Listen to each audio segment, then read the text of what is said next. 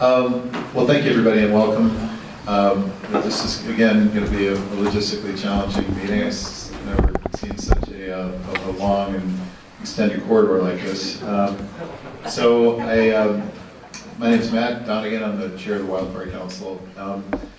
And just in terms of housekeeping, we're going to have a couple times for breaks. Probably going to need it after having been staying on top of each other like this. The restrooms are down the hall, right out the door. Okay, so that's it for housekeeping, unless there's anything else. I'm going to go ahead and hop right into the agenda, I think. And I'll just kind of step back and give everybody a perspective as to where we are.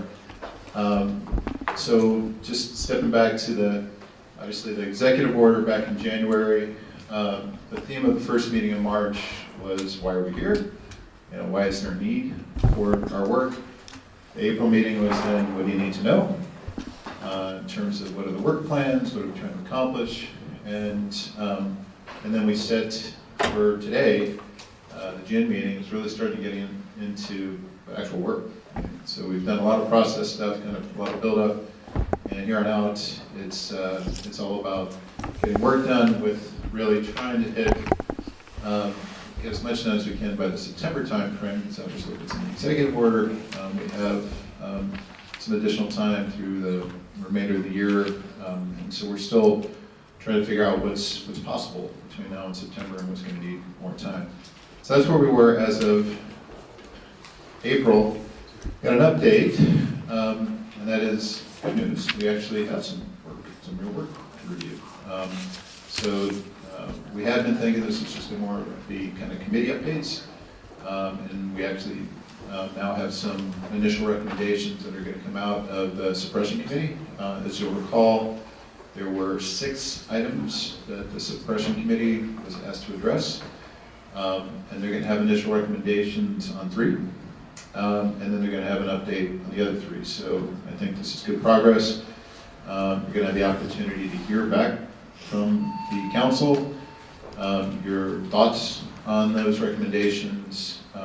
So that's I think strong progress from the suppression committee. I want to say thank you. With the other committees, they were farther behind when we got started, and so they're going to be more kind of in the update mode. With mitigation, you'll see a bit of an update with regard to what they've been doing, and they're going to actually have a lot of questions for the council. And then with adaptation recovery, as you'll recall, there's 3 subcommittees, and they had not yet really been formed and organized as of the April meeting. So today is going to be more about the work plan, and frankly, just the term we keep using is getting marching orders. And the way that we want to try to work together is to make sure that we're meeting the council's expectations, and so no surprises. So we want to hear from the council. Does this sound like we're headed down the right path with regard to how we're organizing the adaptation recovery work? So after that, we'll have a bit of a compact, have an agreement, and then they can go off and do their work. So that's kind of where we are today. I'm kind of getting into this, but in terms of the desired outcomes, when we walk away at the end of the day, again, on the suppression committee, we actually want to review, amend in real time some of those recommendations. We also want the Wildfire Response Council to provide guidance on the remaining topics. Adaptation recovery, again, provide guidance on the work plans that are going to get laid out. Mitigation committee, there's what we're calling the Forest and Community Health Plan. Want to get guidance on that. And then finally, we're actually going to do some work today, which is, we introduced this last time, which is really trying to talk about what are the objectives that we're trying to meet here. So we're going to lay out a whole series of objectives that the council's work is going to try to achieve. And not all objectives are weighted equally, so you got to go through a prioritization process. And so today, we're going to try to identify what are the objectives, and then we're going to kind of farm it out to the committees to start working up trade-offs and what-if scenarios, and so that it'll help us determine what the priorities are. I think that will get a lot more clear as the day goes on. So that's what we're hoping to walk away with. I'll hit pause there just for a moment and hear from the councilor. Is there anything else that we should really have in mind when it comes to desired outcomes? Anything that council members want to walk away from the meeting having achieved? All right, this is kind of sticking to our game plan. So I think, council members have had the opportunity to weigh in, so this is kind of sticking to the game plan. But along the way, if there's something that you really want addressed, be sure to speak up and we can try to address that. All right, with those outcomes in mind, here's what we put together in terms of the agenda. After my welcome and laying out the agenda, Jason Miner from the governor's office is supposed to be here to address communications. I was just informed that Jason's been pulled away. He will return later in the day, so we're just going to skip past that. We'll come back and squeeze that in later. We're going to have a lot of time with the suppression group, so we're going to hear a lot from Ken and Travis and Mariana. We're going to hear their preliminary recommendations. We're going to take a break, and we're going to get the update on the remaining topics. And likewise, we're going to have a lot of time with adaptation and recovery. Each one of the subcommittees is going to have 30 minutes to lay out what they're intending to do and what their work plan is. We'll take a short lunch and we'll get back to it. And then we'll go through this process that I'm going to lay out in terms of how do we establish priorities. Then we're going to hear from the mitigation committee, and we have a public comment sign-up sheet. We'll see how many folks sign up for that. So that's what we got lined up for the day. And with that, I'm supposed to be turning it off to Jason, but I will instead turn it off to Ken Cummings. So, if you have a presentation. I don't know if it's on or not. It's on.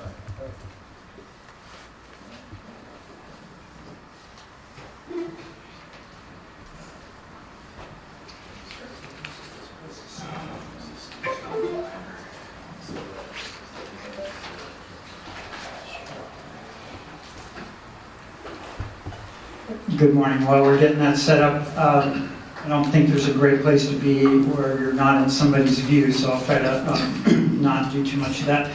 Welcome again. My name is Ken Cummings, Chair of the Suppression Committee, and with me today, this is going to be a team effort, is Mariana Ruiz-Temple from the State Fire Marshal's Office and Travis Medina from Oregon State Department of Forestry.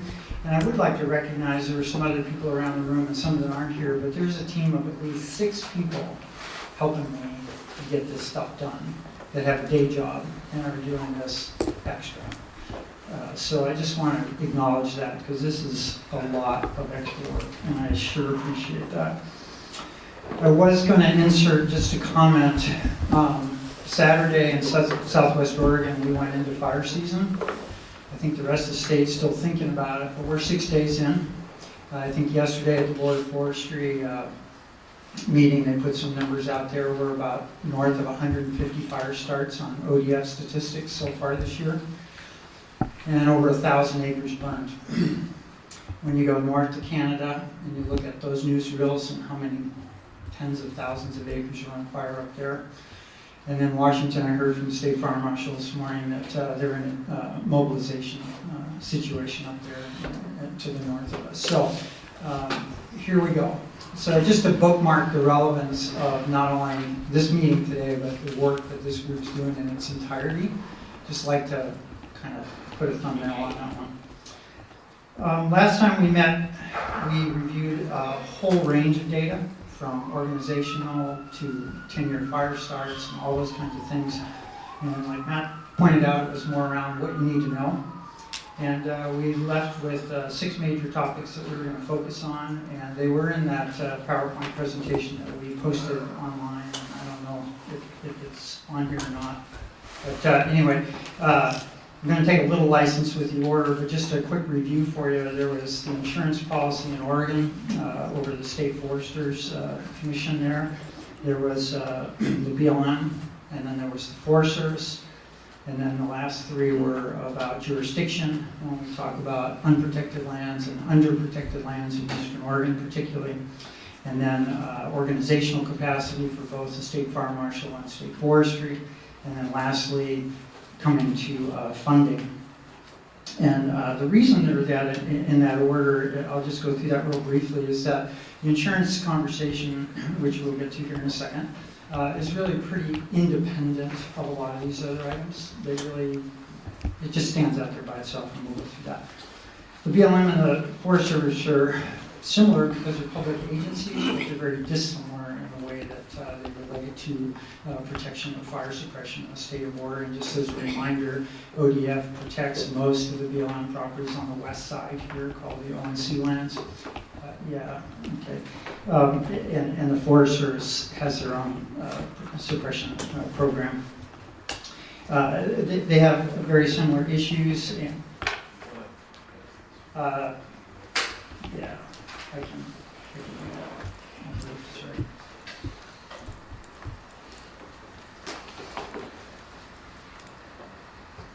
Yeah, that's the right one. Those are the points that I was just going over a minute ago. So I'll just leave that up there for now. And so with the Forest Service and the BLM, they are incredibly important partners for ODF and represent the rest of the timberlands, and 30 plus million acres of timberland in Oregon. On half of it is protected by a state forester. So those jurisdictions are really important. And then as we roll into underprotected and unprotected lands, that's another whole conversation altogether, because nobody next door has a fire program going on like the BLM or state forester. And then as we talk about that one in the future, that's going to breed a lot of conversations around organization. Do we have enough people? I think we showed a graph a while ago from ODF on a 10-year history that they're working on an average of about 55 people short right now. That's not going forward, that's just right now. So those are the kinds of things that we'll get into there. And then those all inform funding. In other words, how do you pay for this stuff? Where does the money come from? How do we think about funding that long term, whatever those solutions look like? So that'll be the order that we're going to tackle today and go through the presentation. So let's see, the last couple of points I wanted to make here was we're going to talk really today in more general terms, because we really need feedback from the council about when we talk about specific recommendations or actionable items, where does this go? Does it go to the governor? Does it go to the legislature? Some of these things, when we talk about the federal land side of it, we don't make federal policy in the state of Oregon, so those recommendations might go to the national delegation, talking about budget line items or things like that. So it's going to be important for everyone to participate at that level. And then after we get as much feedback as we can today, we're going to come back the next time with as final a draft written documentation as we can for you, because we don't want to do the wordsmithing, but we want to get it as complete as possible. And not the way I write, which is fractured sentences. We want whole sentences. Those things. So first one up, yeah, if you hit the next one. So the fire insurance issue, if I could just really, really highly summarize this again for you, it's very, very focused, and it's on Oregon Department of Forestry suppression, extra suppression costs only. This has nothing to do with structures, has nothing to do with rebuilding structures, paying people for timberlands. It is only about the extra costs over and above their day budget, which is what it takes to put the fire department together. It is an insurance policy that's underwritten by folks in London under Lloyd's of London's leadership, and it is unique because it's one of a kind in the world. Not just a little off, one off, it's one of a kind. So that's pretty important to recognize. And the way it's structured right now is it currently protects basically the general fund when the state of Oregon in total, net after reimbursements from FEMA or whatever else is out there, spends $50 million, then that policy is available to write a claim on. We have not had claims for 3 years, going into number 4. And prior to that, we burned the house down twice and had 2 full claims in the prior years to that. And which is what's staggering to me is that we still have such a solid relationship in London where they believe Oregon is a great partner. ODF is an incredible organization to work with because they know how to mitigate risk, and we tell that story every year, and they still are our partners. That policy has been written for this year. It goes from April 1st to April 1st. It does not follow the fiscal years, July to July. That's a long story, but it's been that way for almost 40 years. I can't change that. But actually, when we go in February and have these conversations, February, March, and show snowpacks of 12 feet at Crater Lake, that is a great time to talk about fire. It's turned out to be very advantageous to us in the past, and this year is no exception.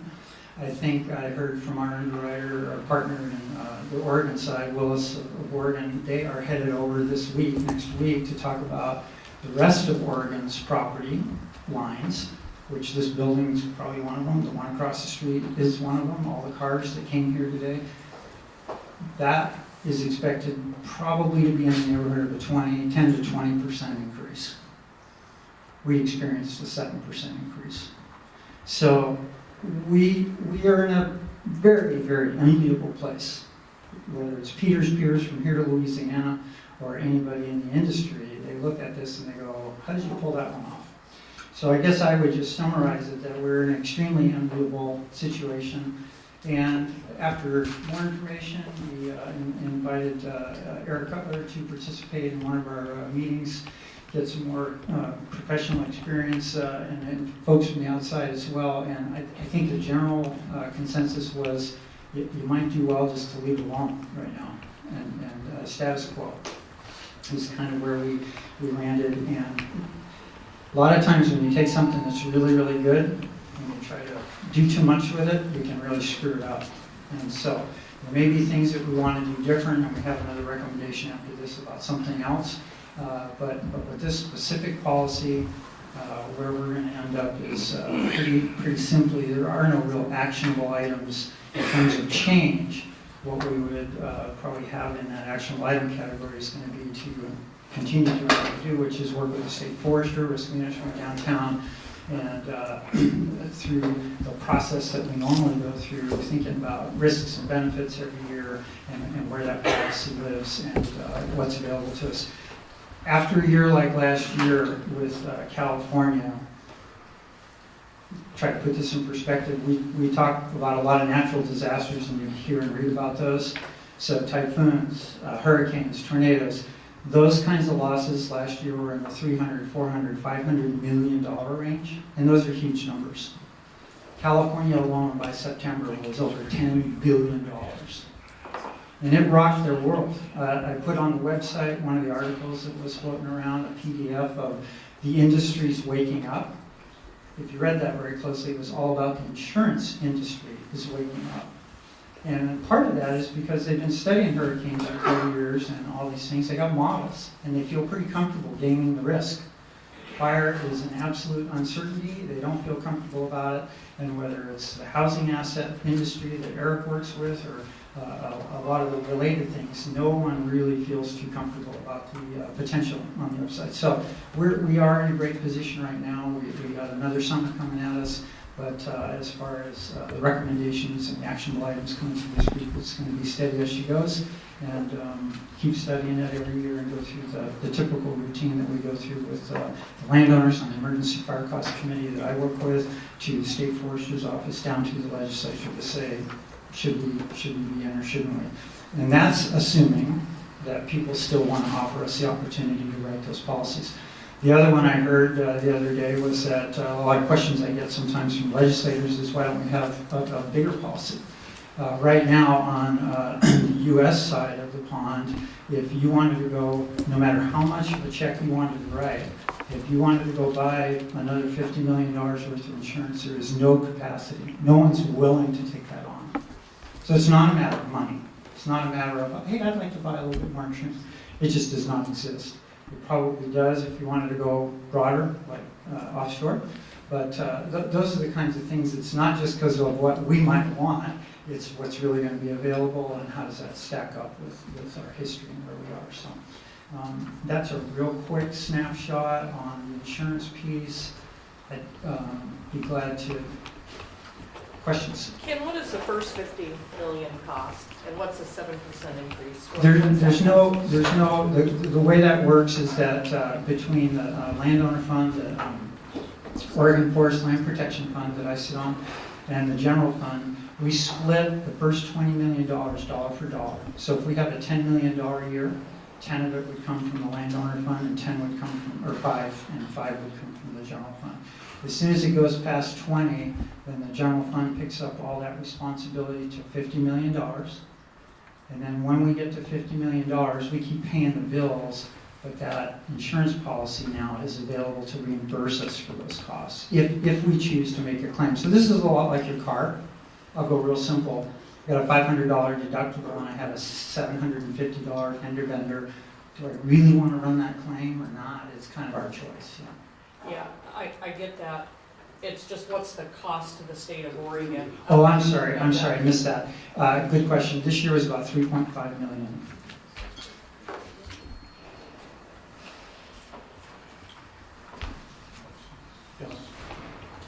How much runway would we get if Lloyd London's decide that they're not going to renew?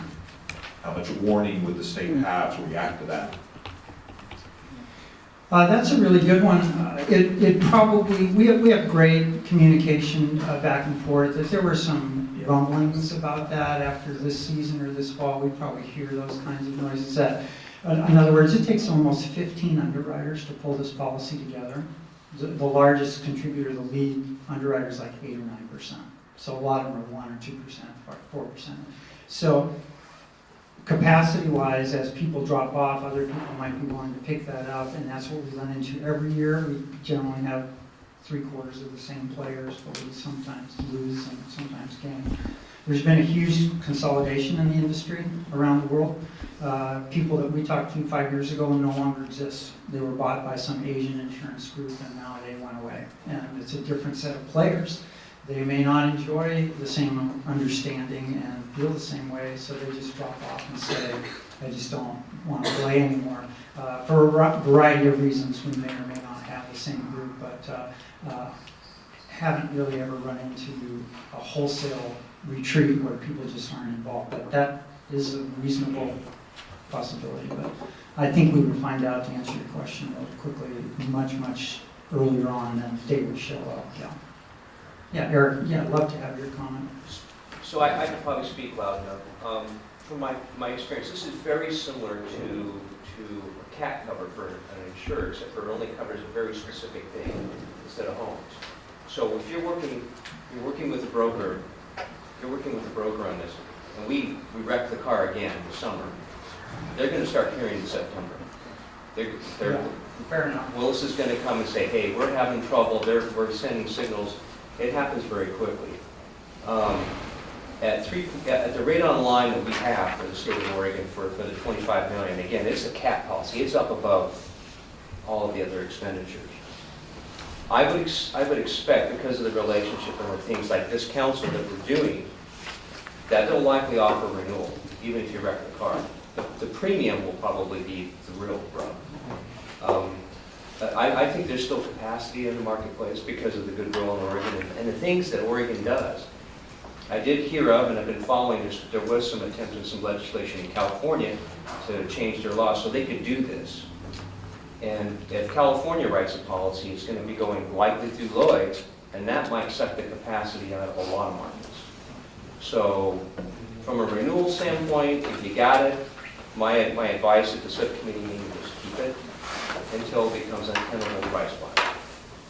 Then there's some other things you can do. If you can push that down the road, you push it higher above the funding.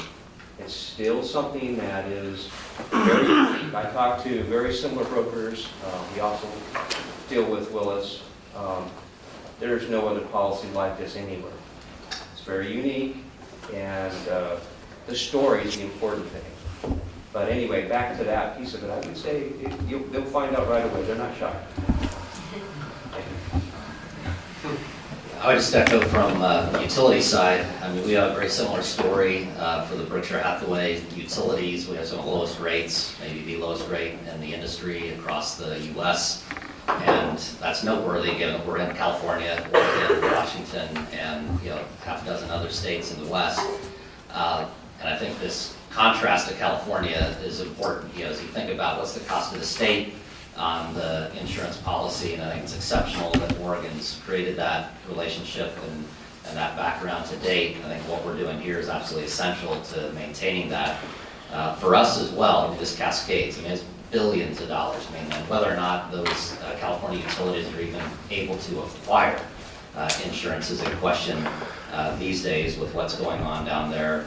And if they are able to get it, I mean, it is a high multiple. We're not talking 7-10%. We're talking multiples of what we pay for them. And that affects every citizen of the state that is essentially paying for the cost of service that we provide. So again, it's great to know that Oregon has this one in the world policy because of its exceptional efforts in regard to wildfire suppression and mitigation.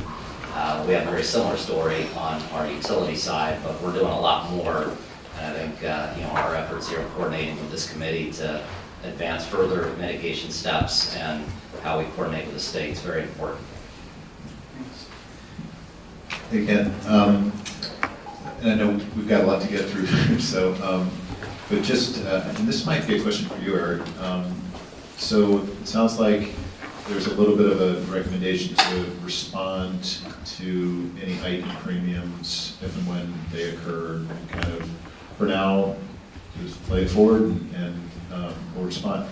Any kind of guidance initially as to how we should think about responding to premiums? Is that something you just do in negotiations, or is that something that the council should be thinking about?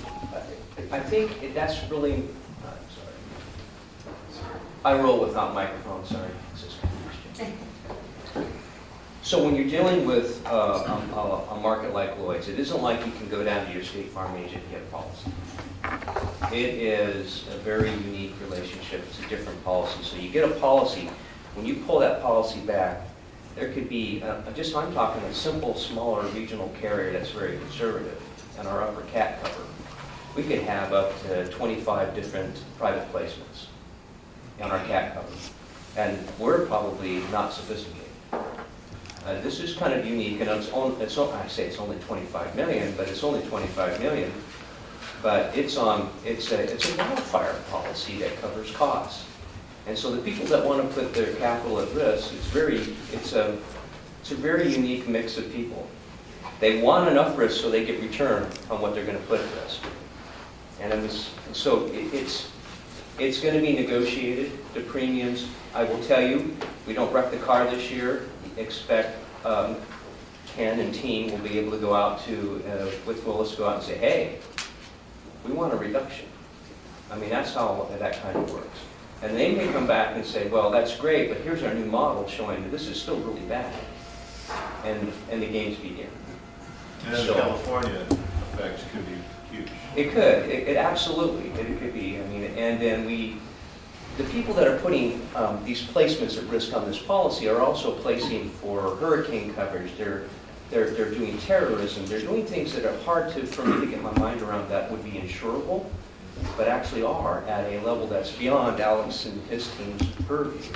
It's more global in nature. And the global capacity shrinks on that, it could put pressure on our I'll call it our little policy. Compared to some of the policies that place globally, and Stefan can talk about a larger utility, we're talking premiums at 3 million. I mean, that's probably pretty cheap compared to some of the coverage they have to do. So, I think you evaluate it year by year, absolutely. And it has to make business sense. But the rate online, for me, my input on 25 million pushed up past 50 million of underlying, that's still a pretty good bargain. I just have to say that's a good bargain. Thank you. Just one last question, hopefully the segue kind of to the next topics, but everyone's kind of keeps coming back to the fact that the council's work matters to this policy. Any variables that we should be particularly mindful there. What's important to this policy in terms of what we're doing on mitigation, what we're doing with our suppression capacity? What are some of the variables that we should be thinking about? Well, they're all critically important because of what's been expressed here. This is about relationships, is why we're still in it. And number two, every time we talk, it's what are we doing next time? What are we doing better? This spring, because of some work that we did in 2012, the committee that I work with and the money that we had set aside went to the state forester to fund about 95% or $750,000 investment to buy forward-looking infrared technology to put on a plane that the state owns, retrofitting it right down here somewhere at the airport right now, to be available this summer, here in another month, because we've used that technology for the last 4 or 5 years, and we borrowed it from the military, we borrowed it from the state of Colorado a couple of times, when it's been available, not just because we called. It can see through smoke, it can see fires that you can't smell and you can't see. And our process was the return on investment on that is one small fire, could have been the $10 or $20 million fire that got away. Pretty good return on investment. So those are the kinds of things that we want to be able to tell. This work, somebody mentioned that, maybe Eric did. These are the stories. The number one question in London this February was, how are you different than California? Yeah. Had nothing to do with our program. It was like it was amazing. Number one, we do land use planning. We don't let them build up in the canyons. Number two, we don't have 4 months of sailing out of winds. We have a different geography. I mean, we went right down the list being prepared for that question. It was huge, but everyone to a person asked us. So anything that you all perceive and see as important, bringing up these questions, we're trying to take as many notes as we can to incorporate them in. But it is an ongoing conversation. It's not really at risk. And I tell a lot of folks, just because we have almost a 40-year relationship here, these folks want to do business in person. They do not do business over the phone. They do not do business by email. They want to see you across the table. That's why going there is really important when you have it. They're coming over here in October. We've already had the request where they might have a few underwriters come over here. So as this group's still moving forward, we might want to meet with a small group. I mean, the more they know about what we're doing to mitigate risk, the easier that is. And the reason I keep harping on this, and I'll shut up, is that we are rightly related, arguably, to one of the most powerful financial institutions in the world. You have no idea how much money is flowing through that place, looking for a home. And to the other organizations that are struggling to get that, we have that connection. Doesn't mean it has to get bigger, doesn't mean we have to do anything with it, but you own a relationship that's very, very valuable to a state like California that may not even get in. No matter how hard they try, being the 5th largest national gross product in the world, they might not be able to get in, and we're in. So Ken, I came out of New Orleans last night, and they've got massive flooding, through the Midwest. And the damage there from an insurance point of view is just mind-numbing. But as we're getting more sophisticated in mapping, and we certainly are in agriculture and associating risk to insurance premiums, it strikes me that that will get much more sophisticated in these states. And the number one thing that would strike me with the risk is how much burnable material we have. Right? How much unhealthy burnable material we have. And so I think, one of the things on this council's mind that certainly has to be at the top of our priority in this area is, really downsizing that fuel load and directly correlating that, because they will get very sophisticated quickly, because they certainly are in these other areas. Well, that's an excellent point, and we can always buy one more truck and have one more helicopter, but we can't always catch every fire. And so the best one is the one that never starts. The next best one that has flame lengths that are only 2 or 3 feet off the ground, not 200 feet. You bet. No, totally get that. It is important to use the mic so that our friends can hear us. So looking underneath the hood in detail, I'm getting on the question before, or the statement before about the fuel loads getting higher.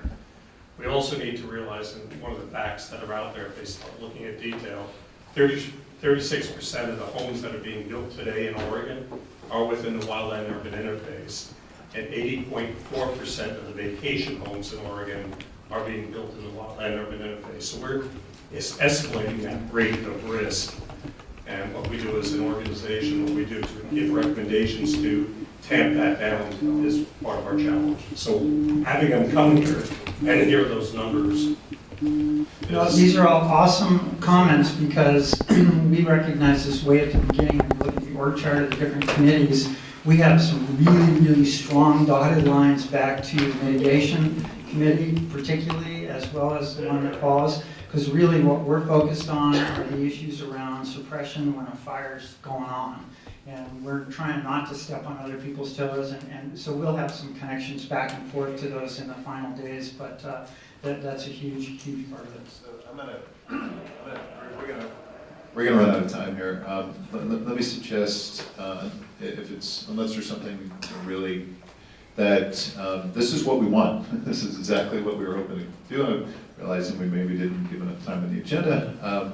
And so hopefully, everybody, fire off your suggestions, your input, your questions directly to Travis and Ken and Mariana, if that'll work. Unless there's something just vital right now, I'm going to suggest we keep going. Is that Alan? Is that okay? Okay, well, thank you very much for that, and we're going to keep moving into the second part of this, is sitting under the insurance category, but really, back the last slide, actually, and I'm going to invite Travis up here to kind of walk us through this, but it's really more talking about an overall Oregon problem, Oregon solving Wildfire Response Fund. Good morning. Good to see everyone. Pleasure to be here today. Sorry, I'm going to beat a dead horse, Matt. So just 1 second back on bullet number 1. As I was listening to the discussion, I think there's a real opportunity for this council.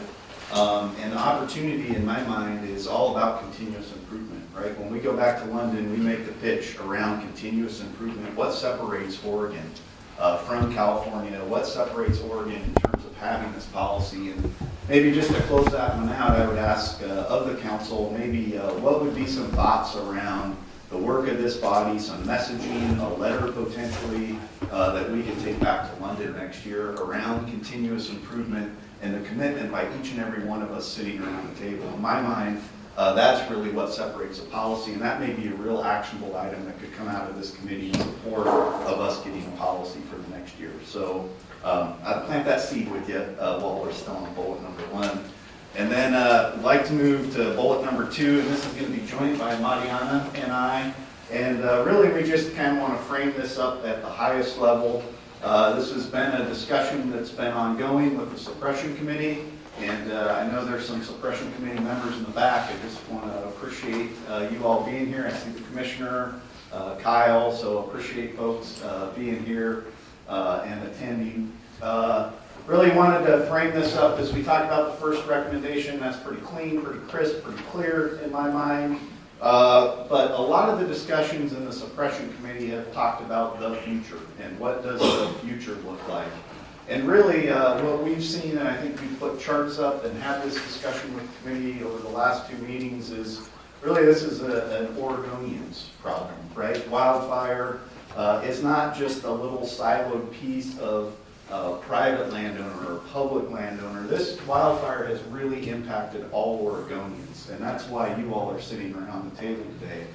And so the committee's really spent a lot of time noodling on this and really thought about, what's an Oregon solution and being bold in terms of a recommendation. And while we're not bringing you a solid 100% recommendation, what we wanted to do was start to plant the seed and have a discussion with this group to help shape our thinking as we further refine kind of Oregon's solution to our wildfire problem. So the discussion with the suppression committee around this concept is really the development of a wildfire response fund. And it would be something around establishing a new fund as we think about wildfire. And the reason that it's housed underneath insurance is longer term, it may replace insurance, or as Eric said, it may be another level as we think about the cost of wildfire and how we fund large wildfires. The other portion that the group has talked about in terms of a wildfire response fund is how do we fund even the base level suppression costs. So a fund that kind of spans all portions of the organization, from when the bell goes off to aircraft flying to paying for large fire. And really, again, that's focused on how Oregon would approach that, a creation of a new fund, basically. And currently, as we discussed at the last meeting, right now the Department of Forestry, I think I put up what we call the birthday cake, and it had the base level of protection, it had the deductible, and it had the insurance policy, if folks remember that. My good friend and colleague to my right doesn't have a model like that. So the fire marshal has $500,000 in their budget to respond to wildfires. We heard last time that they spent $30 million last year. And so really, again, back to this being an Oregon problem, this would be a fund that would, in essence, help fund base level, help fund severity, and large fire costs for both agencies. So instead of just a Department of Forestry kind of response to get large fire costs funded and add capacity, this would also be an opportunity for the state fire marshal to have a similar model to what the Department of Forestry has. So we've spent quite a bit of time talking about that, and it's really going to be the main topic at our next suppression work group meeting, which is next week, I believe. And so what we hope to do is kind of frame it as a joint ODF, OSFM fund created that had dedicated funds, that had the ability to replenish itself when funds were expended, that would fund and help both agencies as we look at this Oregon's problem to wildfire. So that's the concept. We hope to have a deeper discussion with the suppression committee next week. And kind of the long ball in my mind is we would come back to this group with a recommendation from the suppression committee around what an organizational structure may look like, what funding levels may need to be in terms of a new fund. And so wanted to plant that seed with this group and really then spend some time getting feedback and listening to this group around kind of their perspective of, you know, an Oregon problem and an Oregon solution, and being bold about, you know, how we go about both paying for fire and responding to fires with the creation of a new fund. You want to say anything? Yeah, so just maybe to tee up the question part of it is just a reminder about wildfire. When we talk about wildfire, the specific piece that we are talking about, we as in the Office of State Fire Marshal, and to Chief Hallman, who responds with us, we're talking about the community. So when we talk about and show that recommendation, the piece that would feed into that wildfire response fund would truly be ODF wildfire. On our side, it would be for the response to the communities to protect structures. And so creating a fund that is an umbrella for both, allowing us, like Travis said, severity and the ability to get severity.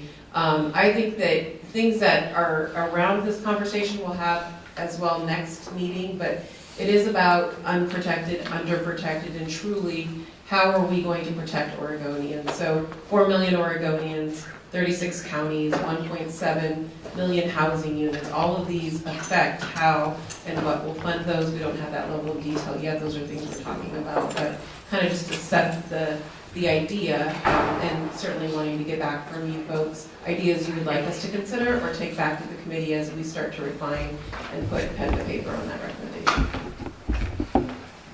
So maybe I'd close and open it up with, as we think about right now the funding structure, currently in the state of Oregon, dedicated funds just to pay for large fire costs is $10.5 million between the state fire marshal and the Department of Forestry. That's $10 million that the landowners contribute through the Oregon Forest Land Protection Fund and the Emergency Fire Cost Committee, and $500,000 in the base budget.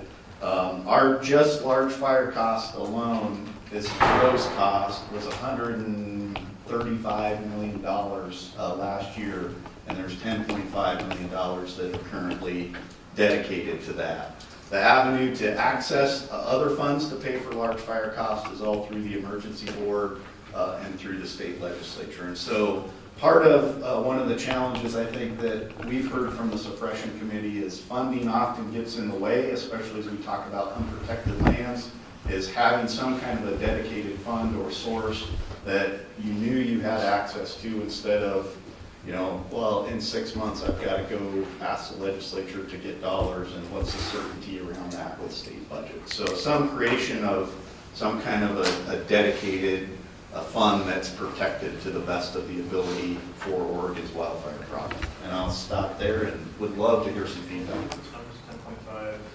budgeted, received. $10 million for the Department of Forestry that's dedicated. What was the actual? The actual was, we spent $102 million in gross costs, and the state fire marshal spent about $30 million. So $132 million in gross costs. Recognize that's gross costs.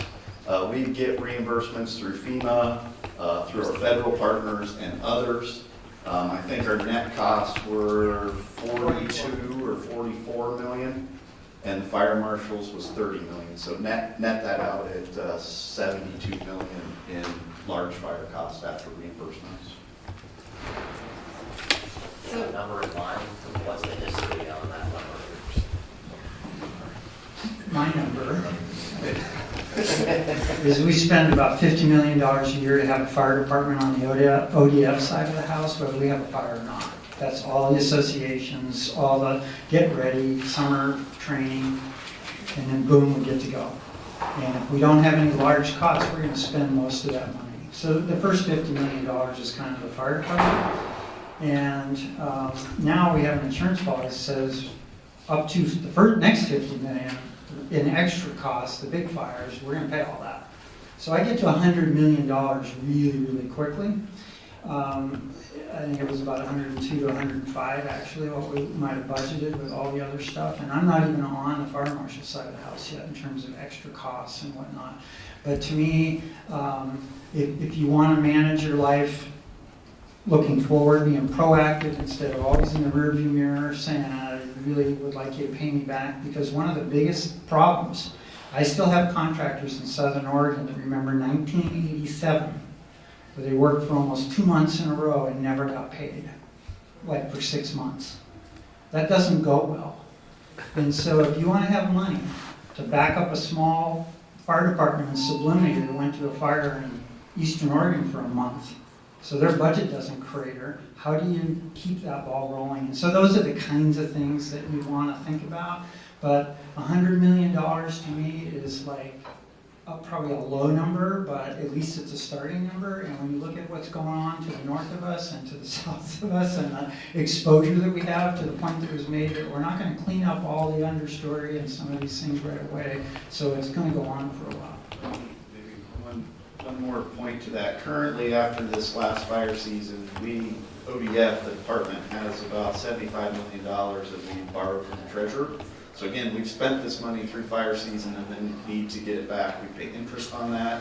And we currently have about $75 million that we owe the treasurer back in terms of once we collect those revenues either through FEMA or through our federal agencies. So in the ballpark of just what we've spent and what we need to do to take loans to pay for a fire season. So, Travis, you kind of touched on this a little bit, but it would help me to understand the recovery side. So I hear response, and I know this is about suppression, and yet the fire goes out, and there's a ton of stuff to do. So I know we have the emergency management, system and that whole infrastructure. But to me, the response and recovery starts to blend and get really close to each other. And I have been thinking of something similar from a health perspective on what is this universal from prevention to response to recovery that happens around wildfire, and how does that get built out and supported? And is it just specific to suppression that we want to have this conversation, or is it something that we want to touch on from a mitigation through adaptation and recovery? Because to me, it kind of gets real blurry where the lines are. Kirsten, great question. It does get squishy, and it even gets gets more squishy as you talk about mitigation, right? So, I mean, adaptation, community, mitigation, suppression, and money is the common thread across all of those, right? So some of the discussion, and again, you know, we're going to really dive deep over our next couple meetings, but you know, some of the discussion, and this is on the suppression side, with a dedicated fund, a number, with a constant revenue stream, if it had that revenue stream, once it reached certain caps or certain limits, could excess funds be reinvested into a mitigation component, a healthcare component, kind of that preventative side of the equation. Again, we've got a pretty narrow response lens on, but again, there's so much connection between all three of the committees that there have been discussions amongst folks around caps, limits, revenue streams coming in, reinvesting that on the proactive downstream side to mitigate for the future. So that's been part of those discussions. Again, we really haven't dove super deep into that, but those are some of the discussions that we're having and some of the thoughts. I'll second that. That's a great idea. Thank you. Just can you clarify again the gross net numbers? They got a little bit confusing in there, especially for the state fire marshal side. So gross net ODF 102, that's gross. I think it's 42 or 44 net for the department. Fire marshal just has net cost, right? And so that was 30 million. 30 million. So 30 million in the last 2 years, budgeted 500,000, and then upwards of about 70% in some cases of that reimbursed through FEMA. But that's about 2 to 3 years out. So we're always in the rears in terms of reimbursement from FEMA from the first biennium fires. So it gets complicated if it's a conflagration and it's an approved FEMA fire, FMAG fire, we can receive up to 75% of that. So depending on where we are, I can get you the exact numbers, but we're about 70% of that if it perfectly happened within that biennium. But again, with having 500,000 of the fire insurance premium tax, which funds that, we are always either holding vacancies, cutting programs, or seeking reimbursement from the general fund currently. So creating that conversation about what funds this new Wildfire Response Fund would put us in a place where we're able to reimburse our departments more quickly. I think one of the benefits of this as well, does that answer, Chief, your question? Yeah. Okay. That's better. I didn't. And we can definitely get that out in terms of, you know, looking at the last 5 years of data. If folks are interested in that, we definitely can. The one thing I would say before we go to suggestions and maybe move on this topic is that the impact of this affects everything in terms of capacity, and that's another conversation we have. And we have the inability to protect communities because we have the inability to pay our fire service. That conversation is happening right now. Chief Hallman is the legislative contact for the Oregon Fire Chiefs Association, and that is one of the things I know that you'll be talking about in strategic planning is what I hear is if we can't pay, the capacity issue just compounds itself, our inability to protect communities. So really good conversations that we're having on that as well. So I've got a note, and I'm looking at Adam. We'll bring like the last 5 years or 7 or 10 years of joint both gross cost that's combined ODF and OSFM, and then we'll net it out so that we'll bring a chart so folks can see what those gross and net costs are, and we'll go back in 10 years or 5 years. Other thoughts? That's kind of the discussion that's occurring right now, or will be occurring over the next couple of meetings with the suppression committee. I need to move, right now? I'm behind. Okay. So as you all recall, that was what we had for insurance. One of our other topics that we wanted to cover today was the BLM. And there are two different recommendations around or current thoughts around the BLM. And the first one really centers on a letter that Governor Brown wrote a couple of weeks ago and sent to the secretary, and I think we included that in the meeting minutes, so folks have that and should be able to see that. And really the first recommendation from the suppression group around the BLM his support of that governor's letter.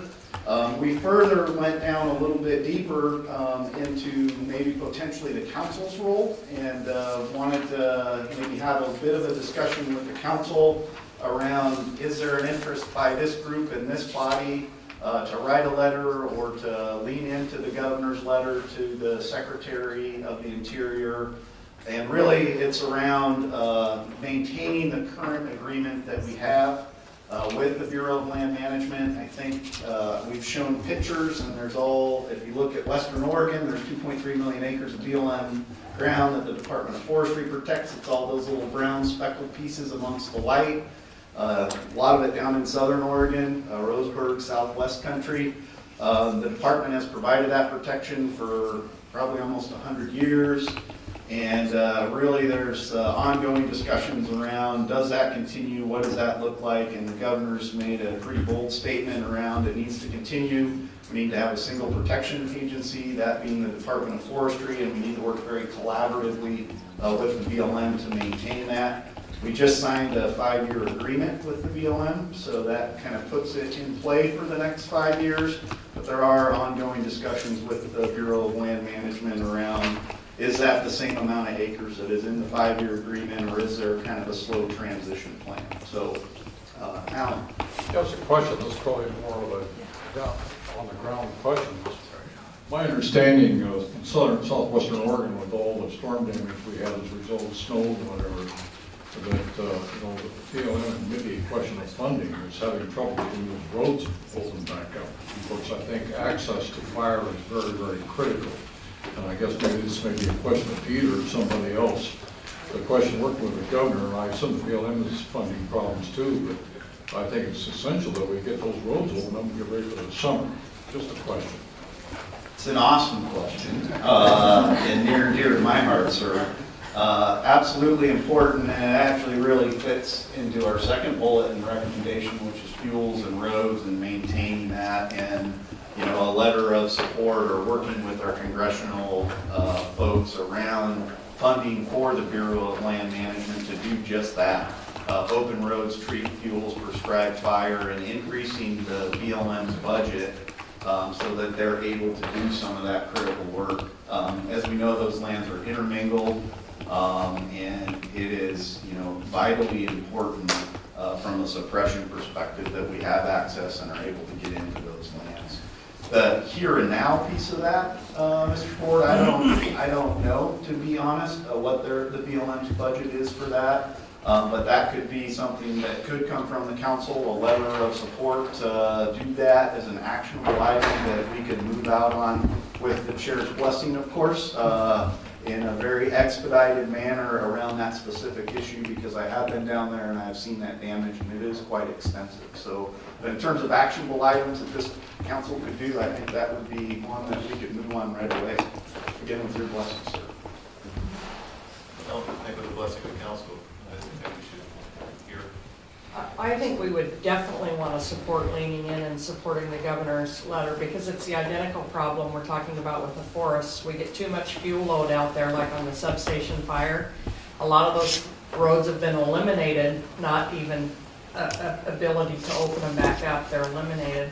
We're not doing any grazing whatsoever, and then we can't get control of that fire, which leads to higher insurance costs. So we're in this circular pattern, and until we get to the top of this thing and bring those fuel loads down, we really don't have a way to get on top of this bigger problem. So I can't imagine that we wouldn't support this and support the governor's letter, as a council. Are you looking for a motion, Mr. Chair? I would make a motion to support that. Second.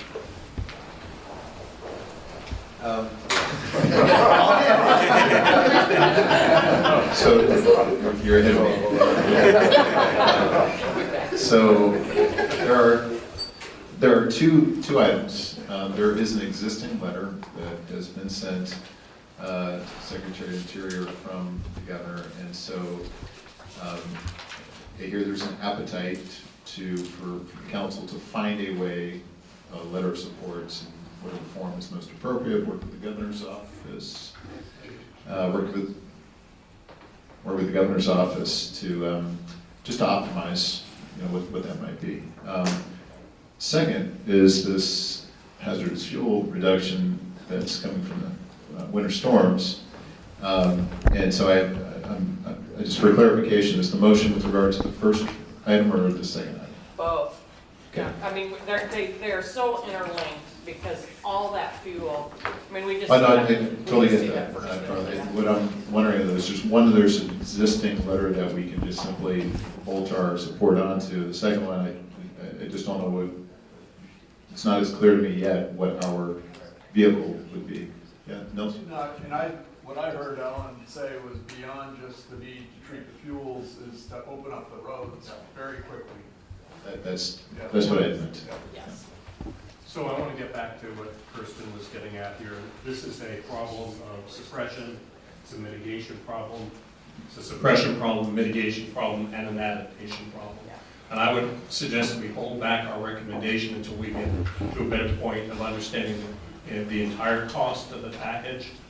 And I do believe that we should at the same time be coming up with a specific recommendation on how to finance it as a state. This is not the first time the state has struggled with the issue, but we should not only come up with the funding mechanism itself, but the polling of the public attitude behind it if we're to go forward. So I don't disagree with that for other applications. This one seems to be just road clearing and for BLM to find the budget to do that. So this seems to be a little bit more finite and just kind of we've got an emergency situation heading into fire season, and we just need to have the roads clear, right? Is that my understanding? I do think that we need to separate. One's a chronic problem, long-term fuel management. Yep. That's not going to happen overnight. I think the point I was trying to bring up is that I think we have an emergency situation right now. Yep. And we need to get at it. And I think with the governor weighing in, put a little bit of focus on that with the idea of hopefully giving support to our local BLM people, they can act. Let me suggest, and again, we've got to get through a pretty ambitious agenda. I'm realizing just how ambitious we were. So let's just break these two issues apart. Actually, I think there's a third issue that's just emerged, which is Russ's issue, which I totally agree with, which is how we comprehensively fund our strategy. On the first one, which is simply finding a way to support the governor's letter, that is an ask of this council. And we've got a motion. I'm going to hijack your motion. We'll work with you on that. Okay, we're gonna apply that to the first one. Okay, so we've got a motion for the council to find some way to optimize its support for the governor's letter to Secretary of Interior. We've got a second, and I'm gonna open up for discussion, sir. And just to be very, very efficient here, is there opposition to the council supporting the governor's letter? Good. All right, so we're going to go ahead and have a vote. So all those in favor, please indicate by saying aye. Aye. Aye. All those opposed? Any abstentions? Okay, we're going to get, so that's the first one. The second one is this kind of emergency issue that Alan's raising, which I'm also hearing, there's a lot of heads, we're seeing a lot of heads nodding on this. So I would benefit to understand, we could take this offline. I mean, we could just, you guys could figure out likewise what's the best way for the council to support. Do you have anything right now that comes to mind as to how we can support this? Probably be something similar, but it's a very specific geography in Oregon and that South Central area, and it would be very specific to the state director of the BLM. This isn't a Washington DC issue. This is a local, so we could craft something similar. Would it come from the governor or from Peter? So it would be from the council to, okay, good. You know, I just wanted to make a comment. Teresa Hanley sent me a text this morning and she had something, an emergency that took her away from this meeting. But one thing I would recommend is, you know, working with BLM to see what some of their constraints are in terms of roading issues and funding, and road closures and reasons behind that. And then craft, you know, so that you are in the know in terms of what the situation fully is. And then, you know, craft a letter from the council, you know, on behalf of the governor, not just to the Secretary of Interior, but I also think you should start thinking about leveraging the state delegation and our senators in terms of influencing budgets. Obviously the state director has some purview in terms of, and flexibility in terms of her budget and shifting that down to the OMC lands. But obviously there, I think it's important to strategize with BLM specifically on how to use our delegation and the governor for recommendations to Interior. Okay, that's fantastic. I'd even go a step further and say I think the goal, in addition to understanding the BLM, would actually be to hopefully support the BLM and for us to be bringing our voice to bear to support them. So again, in the interest of time, I think the motion would be to ask ODF to craft an appropriate communication to the Department of Interior, BLM, and for them to come back to us with that appropriate recommendation, and we'll execute from there, as opposed to trying to wordsmith it all and trying to figure it all out right here on the fly. So can I get a motion for that? Okay, got Alan's motion, get a second? Okay, discussion, Andy? A question. Yep. When would it come back? Is this need to happen before? No, I think this is not going to be something that's going to wait for August. I think this is something that we're going to have to empower ODF to work. I guess we can. Yes, Russ? I understand the liability and why we're fighting that BLM, but we do know that it is a very similar problem on the Forest Service lands. Okay, that's good. Yeah. All right. So what does that mean? So does that mean that we're? No, I mean I get it. I get what it means in terms of the problem. What I'm trying to say is, what does it mean in terms of the solutions? Does that mean that we should have two separate letters, or just have? Why don't we just take this offline and say, listen, ODF will work with me and the governor's office, and we'll figure that out. But that's a very good ad. Any opposition to this idea? Okay. And go to a vote. All those in favor say aye. Aye. Aye. Anyone opposed? Any abstentions? All right, thanks. That's very good. Appreciate it. Now let's get through Forest Service. All right, next item that we had, again, this is 3 today, is the U.S. Forest Service, and there are 3 different subsets of recommendations. I will say, both State Forester Doherty and I have had conversations with Linda Lee on the Forest Service side, and also with Teresa Hanley and Kathy Stankel. So these aren't necessarily surprises. We wanted to be very transparent about that before we came here and had these conversations with the council. So I just want to be on record with that. So the first one is, we've called it compartmentalizing landscapes and protection of communities from a response perspective. And, at the end of the day, really what this recommendation is shaping up to do is, right now, currently, we think there's opportunities as we think of suppression rehab in terms of, being able to do additional fuels treatment. So the Forest Service has very distinct budgets, i.e. preparedness, suppression, mitigation.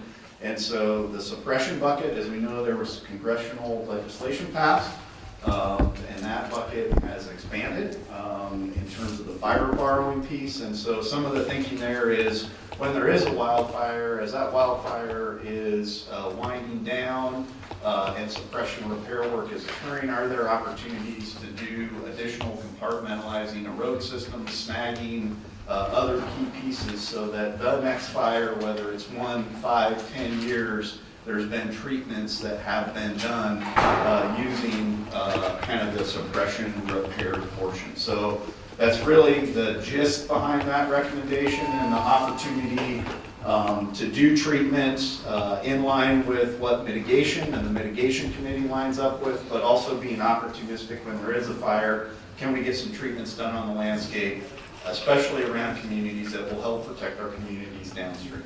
So that's really the gist behind that recommendation.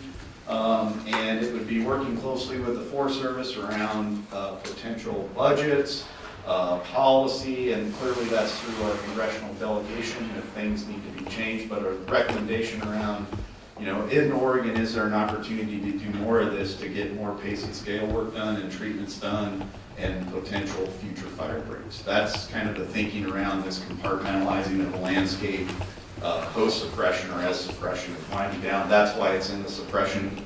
That's why we put it in the suppression work group, recognize it's probably more on the mitigation side as we think about pods and other pieces, but we thought there was an opportunity there. So that's really the gist of number one. And just so you're aware, Senator Wyden recently was asking about job codes that we were using, different codes for different types of work. For prescribed fire, in particular, up on the Deschutes, the area that we treated that basically stopped the fire. But just to let you know, the Forest Service is very creative, or tries to be very creative when we're on the ground doing bear work.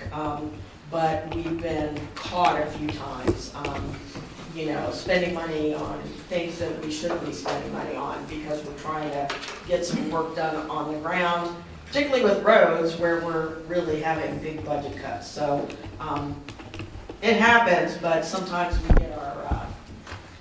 get ourselves smacked around a little bit. And so really the discussion here is, as the state of Oregon and as a council, can we help partner and leverage, and are there things we can do so that we can expedite this and be good partners, and the council have a strong recommendation around doing this. I think both entities, I know ODF and others, you know, think this is a very good thing.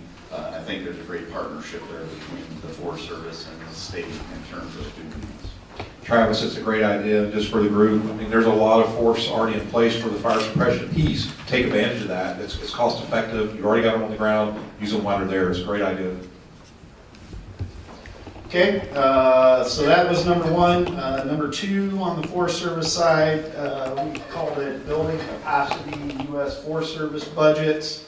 And just to frame this at kind of the highest level, as we all know, when we're at very high planning levels, i.e. there's fires across all of the nation, predominantly the West in the middle of the summer, the Forest Service is a national organization. They allocate resources nationally.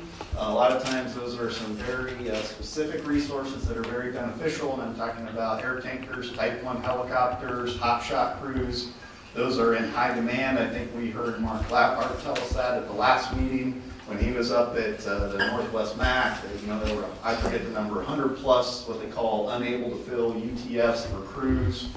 And so the thinking here is potentially a recommendation from the council around working with our delegation and congressional staff around some Oregon-specific severity funding for national forest in Oregon, i.e. is there an opportunity for the federal government to provide some severity dollars to, say, the road Siskiyou or the Deschutes that would be local, so that we could partner between the Oregon Department of Forestry, maybe potentially even using our contracting methods, because we can do that fairly expedited, and or leverage any additional funds we have so that those resources that are key and critical stay local in Oregon when we're in the heat of the fire season, and not picked up overnight and moved to Montana, Idaho, or somewhere else when we're at really high levels. So the recommendation kind of centers around making a request potentially to have some Oregon-specific funding for critical assets that the state can leverage and partner with the Forest Service to help increase the level of protection here in Oregon. Lots of that discussion was around forests that have wilderness areas, so key assets that could go fight fire. I'm thinking helicopters, Type 1, Type 2 helicopters, that could be in areas where there are roadless or wilderness areas so that they could immediately respond. So, and those would be local assets in Oregon. So that's really the gist of that recommendation. Okay, moving on, the last one on the Forest Service. Yes. I can understand why we would want that. I'm trying to understand why the Forest Service would want that. How is that beneficial to the Forest Service? It seems like they would want more flexibility across the states. I don't understand. I can't speak for the Forest Service, Matt, but I have had multiple conversations with district rangers, forest supervisors, that having some certainty around assets that they have, you know, the ability to prioritize within a small area is beneficial at times because they can plan. And they do, the Forest Service does surge and moves resources and allocates them across the country. It's just during real key critical times, having those assets available and not leaving the next day for Montana or Idaho.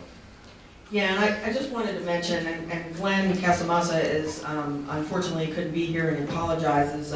He's actually in Redmond today after our regional leadership team meeting in Bend, really assessing our suppression piece of our workforce and looking at some other prescribed fire work that's been done in the area. But anyway, when I talked to him last night, we did talk about this comment because I had talked to Glenn earlier about what Travis and I had talked about, so that at least we had a heads up, and I appreciate that.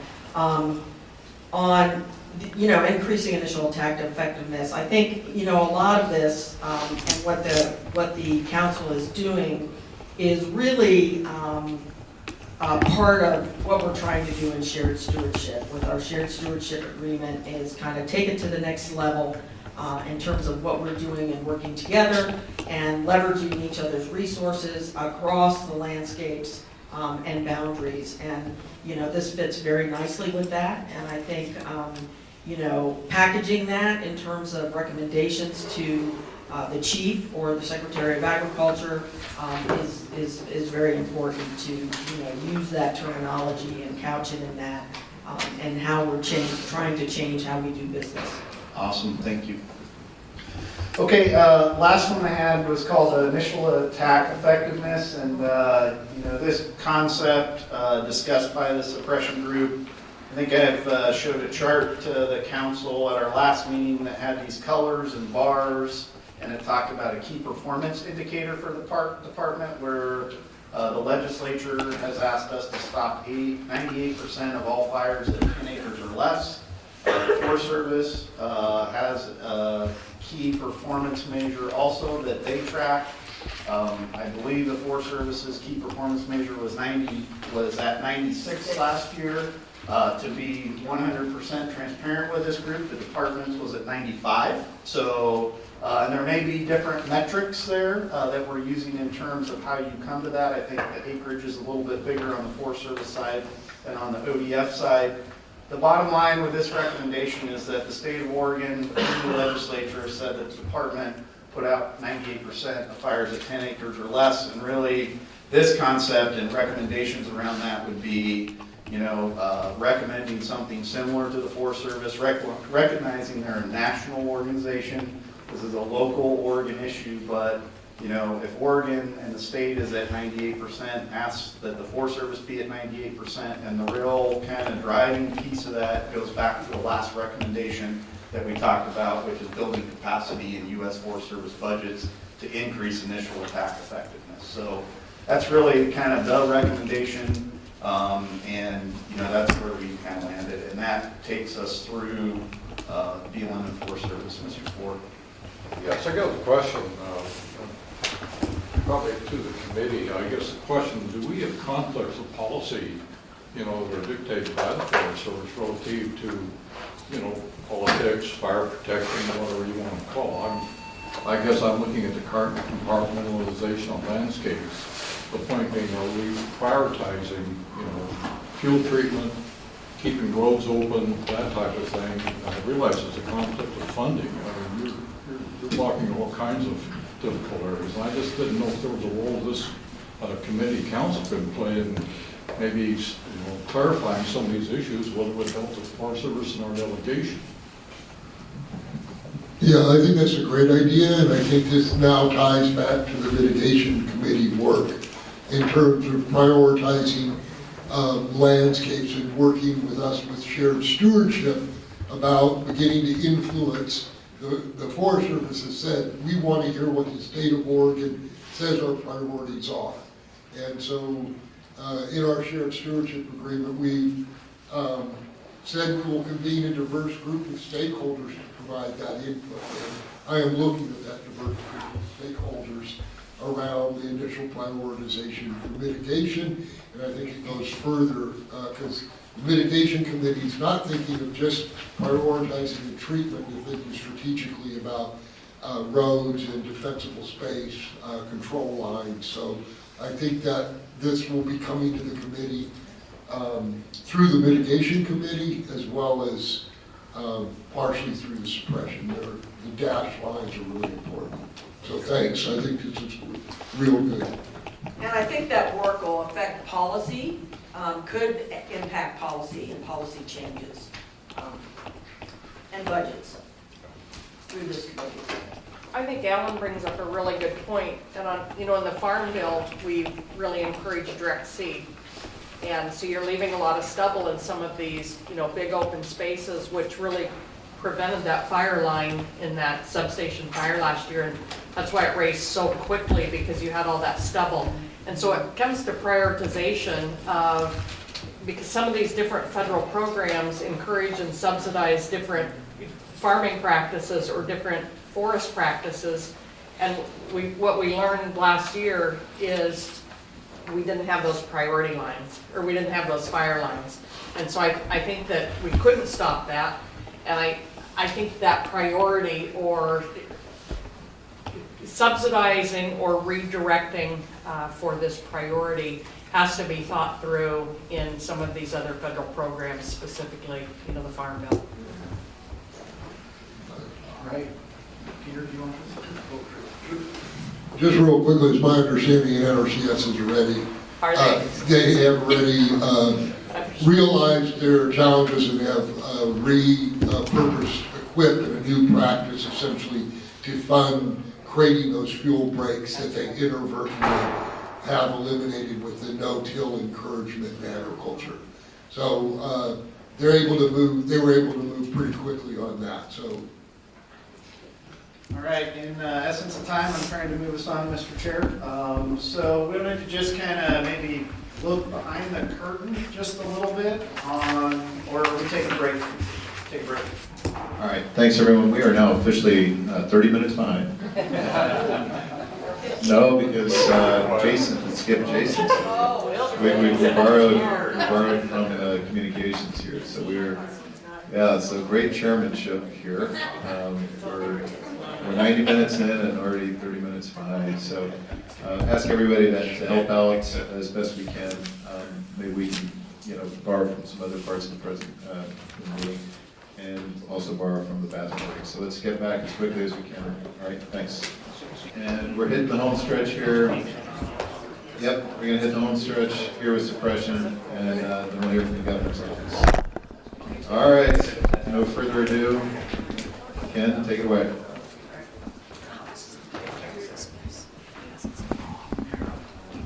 Thank you again.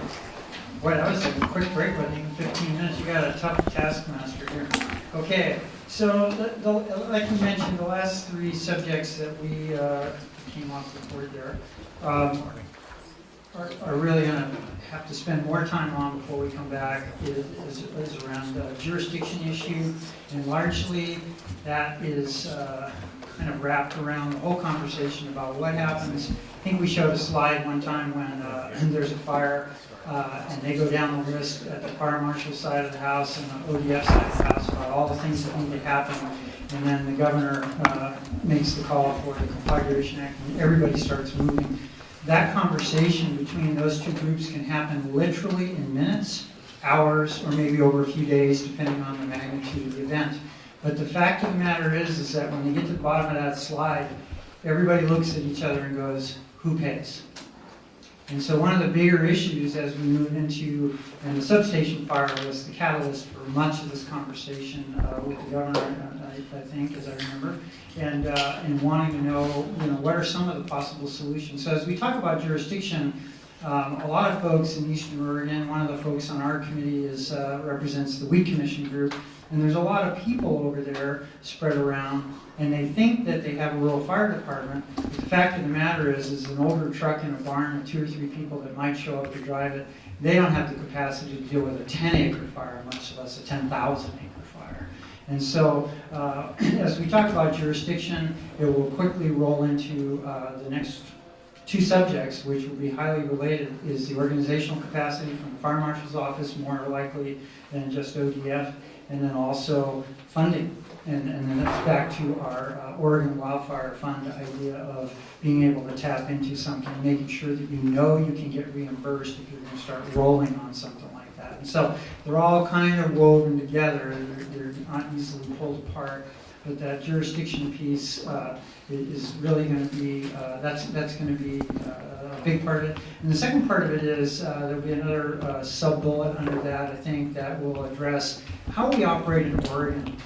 We've talked a lot, I think one of the suggestions was making sure that we're all very involved in national conversations and how teams work and whatnot. And while we greatly appreciate people from outside Oregon coming to help us, a lot of times they do not understand the differences between private land, public land, the two public land issues, with the Forest Service being different than the BLM in terms of the relationship with ODF, how the Fire Marshal's Office works, what the delegation of authority looks like, and how we operate here. And so to eliminate a lot of those confusions, one of our recommendations is probably going to be to have a one-pager, literally flip side, this is how ODF runs, these are the statutes that guide what we believe is the truth in Oregon, and then the flip side on Fire Marshal's Office, this is how we operate, these are the things that we have to run by. So it's very, very clear in that transaction of delegation with a large event, a lot of confusion. I think I heard the small fire event about a sublimity this month ago or more. I don't even know how many acres that was, but there were 32 different organizations represented at that fire. That's the month of May. So, or March, or whatever it was. So that gets to the point of who knows whose business and how does that all work. So clarification of terms, some of those things will be very much part of the recommendation as we work through that. And then again, we really don't have a lot on the organizational capacity side other than, and we can bring some of these back to the public space where we're keeping information, particularly on the ODF side. We showed some graphs of the 10-year average of the organization being about short of 55 people or something like that equivalent in terms of the amount of overtime being worked. And just so the magnitude of both organizations looking at where they are today, and if we, I don't want to use the word mission creep, but I tend to use that one, is as we ask them to do more with less, how do they do it? How do they do their day job today? And then if we start talking about moving into a fire in Eastern Oregon, where do those resources come from, and how do we fund those things? And so the people on both sides of the aisle here and the money to support that are integrally related. There's no question about that. Yep. So I think we're getting into, and for the sake of time, just making sure we ask the right questions to take back to the group. One of the things I want to highlight under organizational capacity, to the point of ODF and 55 positions that I think we've identified, is that, you know, for the other side of the house, we have no capacity going into the summer right now, as well as this conversation. So just to keep that balance in that conversation is we're talking about ODF and OSFM, but we're really talking about all of Oregon, right? And so I just wanted to tee that up, is that we do not have that severity-based budget. We do not have that capacity. We're going to continue to ask our fire service. But things that you want as a committee to take back to our suppression committee, and I think we have 5 folks. Can you just raise your hand if you're on the suppression committee? These are the folks that have really, thank you very much for coming today. These are the folks that are really going to be taking back and hearing what you have to say. So we're going to be talking about funding, we're going to be talking about challenges and organizational capacity. So just want to get that feedback that we can take back to the committee on Tuesday.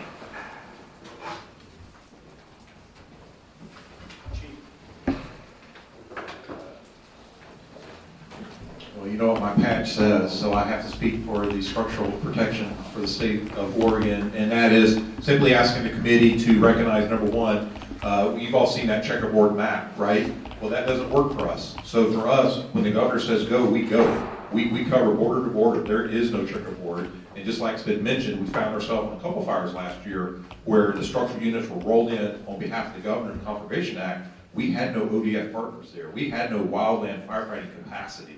So I know you're talking about that. Just want to make sure that's being addressed. And then also, we're starting to have a conversation as far as leaning forward. I call it extended mutual aid or capacity surge resources, and what does that look like? So you've got these rural areas on eastern Oregon that have little to no fire protection whatsoever. So an emerging incident's happening. If we can get structural resources there sooner, we can stop it smaller.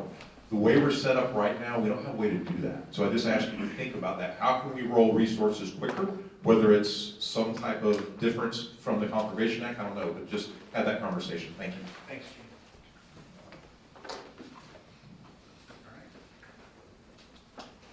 Anything else? Well, again, I will just extend the same invitation as before. To the extent you do have anything else, please just, you have the emails, and feel free to exchange emails and send information in that way as well. So, just want to say thank you. It's fantastic. Very, very good job. Yeah, the folks back there really make it happen. Thank you. That's exceeded my expectations.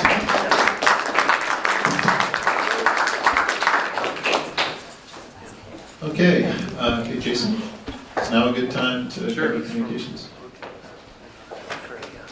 It's interesting, he has to leave the room for re-entering the room. Good. You're back. Thanks everybody for making the time. Again, I just really appreciate the turnout and the work and the time that you all have dedicated to this council. It's fantastic. What's noticed, I do think, the thing that I am most afraid of is the number of times I have heard over in that building, hey, we need to do a fire council for water. Hey, we need to do a fire council for air quality. Hey, we need to do a fire council for us. We need to do a fire council. It's not job number one. And I appreciate you all spending your time and focus on job number one. So thank you for being here. I wanted to take a second. I wasn't able to be at the last meeting. I had to be out of state, but I heard that a variety of folks on the council raised questions and concerns around communications and how communications are handled. And I just wanted to set some background and some expectations and my own understanding of communications.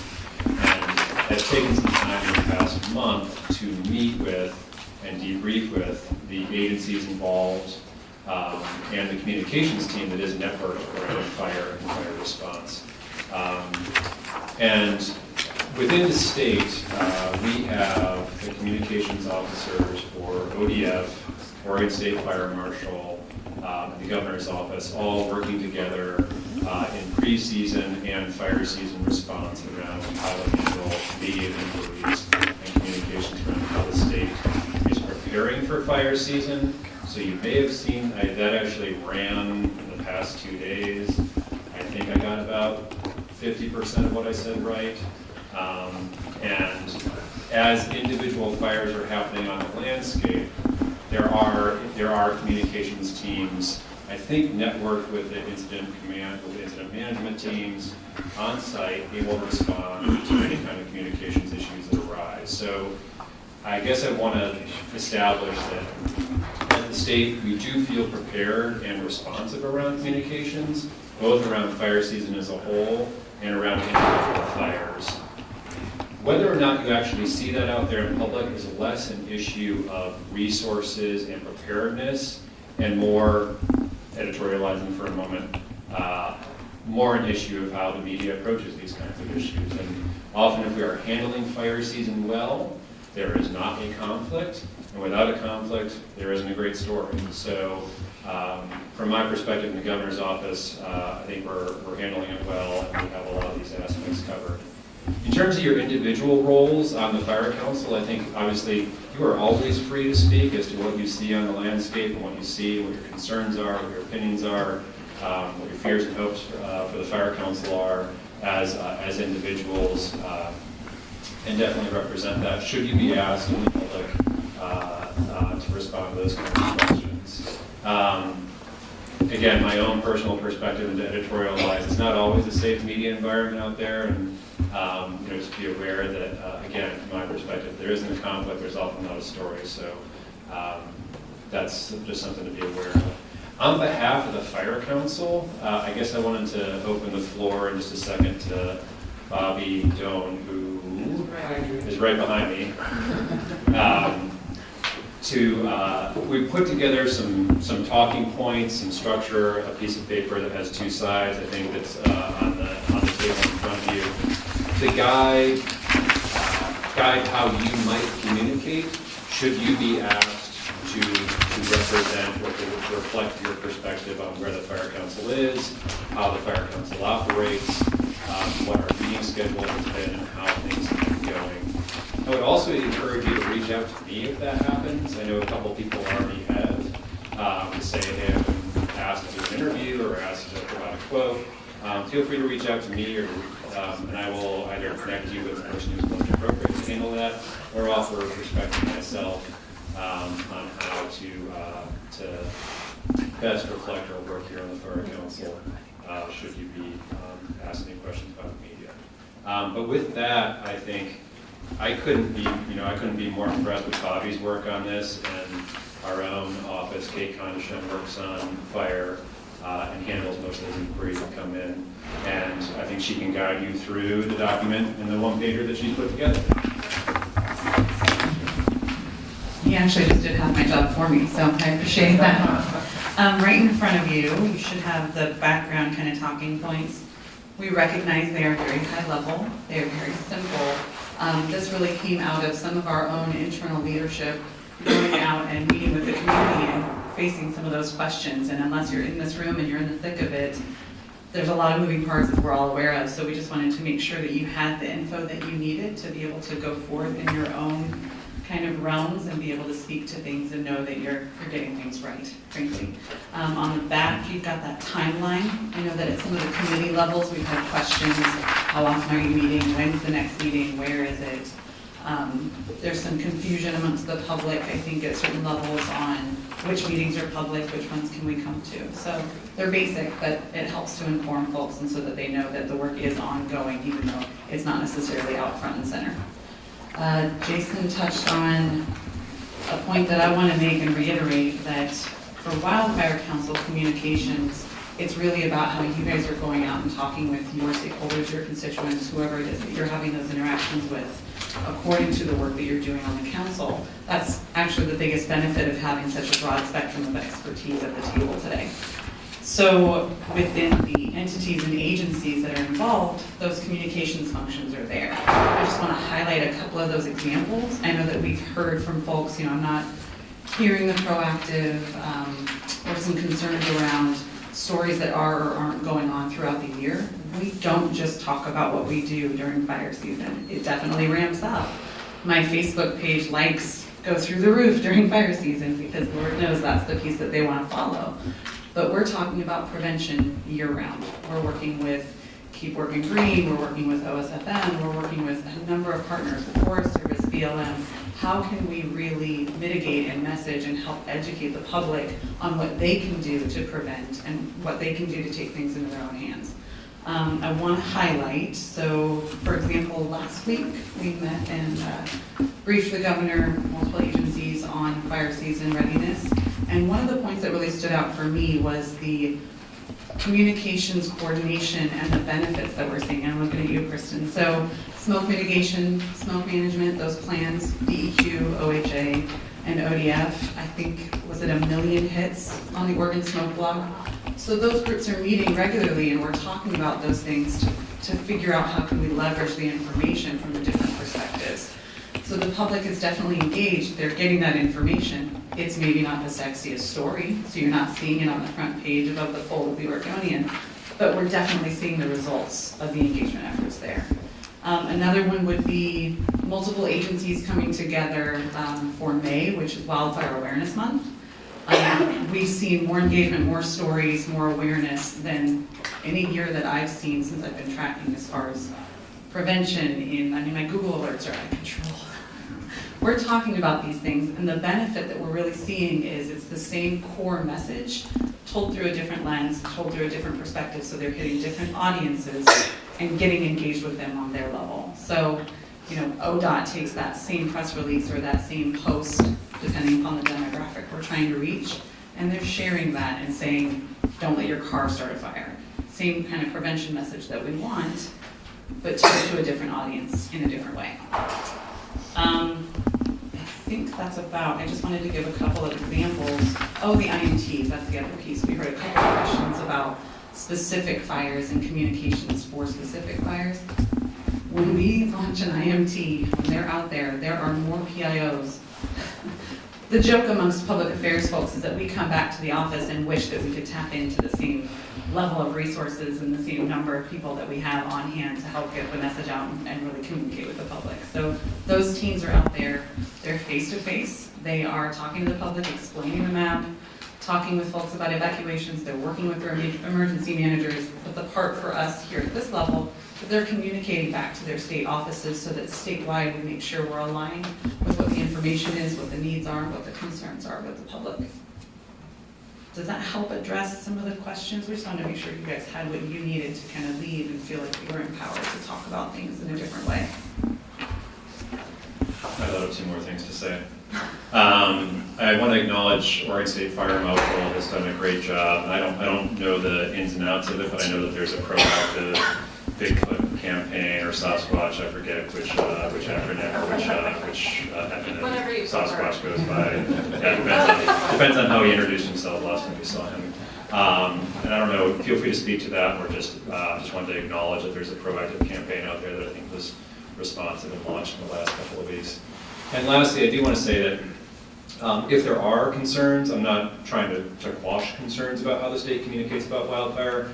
If there are concerns, if you think we could do phenomenally better, I do think it's something that should appear in your recommendations in the fall, that we feel like the state could do better or do differently on wildfire communications.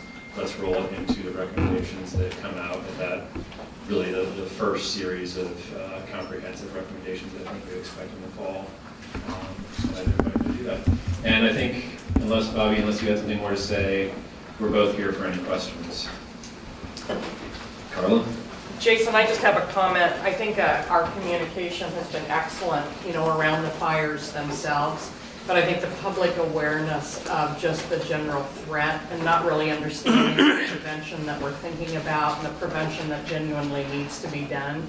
They know there's a big problem, but I don't think they understand it. And I think that's our biggest challenge beyond just communicating around the fire once it's on, is they know that there's this huge threat and we need to, help them understand this state is really committed to solving this and working on it. Great, thanks. And I do think, if that is part of what's rolled up in September, is the state needs to do a better job of explaining the mitigation need. I think that's certainly something I would expect.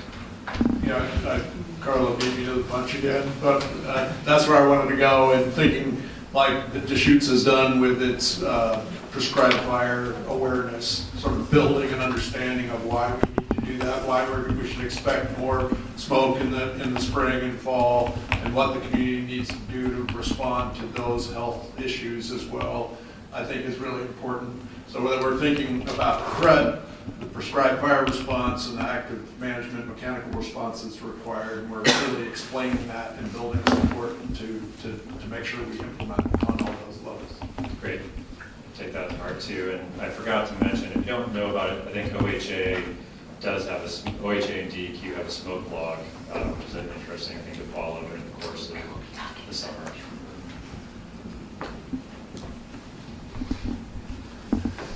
Bobby, can we have your contact information? Absolutely.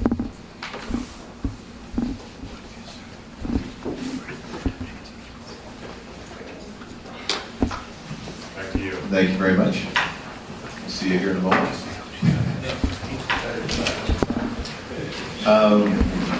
We are, I think, now back to being a half hour behind schedule.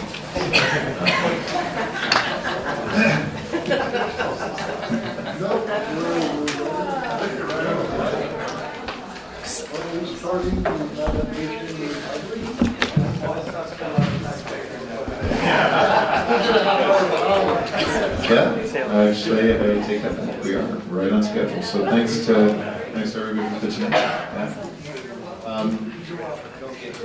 I guess just so Mayor Russell is going to be. All right, so Mayor Russell's going to be loading up here. I guess one response to the communications issue is that it seems to me like we need to kind of focus on what is the unique value proposition of this council, because I think partly what's implicit in Jason Bobby's message is that, there's a lot already going on, the same way there's already a lot going on at ODF, and the Fire Marshal's office, and so kind of the task of this council is to step back and say that, times have changed, we're dealing with a new reality, and how can the state better prepare for the new reality? I think that's kind of an essence of what we're doing. It's trying to say, okay, we need to step back and take a fresh look. And so within that context, it's less of a, criticizing what's currently being done, and it's more just understanding what's currently being done, and maybe understanding what more needs to be done given the new reality that we're focusing on. And so that is kind of what I'm hearing is the charge, and we'll have to build that within our work plan, frankly, because it's not currently built within our work plan. Yep.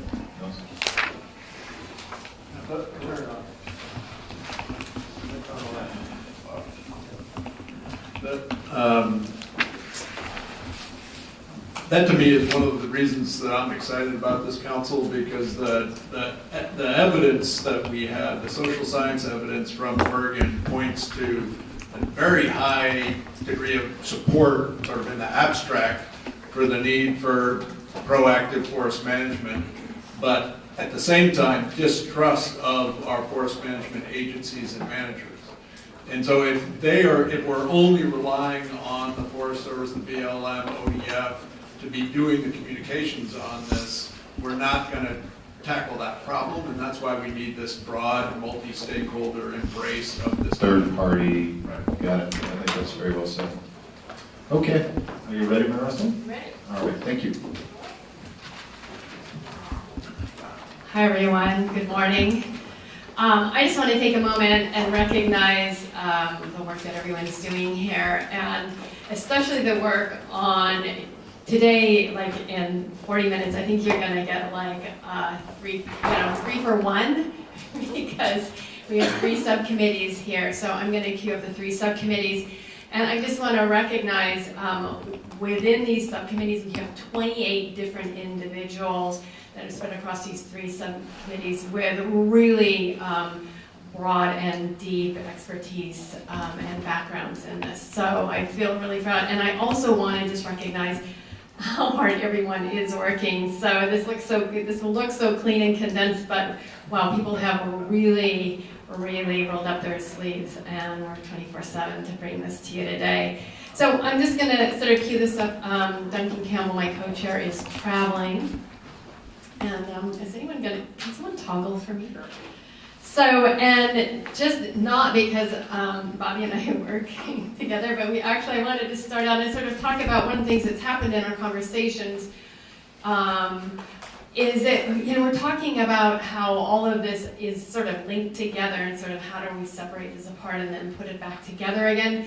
So we were talking about systems and how they interrelate and build upon each other. So this is just the Joint Information Center, and it was actually set up in anticipation of the eclipse that was going to happen, and this took place in Redmond. And in the other room, there was actually a huge ODOT map that showed all the traffic moving through the area, because this was really in preparation for people coming from all over the Northwest and really the West in the United States to watch the eclipse in our region and throughout the state of Oregon, which is what we were queuing up for. So I'm going to go to the next slide, because I wanted to show you the depth and the breadth, sort of building again on what Bobby said, sort of all the stakeholders who were in this room to make sure that the communication and the exchange of information between all the different agencies really work together as one and a whole. So there was not only the exchange of information, but then and just knowledge base of what's happening, where, when, how you're going to really react to whatever comes our way, because we didn't know if it was going to be a wildfire or a field crash. We didn't know what we were going to have to, if we were going to be throwing people into the hospitals quickly, if we were going to have to set up huge tent cities and feed people for 5 days. I mean, right, we didn't know. The luxury in this case was we knew something was going to happen, so we have these systems all in place.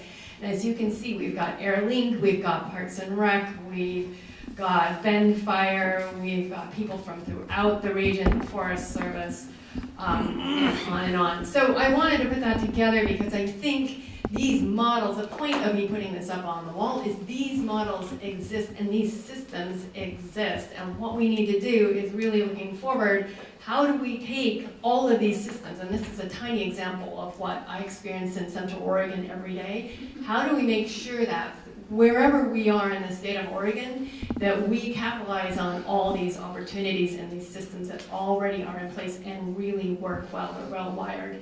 And as my job as mayor, I get to go online. I get to spend 4 hours going through an online tutorial and test so that as a mayor, I'm ready to communicate with this entire group out to the specific constituency within the city of Bend and then on out to Central Oregon, and that my message is informed and unified and supports everything else that these people are doing. So I just wanted to put that forward again because we moved to this continuation of all of a sudden we have a thunderstorm, all of a sudden we have 51 fires, all of a sudden we think it's the fire over here, but actually it's the other 2 over on the corner, right? And then the sheriff's got to get everybody out, and on it goes, right? And so this is the center that sort of helps us. And then Red Cross set up that, right? Set up that parking lot in Mountain View High School because we're going to have to, find a place to have people and feed them and get them water and facilities and get them to the hospital, whatever it is. So today, the Adaptation and Recovery Committee has 3 subcommittees, and I want to recognize Russ Hofflick, who's the chair of Land Use, and Kristen Aird of Health, Public Health, and Caroline Park-Lips of Economic and Community Recovery. So their charge is to get your input on priority areas and your support for their work going forward that we're all going to be working on together. So again, the type of recommendations anticipated and the key questions to be addressed. And again, recognizing at the end of the day, there's so many overlaps and so many opportunities, so we're going to try to stay focused. And I'm going to turn it over to Russ, and we'll go for it. Thank you.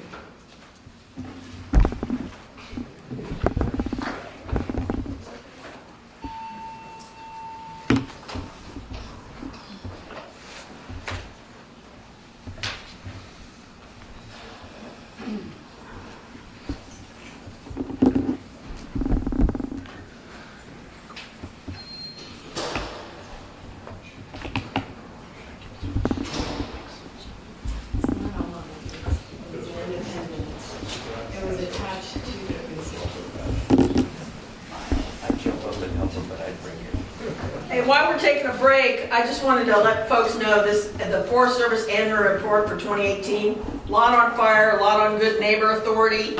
There are some up at the front desk. Please take them so I don't have to carry them back. Anyway, there's some good info in here, and particularly for the council. They're on the front desk. Thank you. Squeeze that in. Okay, so let's get going here. In order to protect life and property in the face of growing wildfire risk, we will be developing 6 what we hope to be transformational recommendations to all of you as a body through the lens of the land use system of the state. So in order to help facilitate this process, I'm going to do a couple of things. I'm going to share some basic facts with the group that we pulled together in the last 60 days. You will see in your handouts a list of data requests and initial inquiries that we're going to need to drill into in order to get some of the most powerful, informed recommendations in front of you. So for today, I'm going to do a couple things. Let me quickly run through a suite of what I believe to be some of the top-level critical facts and spend the majority of the time seeking your input on some of the more vexing questions we're going to be contemplating as a group. And just to help you with the context of our group, it was about 3 weeks ago that we finally made the recommendations and who was going to serve on our subcommittee. They've all concurred and agreed to get on the group. But we've had now for about 60 days conversations with people who had the expectation and hope that they would be on the committee. And for this moment, I want to thank Janine Sulwasser and Sadie Carney for helping to get us to the point that we're at today. So let me just quickly run through these facts, and then we'll get into some really deep questions that we're struggling with. So basic facts. Thank you. So areas within the bounds of Oregon's 241 cities and towns total about 800,000 acres. Areas outside of the urban growth boundary of the state of Oregon total 61.3 million acres. There are over 100,000 residences outside of the urban growth boundary, representing approximately 8% of the housing stock of our state, which is valued at over $12.7 billion. Yes? Russ, real quick question, is that just structure cost or total insured value? Just structure cost. That I'm aware of. That is, to add some fright to that, so if those were, generally you go 2 or 2 times that number when you're talking about the personal property and other coverages, it could be the total insured value. Yeah. It's the $29 million range. In 27. Again, this is our goal is to enhance these facts with that kind of information. No, that's a good fact, but if that's an insured value, I mean, so average homeowner, 200,000 coverage A, that's just the structure, you can times it by 2 for all the things that are covered. So if you take that saying, that's $27 million or $28 million worth of insured value out there. In 2017, we had 19,978 structures were threatened by fire. The total fire suppression costs for the year were $454 million. Over the past 30 years, 84% of the wildfires in Oregon's 31 million acres wildland urban interface were human caused. Think about that.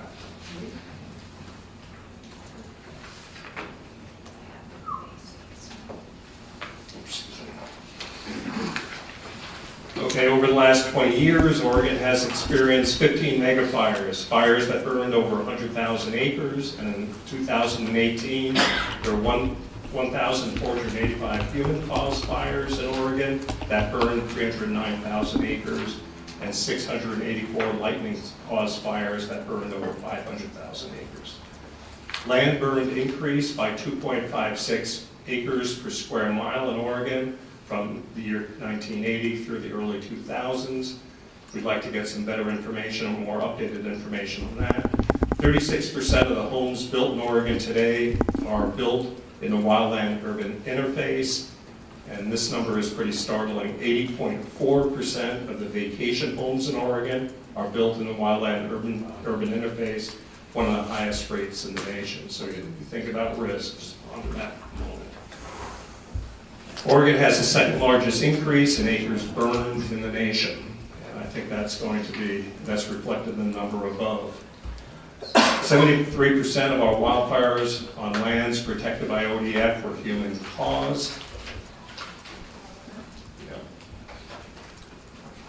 The fire suppression costs in Oregon are largely borne by the federal and state government, which we talked about earlier, with little contribution from Oregon's counties and cities who approve all building permits.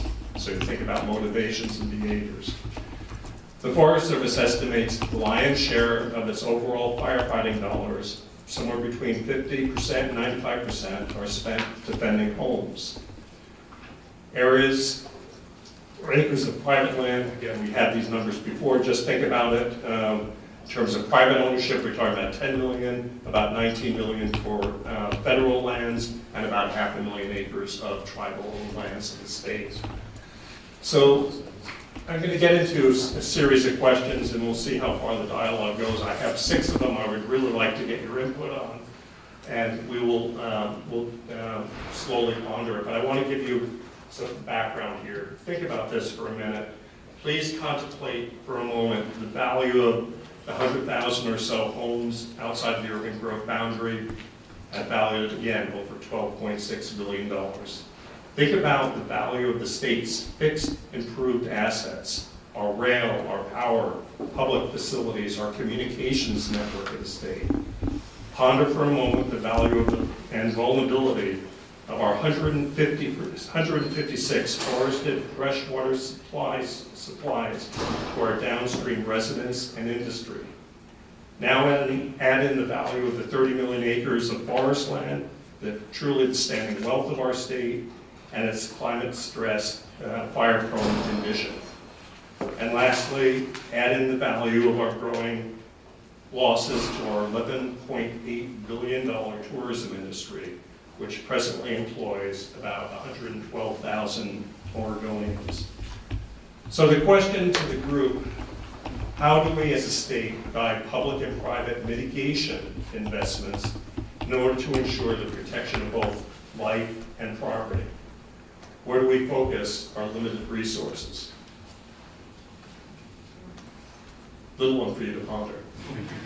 But that is ultimately the question. That's our struggle here today.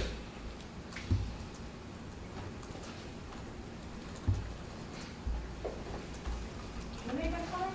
Please. And it occurs to me, I mean, I sort of look at it as an inoculation, some of this, in terms of mitigation.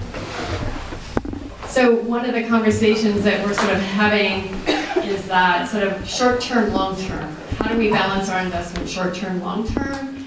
And I sort of look at it to a certain extent inoculation, right? You start out sort of, you have people, you know, with a disease, and you have people who you really want to present the disease by. And so in the beginning, you really have to invest somewhat equally on both sides, and hopefully over time, if you really have the right strategies, then you end up just simply having to inoculate. So in that sort of sense of context.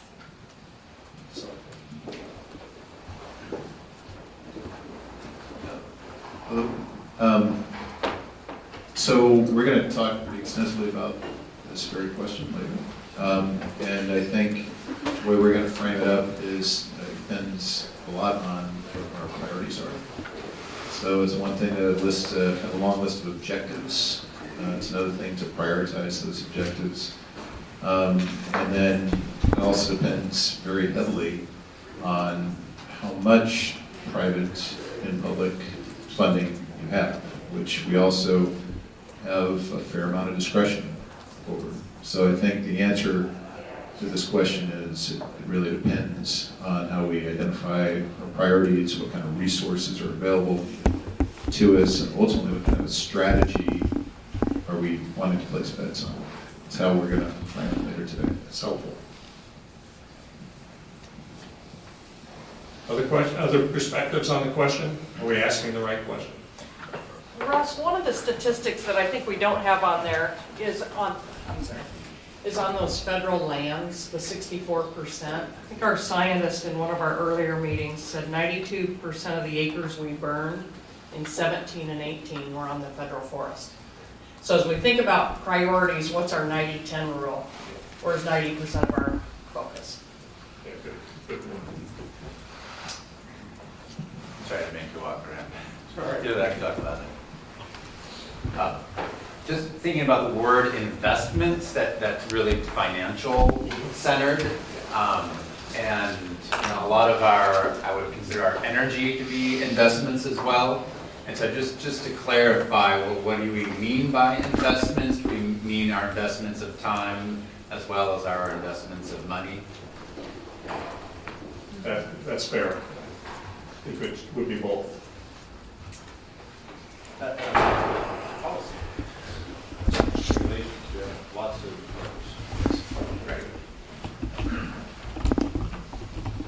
Okay, so let's move on from there. At the last meeting, Janine Stallwasser gave us an overview of the power of the Oregon Explorer program, the Institute of Natural Resources created by the legislature through the Oregon Sustainability Act, of 2001. It's been in existence now for 18 years, has probably the most robust data sets available to both the general public and the state decision makers. However, despite its mandate, much of the vital fire risk data is still scattered between many natural resource-based state agencies, as well as many of our federal partners. And there's no singular agency that is responsible for updating the critical data, including the conditions of our vulnerable forested watersheds, our private network of roads, the location of vital infrastructure, essential telecommunications networks, the location and vulnerability of our power distribution system, let alone the vegetation condition along our rail networks of the state. So one could argue that some of this is probably the most vital and essential life-saving information that the public really needs to have, our public decision makers need to have in the course of conducting business. So I think the question to this group is it time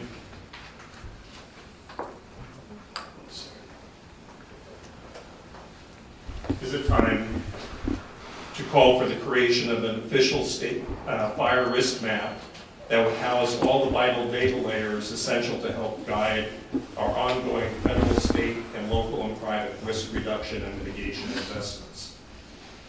Presently, we don't have one. There's no official map. No central repository of all information you need to measure the risk and progress of our investments against reduction of that risk. Yes. And where should it be housed? And how should it be funded?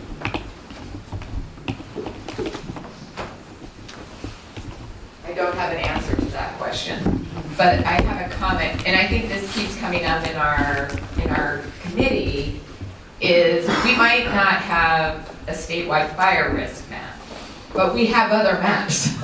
We have other risk and emergency, Dogami has some amazing resources, right? And so one of the things I think we have an opportunity to do is to think about the strengths that all the different agencies offer and the academic institutes offer, and then think about what our agreements are with each other to then make that data be, that interoperability of our data to layer it on each other. And so is it a new place with a new specific role, or is it better coordination of what we each do independently and make it universal?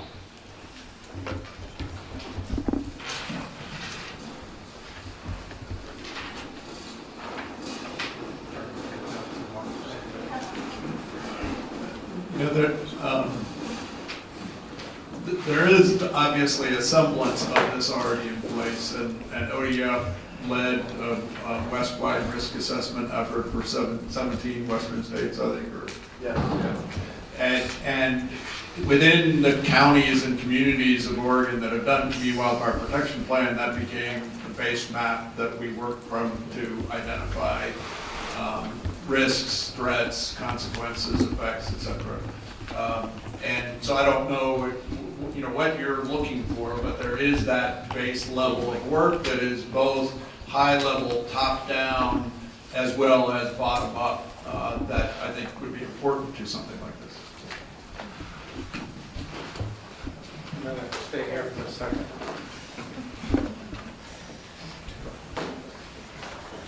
I'm Sadie Carney from DLCD. I would just add, I think that what you want the map to do, what you want the map to enforce, is critical to understanding where it should live and how it should function. Because, with avoiding smoke, everybody wants to avoid smoke. With avoiding fire, nobody wants to get burned up in a fire. When the land use system says, we don't want you to build, we get a much different response because that is perceived very differently in terms of a mitigation effort. So I would just, as we're looking at the function of this map and the overall inputs to it and the outcomes from it, we need to look at the aspects of the map that might be perceived as highly political.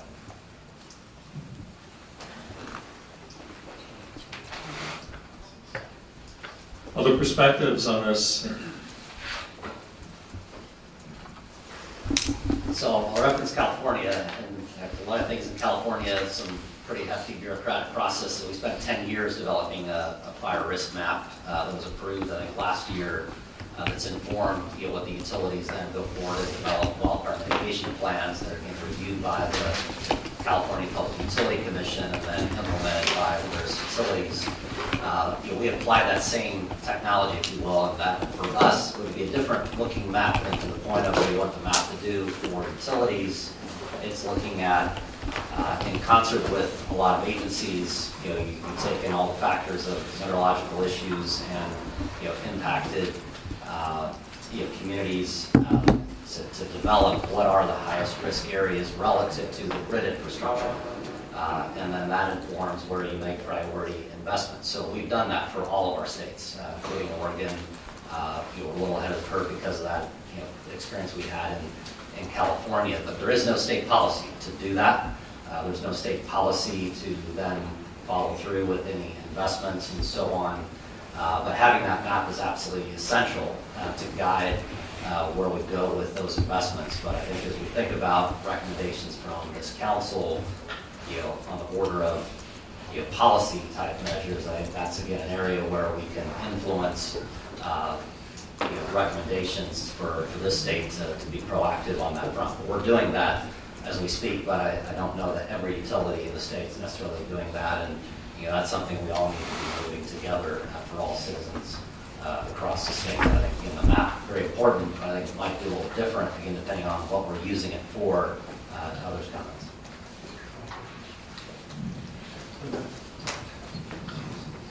Yeah, the Forest Service has a lot of fire risk modeling for vegetation, and we do have some for Oregon.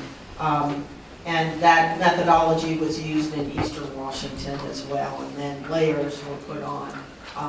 So I think, the tools are there, and some of the mapping is already done. It would just be a matter of coordinating that. And I know our information person at our regional office and GIS has been working with ODF to look at some of those places where we can utilize each other's data and information. Okay, thank you. We'll get further into this, and I guess we will probe about the type of data layers people need and the updating that is necessary on an annual basis for many of the layers we're speaking to. So next one here. Again, we have a number of questions here, but this really gets to the question of life and property. This is a three-part question. In light of the rapidly changing fire risk models, should land use goal number 7, just a reminder to everybody, this goal focuses on natural hazards. Should we establish implementation rules developed for our state's growing wildfire hazards? And do our local planning offices, our cities and counties, currently have adequate land use planning tools and guidelines to allow them to make appropriate decisions about development in wildfire risk areas? And lastly, would they benefit from guidance related to the permitting of new construction and defensible space designed near new and existing infrastructure? There are some best practices that are clearly emerging out of certain communities. How do we rapidly share that with others?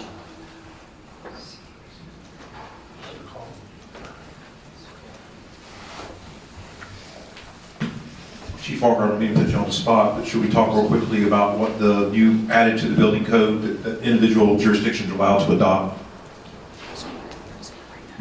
You're aware of that? Yeah. No, the group needs, okay. Yeah, one of the things that we worked with the building division, the fire service and the building division this year was coming up with new standards in the wildland urban interface, especially in those high hazard areas, and looking at how to harden homes that are going to be new construction and new built in those areas. And so there are a couple, it is a local decision to do it, so you have to work with the planning department, you have to work with the local building departments as well, but there are a number of the areas around the state that are doing that right now. Ashland's one of them that's looking at it, Medford's looking at it. Deschutes County's having some conversations about it as well. I think as a committee we can make stronger recommendations towards making that more of a requirement, because what we're finding is most people agree that this is what we need to do. The challenge again is there's a number of groups out there that think that the cost is greater than what the mitigation or that risk might be. So that might be something that we can focus on, because I think there's some really good work that's been done on putting together some really good requirements, but they're optional at this time. Okay, let's move on here to the next one. Thank you. So this gets to lessons learned in California, and this has been popping up in a lot of the conversations. But post the Paradise Fire in California, should Oregon establish evacuation and access requirements, including multiple ingress and egress points for all new and in some cases high-risk existing development? This gets to, again, life and property protection issues. Another one will be pondering any perspectives. Yes. Yeah.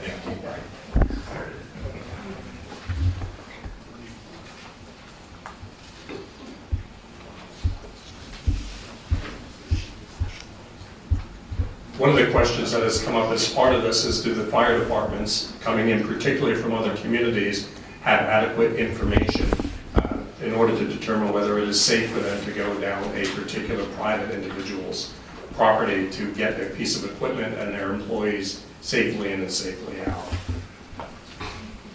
No. Okay, thank you. That's one of the issues that we address. The technology, I understand, is there, but the mapping is just not up to date. So there's been a lot of work done toward that. So there's a technology out there called Intera that's done federally, if you're familiar with it. And Intera is amazing at putting multiple data points together in one place. So the wildland community and the structural community is already using that. We're already asking local fire departments to pre-plan, and a lot of them are doing that. So when we get deployed into an area, one of the first questions we ask, have they preloaded that stuff into Intera?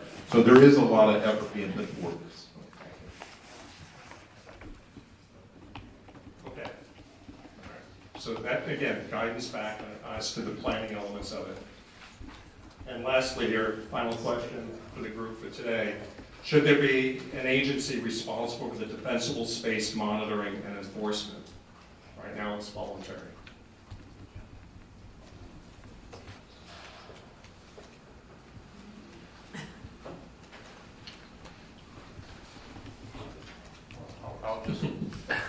Again, I'll speak as a local fire jurisdiction. That's a difficult question because we struggle in the state of Oregon. We have building codes and we have fire codes, and it's two different agencies that enforce those.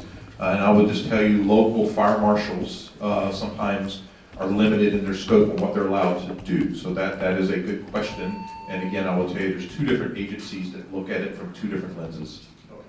And how about this particular one here? Should wildfire hazard inspections be required along with building inspections before the sale of all structures in the risk zones? Sorry, I don't mean to. So I will tell you, for my jurisdiction, we cover 400 square miles. We're in 4 counties and 11 cities. The northern border of Tualatin Valley Fire and Rescue's jurisdiction is actually in ODF land. From a liability, we aren't even required to respond, right? If someone calls 911 from that area, they do not pay our taxes. We're not even required to respond. We don't even have authority to respond.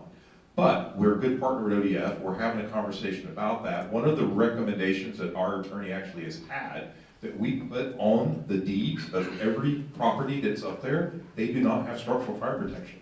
Because our concern is exactly what you're saying. Sometimes there may be a sale of a home for one property owner to another. That new property owner has no idea that when he calls 911, does not necessarily have structural fire protection. I don't know if that's what you're trying to ask here, but that's one of the things we're talking about, is adding that to the deeds, make them aware of that. Yeah, I guess the question is, does the insurance industry see this as beneficial to reduction of risk? And is this something that they, as a matter of policy in the state of Oregon, require on all transactions?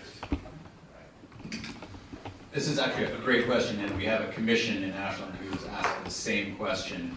And it's fundamentally, one, a real estate question, and two, safety as well. Right, real estate and safety. But at point of sale, there's an opportunity there when money is changing hands in order to make some significant changes to wildfire hazards around structures. We already do the same thing for termites in the foundation and a whole host of things about the condition of the house that you're purchasing and that you want to know, and then you negotiate with the seller. I don't know why we wouldn't do that in a wildfire hazard area for the same exact reasons. And again, getting back to Travis's point of trying to demonstrate to insurers that we're doing suppression of the risk, what would it mean if we changed this little policy? So my concern with this is it's just a single point in time, and we have a really solid, strong fire-free program which has education. It actually has free disposal of the materials that people can pull out of their yards or out of the WUI, and it's coordinated. So I think it's really important that this is just, this may happen every 1, 5, 15, 20 years, but we need something with repetitiveness as well, and we need systems to really keep people engaged, because you can make rules, but the real issue you have here is you need people voluntarily understanding that it's a value, so that they do this every single year, and they know where the fuels are that they need to remove. So it's, from my perspective, I'm really a fan of education and carrot and stick last.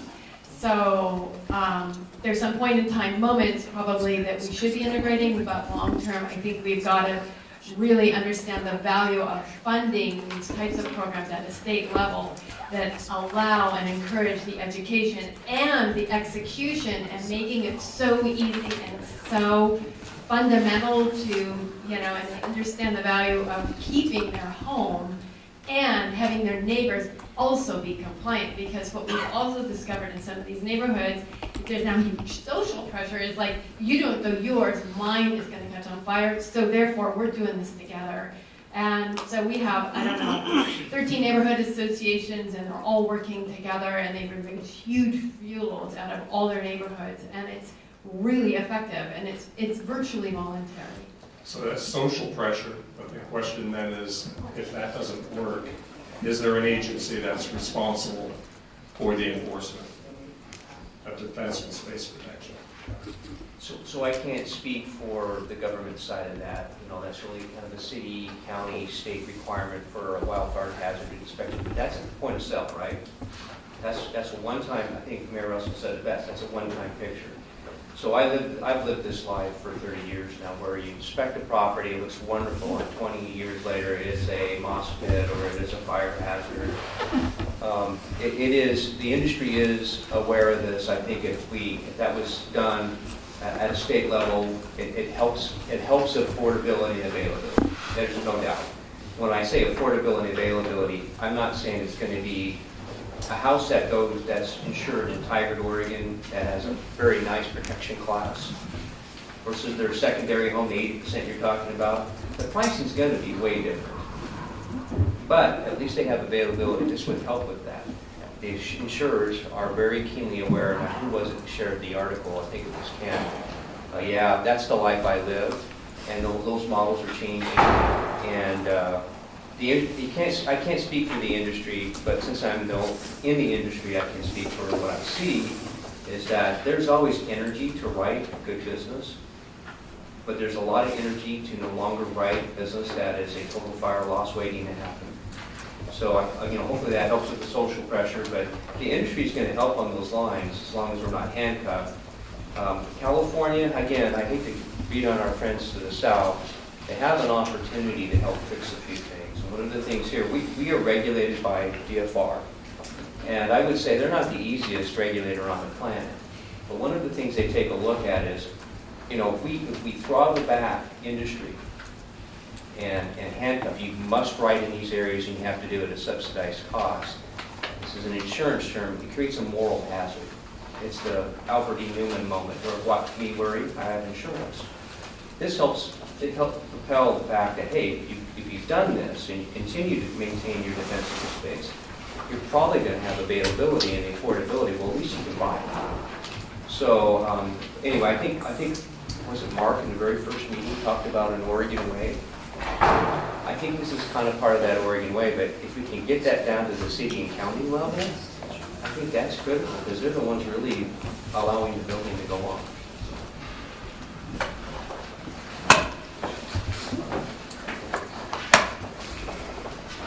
Last question? So I'm going to jump committee lanes, if that's all right for a minute, and hop over into mitigation for a second. Back in 1997, the state of Oregon legislature passed a law called the Wildland Urban Interface Act, created something that we all know now as Senate Bill 360. The Department of Forestry is charged to do this. Along with the passage of that act, we got this many dollars to implement that act. And I think as the mitigation committee looks at this, I'm not going to recommend it's ODF by any means, but there are statutes out there in this current legislative session. Representative Bonham and others sponsored a bill called House Bill 2222 that requires the Department of Forestry to report to the Emergency Board or Ways and Means at the close of fire season on how we're doing around it. So just for the group, there is a law on the books, Senate Bill 360. We haven't been able to fully fund it. We've worked with communities. It's got a 5-year refresh, so there are mechanisms that are in place. It actually does have some very soft teeth in it that are very challenging to prove. There's a $100,000 liability for a homeowner if and, which is very challenging. And so one portion would be maybe to take a look at what we currently have on the books and is there a refresher and update. Is that right?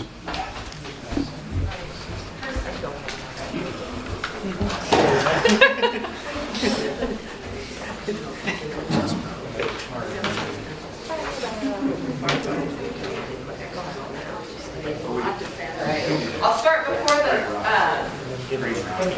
there's a presentation. There were a couple documents that were handed out in advance, and just to follow up to what was shared earlier about the communication. So what I had sent out was the response protocol for last year's wildfire season. It's been slightly updated and will be utilized this next year, but there's a lot to build off from here, and it talks about all of the state agencies that are doing work, that are collaborating, that are sharing communication. So I really encourage you to look at this if you haven't. I do think it's going to be a theme throughout this subcommittee's proposal. And the second thing that was also sent was just kind of touching base a little bit on the report outline that we're considering using for this whole subcommittee and then the 3 subcommittees. And I populated that with a little bit more data and information. And then also at the very first meeting in March, I also shared population health data. So I didn't want to repeat any of that stuff, but I wanted to point you to where that information is as a reference. Okay, so getting started here. And I will say, so I'm in the public health division part of the Oregon Health Authority. So Oregon Health Authority is huge. It, has Medicaid, behavioral health, and then there's public health. So I think of health in every single policy. So in every single thing that we're talking about, I can make an argument that that is going to impact health in one way or another. So that's just how I think, which can be a problem because it makes what we're trying to talk about this big when maybe I need to have it be this big. So some of the feedback that I want from you all on the marching orders is, where do we want this conversation around health to sit? How big or how focused do we want this to be? So a couple ahas. My husband tells me all the time that you're really good at stating the obvious. I already knew that. But sometimes I think it's helpful to state the obvious so that we can start forming solutions around really clear problems. So there's 2 things where I think health is really, really critically impacted by what it is that we're talking about. So from a mitigation perspective, this idea and notion, and I sat on the smoke management committee and work regularly with ODF and DEQ. In fact, we were just interviewed by the the magazine in Bend yesterday on the smoke management program. So there is this desire and this need for good forest health management to increase the pace and scale of prescribed burning. And I'm sure that's going to be a mitigation conversation to even think about that from more of what we've already done with the current smoke management rules. So if we do that, the truth is communities are not ready for that. So we have to think about what that investment is to help them be ready, because there's lots of conversation and lots of information that smoke from a prescribed burn could be different from smoke from a wildfire, and is definitely different from smoke from a catastrophic fire. And that can be evaluated and discussed. But the one commonality is when you burn carbon, you get particulate matter 2.5, period. And that is what causes the greatest health harm. So that's what we're trying to think about. So if we want to increase this, and we want to increase communities' abilities to be prepared. And I think what Nils said earlier is spot on. How do we take what we know how to do in responding to an emergency and turning it into what we need to do all year round? The second big aha is, wildfire response and recovery is just like any other emergency. And we have state agencies doing so much work on emergencies. And the one we hear a lot about is the Cascadia event, right? The big one's coming, everyone needs to get prepared. And yet we have major emergencies every single year, starting right now in wildfire season, that lasts all summer.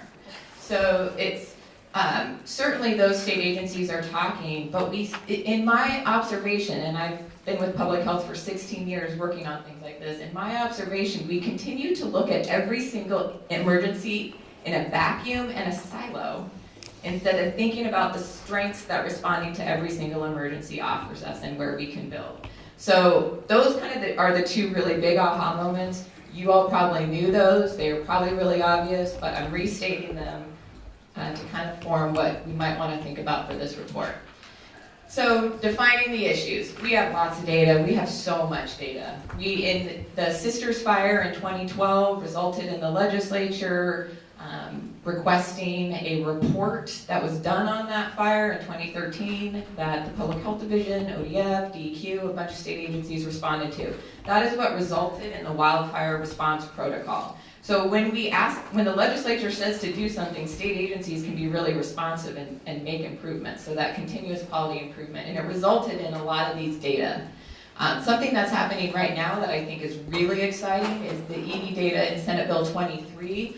That is for the first time going to ask that emergency departments actually give us data, which is a little bit different than the data that we've had available to date, which is the Essence data. Essence is designed to look at syndromic episodes, so if we think there's an E. coli outbreak, how do we see really quickly in one hospital that a bunch of people are vomiting and there's probably something in the strawberries, right? Or whatever it could be. It doesn't have to be strawberries, but it's summertime and that tends to be what happens. So we can track on something really quick. Well, we use the Essence data to also look at what was happening after the Eagle Creek fire, but it isn't as specific because it's looking at symptoms and not actual diagnosis codes. And so the new ED data that's going to be available to us opens up a whole new door on what we can kind of look at in pre and post burn event, whatever it is. Then there's a lot around vulnerable populations. I think there's a lot more we need to know. We know communities know where these people live and where they're at. EMS is going to have a different perspective on where these individuals are, particularly in rural parts of the state. How do we capture that? Coordinated care organizations are going to have a role in this. Those are our Medicaid care providers.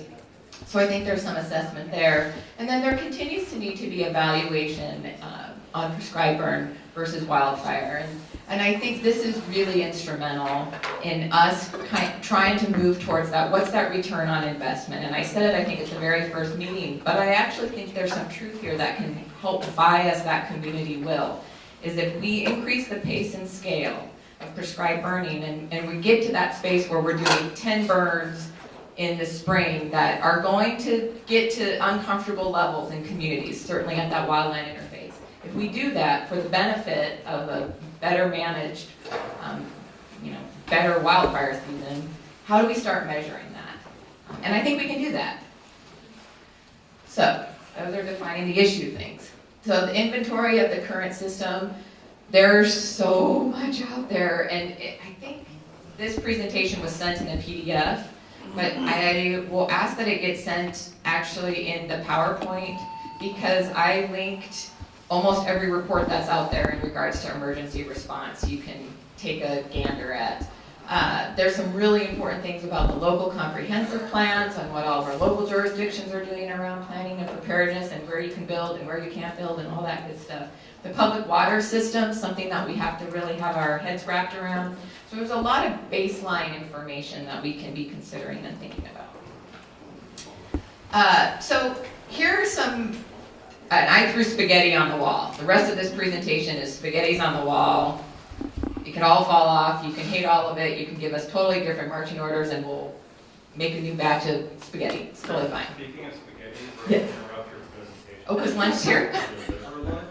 No, it doesn't have to stop, but there's going to be a lot of disruption up front, and I just want to apologize. Okay, no problem. So, All right, well, that'd be funny if it was spaghetti. it would. All right, so these are just some ideas.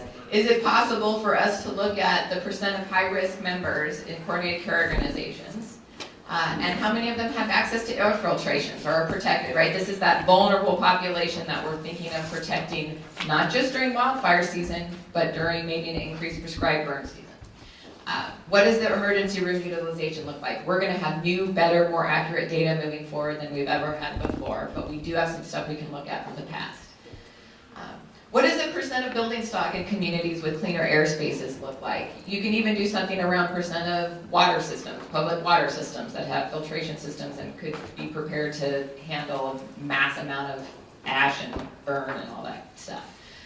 What does transportation look like to these cleaner air spaces? How do we use EMS to help get people to cleaner air spaces? What does that look like? What are our options there? One of the things we know from the smoke management rules update is that there are not enough air quality monitors. DEQ doesn't have the resources yet to purchase enough air monitors to actually look at what's happening in our air quality around us. So what does that look like to increase those? And then the number of counties with resiliency and emergency preparedness plans that look at specific populations and are across the lifespan. And you would think this is kind of a no-brainer, and I would argue that this is certainly not happening everywhere. We know this is not happening everywhere. So what does it look like for communities to kind of take this on wholeheartedly? And then in the long term, do we get fewer poor air quality days due to wildfire smoke? And one could argue, well, if we have wildfires, this is just what's going to happen. But everything we're talking about is to try to make those be less hazardous, less dangerous, less impactful. And I would argue that one way of knowing that is, do we have fewer air quality days? Have we mitigated this? So super long term, I know.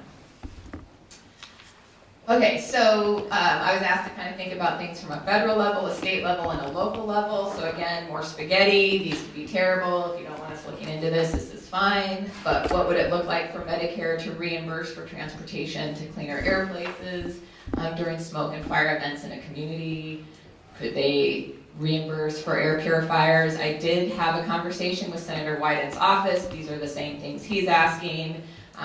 We were talking about kind of timing and opportunity and how that played off of Medicaid. He was also interested in, what does CMS need to do from a Medicaid perspective? And Eric, you can jump in here. I feel like in Oregon, the way Medicaid is delivered and designed is we have a little bit more local control over our global budgets and what that looks like, and we may not need that federal intervention there. So just putting that out there. And then the Centers for Disease Control and the Environmental Protection Agency are very, very interested in getting additional resources to states to actually evaluate prescribed burn versus wildfire burn. They keep talking about this, but there's no money that is coming through yet. So maybe our congressional delegation can do something around that. I'll wait till questions at the end. Just get more spaghetti. Okay, so state level, increasing air quality monitoring systems and SSRAs. Considering updates, again, I think we have one of the strongest foundations in this document, but how do we apply it to other smoke events? How do we really think about wildfire season as not as a point in time that happens from June to the end of September, but we see it as something in our new normal, because it is a new normal, that we talk about all year round, front and center, and part of every other emergency conversation we're having. But how do we use a tool like this to help us do that? And contracts between state and local jurisdictions. This is pretty tricky, and one of the things that was another aha moment for me was the Department of Forestry is a state agency. It has regional staff that sit in all the counties and different areas, and those are state staff. But for public health, we actually don't operate that way. We are a decentralized state agency. So the public health has state authority. The public health division is responsible for protecting all Oregonians' health, the public's health. That is our job. It sits with us. But we delegate authority to local authorities. So we don't have our staff sitting in counties. Counties hire those staff. And you know, states telling counties how to do their jobs goes, you know, not so well. So how do we have better cross-jurisdictional collaboration and clarity around what our expectations are? It's pretty good. I don't want to make it sound like it's terrible. I'm just saying we're the state, they're a local county jurisdiction, and you know, we can't always tell each other what we want the other to do. We are partners. And then something else the state can consider is how do we leverage the Health Evidence Review Commission as it considers its directives and requirements for what coordinated care organizations should invest and think about for preparation, planning, and then in a wildfire event. Local things to consider. Again, I think the first one is a no-brainer. We know this exists and has a good foundation, but it's not everywhere. It really isn't everywhere. So how do we have public information officers understanding the full crisis continuity or communication cycle and are able to talk about this? What does it look like to have, this was the Hospital Association particularly suggested this next one, that those communication protocols between hospitals and local governments and health authorities, it's not there everywhere, and it is very hard for them to be prepared and take care of folks. The air purifiers, very specific, not any old air purifier will do, it actually needs to be one of these two. And then that public responsibility for cleaner airspaces. So, the spaghetti. Now, what didn't you see that you want to see? Where did we totally go awry? Who's being left out? What are we forgetting? Do you want the whole thing to go out? What do you want in? Conversation.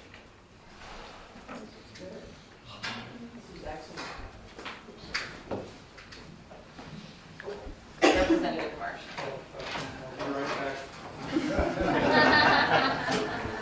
We'll throw it over. Thank you, Kirsten. Yeah, I think that was a great presentation. And when I think about this, particularly from the CCO side, the CCOs have responsibility for about 900,000 fellow Oregonians. Many of them with pregnant women, children, disabled populations, folks that have dual Medicaid and Medicare, the homeless, and a lot of folks that are in situations where they don't necessarily have the same kind of ability to escape that some of us may. They can't just go to the coast for the weekend. They can't, go in their house and just close the windows. And, a lot of their housing may be substandard and doesn't have the same kind of protections. And so making sure we sort of keep those folks front and center in the conversation. And particularly on the CCOs, I think there's a lot that we can do as those organizations. They're designed to be community-based conversations and solutions to bring everyone to the table to talk about how we address some of these issues. The only thing I really worry about is saying if this is something else we want CCOs to invest in and deal with, that it's not in addition to everything else, that maybe we have the OHA help us with conversations saying the CCOs have to consider this protocol when they talk about the community health needs assessments and the community health improvement plans, because currently I don't believe we consider this at all. And so if it's part of the conversation, then we can incorporate that into our priority setting, and we can work with the different agencies and with the legislature to say, how do we find out what can or can't be inherent, and what does that mean to the funding we need, or how do we engage with the federal government on what they will or won't count from encounter data purposes, and I think it'd be really helpful. But I think the CCOs can be a real big partner in this.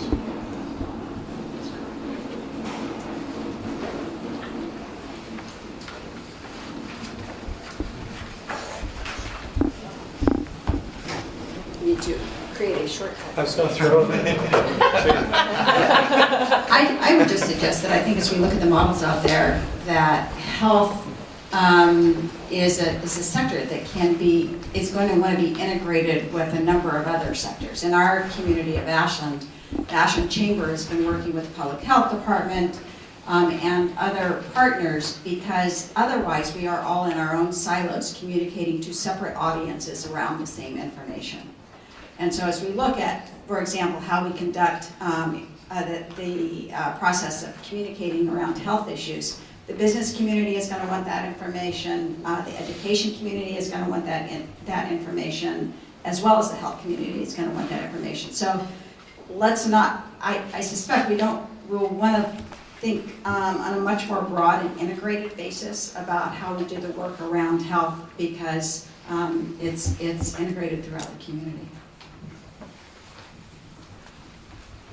So in the very first meeting, when the National Forest Scientist talked to us, he said to expect a 3 to 4 times increase in these wildfires.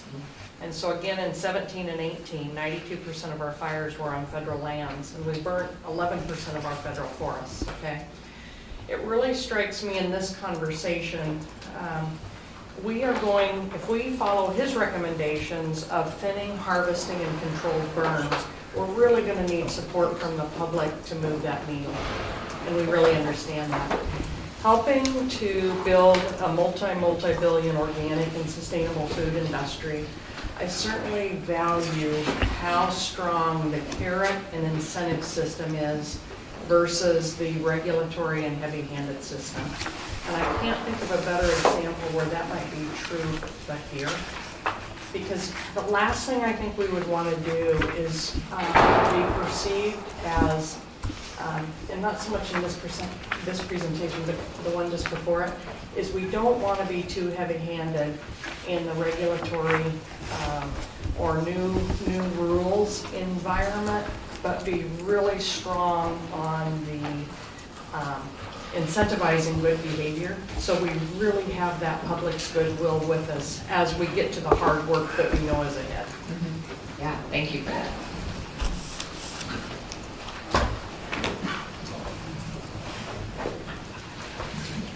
So I just want to build on what Carla was just saying.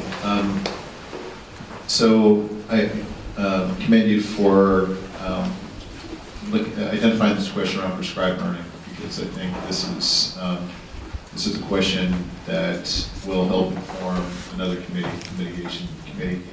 And likewise, I suspect that we're going to want to take a look at the health implications of different forest management policies, as difficult as that might be. Right? So as we're looking at what the existing smoke exposure, what the implications of the existing smoke exposure are, and then looking at potential different policy scenarios around thinning versus managed wildfire, and there's going to be different approaches that we're going to examine with regard to restoring ecosystems, and so and I think it is a bit of a black box, to me anyway, as to what are the real health implications of these. There are schools of thought that say, you know what, you got California to the south, you got British Columbia and Washington to the north. Don't kid yourself. You know, we're going to be ingesting a lot of smoke no matter what the heck we do here, just because we're of the neighborhood. There's other schools of thought that are saying, no, we actually can directly affect how much smoke, and partly why we have all this smoke is because we have all this hazardous fuel. And it's only going to get worse in the future with climate change and so forth. And so I think the same way that you're very appropriately taking an inquiry-based approach on the prescribed fire, because we actually need to know what we're doing here before we just start, declaring. I think there's a similar research need around thinnings versus managed wildfire versus just catastrophic wildfire. And can we really move the needle? While you're walking over there, I want to leave you, I want to share with you what woke me up in the middle of the night, actually, after our last meeting that we had, and I shared this with Director Shirley, and she laughed, she made fun of me, she's like, oh, Kirsten, you gotta do better at sleeping. But what really paranoid me was, I was thinking of a Cascadia event, it could be 50 years from now, whatever, 100 years, whenever it happens, we live in Oregon. And I was thinking, okay, that happens, And you are going to get a wildfire season after that event happens. It might happen 2 days after that event, it might happen 8 months after that event, but you are going to get a wildfire season after that happens. And if we have, and I think what made me think of this was I was seeing that we had a bunch of helicopters, or we had a bunch of stuff down in like the south coast area of the state, and I thought, those all go in the ocean, and then we don't have the ability to get them to Central Oregon or Southern, and that's where she's like, Kirsten, you need to, whew. But I do think we need to think about this, and again, this is why I would encourage us not to look at emergency responses in silos, but collectively, because we use the same resources and tools to help protect people in this state, and from a public health perspective, that is our job. We have to keep the population healthy and safe. So that probably won't keep any of you up. I hope it doesn't, but I had to get that off my shoulder. It does. Okay, good, thanks. So I'm Sarah with Travel Oregon, and I just want to echo what Representative Marsh said, and I think looking outside of the traditional partnerships from the tourism industry, I think with air quality monitoring, there's a lot of interest in doing that, and we're working with Travel Southern Oregon to have them purchase some air quality monitors around some of the tourism attraction areas. So thinking of some different partnerships that can help in kind of augmenting that network is something I think we should think about. One of the recommendations that came from a number, I have also been pulling together a bunch of different perspectives within the Oregon Health Authority. So public health is responsible for, I always get the thing wrong, ESF8. So when there's a big emergency, that's our lane, right?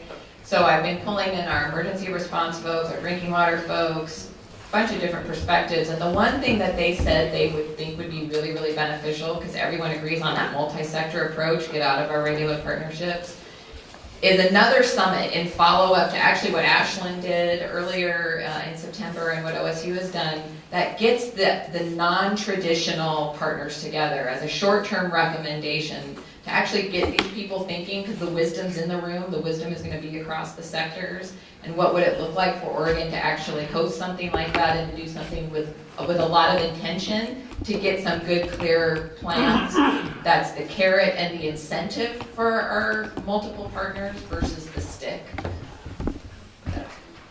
Okay, I think we are probably ready for the next subcommittee. The one comment I want to just leave is, and this is just a question for you to consider offline. We had, during the last meeting, council meeting, we heard some pretty alarming things about water quality. And so the focus here has been mostly on smoke, and I'm wondering if that needs to be folded into your mandate as well.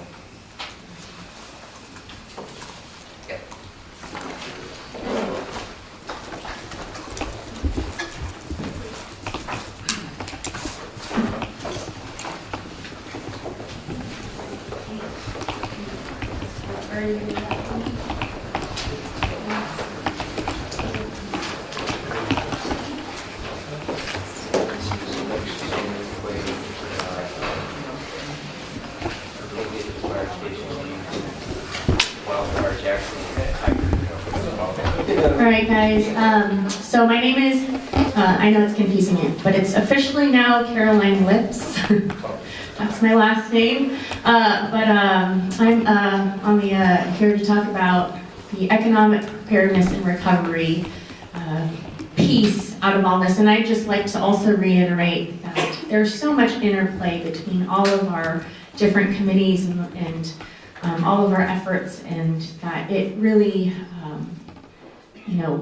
what we're all doing, it's so symbiotic and so important that we're considering each of the specific areas of these committees within context of other committees. But anyways, I feel a little bit like a fish out of water here. I am a small business owner.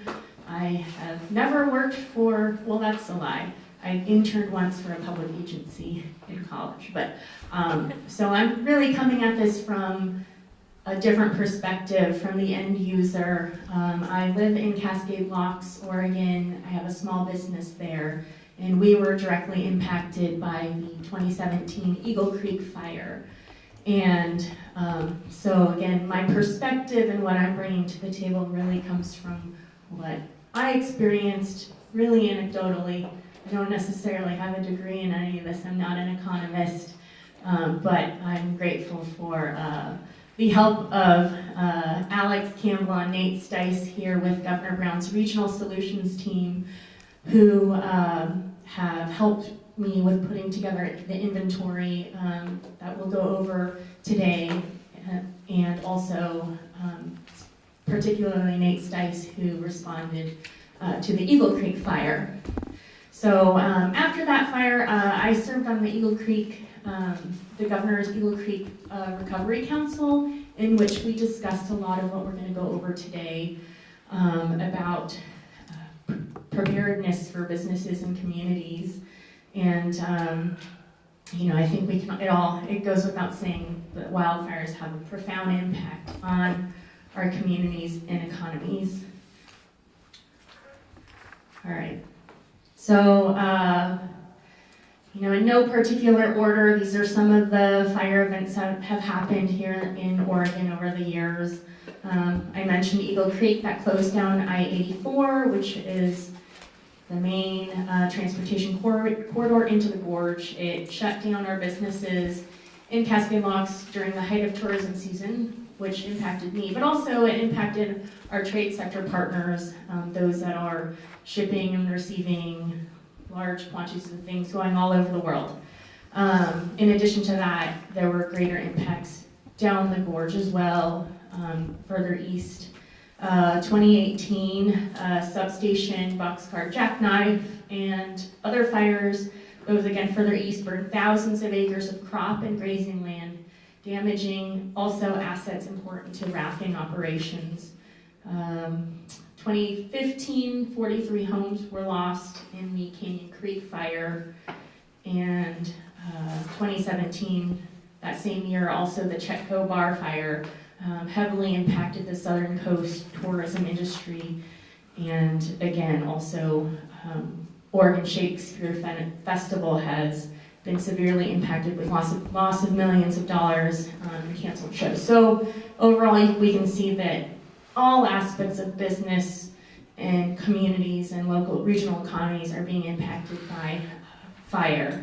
And so in addressing this, we kind of put together our problem statement. Our task list here is, you know, given that wildfires can devastate individual businesses and impact regional economies, do we have adequate and appropriate tools as the public sector collectively to prepare and respond? So we broke up our work, our scope of work, into two areas, one being preparedness and second being recovery.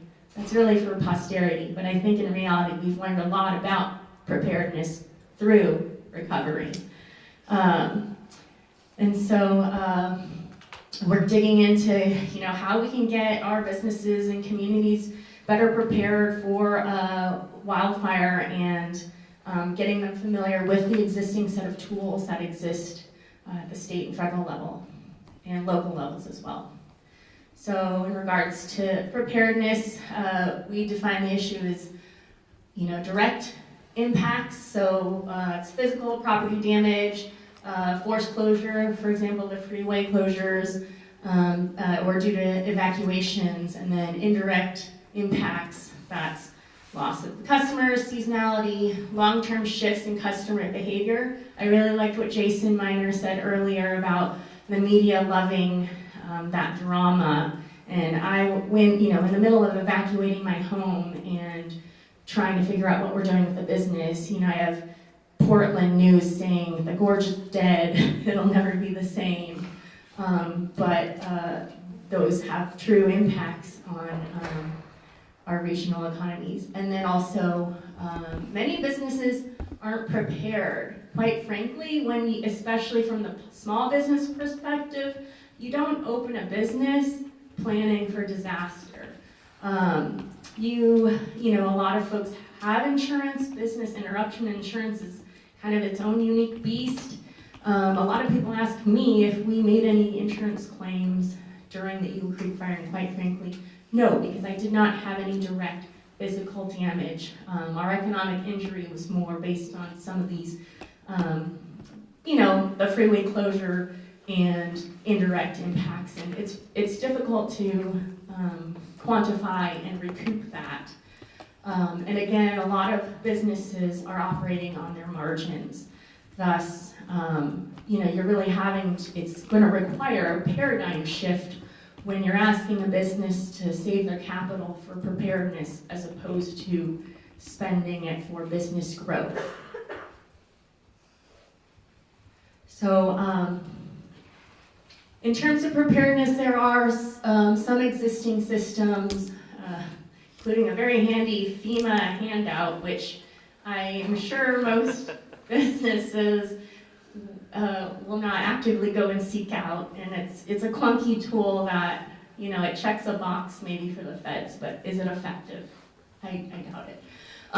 There is a lot of technical assistance available. Small Business Development Network is strong in Oregon, but again, there's a challenge in getting that information in front of your target audience, and most businesses can't be bothered with thinking about preparedness. They're just trying to survive and run their business. I think that leads to the greatest challenge is that delivery mechanism. So how do we know what needs to happen in terms of preparedness? We know that we need to build capacity within our communities and regional economies, but there's a big question of, well, how do we get that message to them? Because right now that's also competing with, hey, make sure you have defensible space, and hey, be sure that you're keeping your vulnerable people inside. So there's a lot of noise in that realm, and competition and kind of that hierarchy of the individual. Where does that put us with performance and readiness of where we are? I think this is really where I need your help is, especially from our elected officials here and other state agencies. You're probably hearing from a lot of other businesses and communities out there that are identifying, sharing their experiences or requesting services from you. So really, I look to this committee to help us with coming up with recommendations. How do we scale existing toolkits? How we scale up or scale down? How do we get that in front of the appropriate audiences and continue to build regional capacity? I again want to credit the regional solutions team because they have been there for my community, and I know they have a presence throughout the entire state. Before an event, a disaster event, during a disaster event, and more importantly, building capacity and having a support is incredibly important after a disaster event and through the recovery process. Recovery doesn't happen overnight. So, I guess moving on to the recovery piece. There are, again, a wide range of impacts. Like I said, I really think we learn about preparedness through recovery. For me personally, I experienced a lot of the tourism disruption, but there's other factors as well with land and property damage, and then also other public health infrastructure, water infrastructure. It is important to note that there are several different tools available. However, as many agencies are aware, the different types of disaster declarations is mind-blowing. I'm learning this. I'm sure you guys are all familiar with it, but it's clunky. So even as the state fire marshal's office says that, it takes them 2 or 3 years to recoup FEMA money, it could be similar, maybe not that long for smaller businesses looking to get FEMA funds or SBA loans, etc. And that delay and that inability to directly access capital is a huge thing that impacts recovery and businesses and communities being able to rebuild their coffers and have that cash flow to simply do things like pay their rent and cover payroll, which again trickles down to our vulnerable populations. Other issues, capacity, financial, technical, manpower, individually on their own or independently, businesses and communities don't particularly spend a lot of time and energy on that preparedness recovery piece. It's really they're thinking more about the roof on their heads, their own homes, and their health, and their families before it comes to making sure you have a up-to-date financial statement, and you've got all of your tax records neatly in a folder that you can take to the SBA loan officer while you're evacuating. It's just the reality of the situation. And then last, with there being limited resources, it is very difficult. If there is a pot of free money out there, how do you determine who is worthy of that?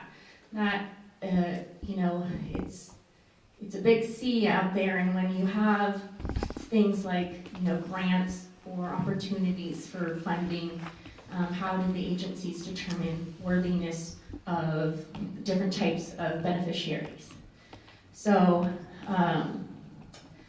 tools that we currently have, I really, again, credit Regional Solutions. They have, unfortunately, we've experienced quite a few disasters in Oregon. Fortunately, we have a very nice, robust catalog that has been put together. Let's see. Cool, thanks. I'm trying to multitask. Alex and Nate have helped put together a really nice matrix of, I guess, the inventory of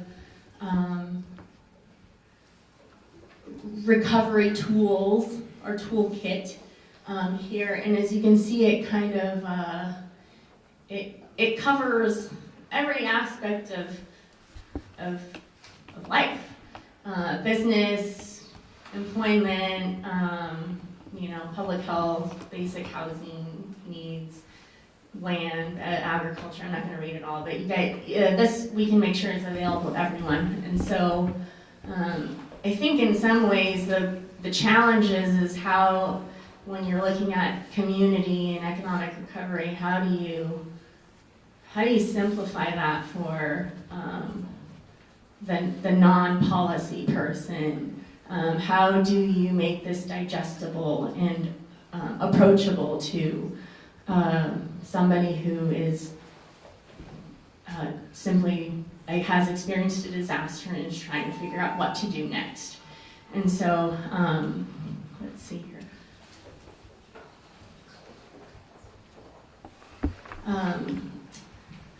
I think, again, Oregon, we're at the forefront of a lot of things, and it is very exciting that, no, I wouldn't say that's kind of messed up. Not exciting, but it's great that we're putting a great foundation in place for responding to disasters. So last year, the state adopted a disaster recovery plan, an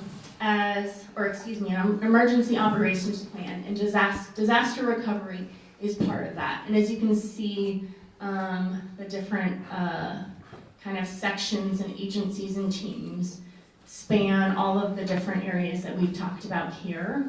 At this point, this is kind of just names on a piece of paper, and it hasn't necessarily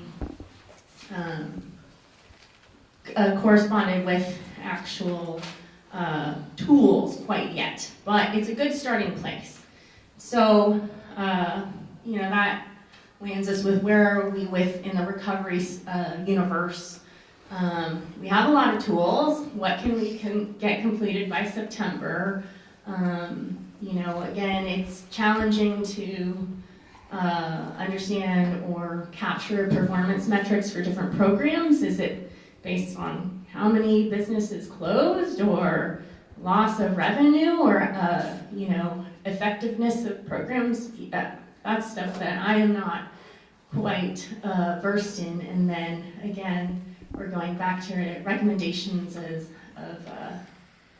how do we scale existing efforts, and most importantly, delivery systems. How do we get this information in front of the right people in an easily digestible package?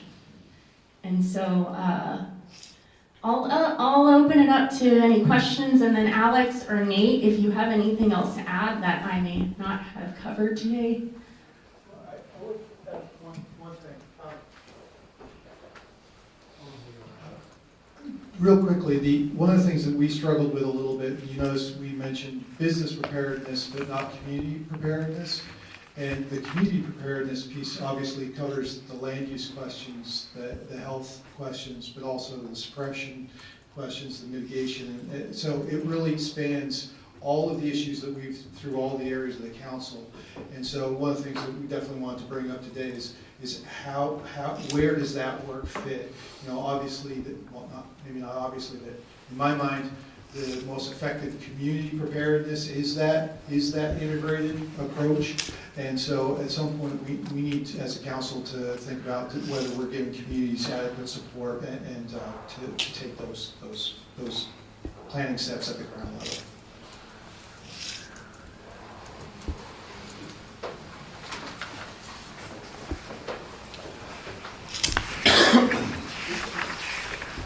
Thank you. I think that was a great start. I just want to emphasize how much our new experience of smoke is exacerbating all of the challenges that were in that PowerPoint, because smoke is not an event.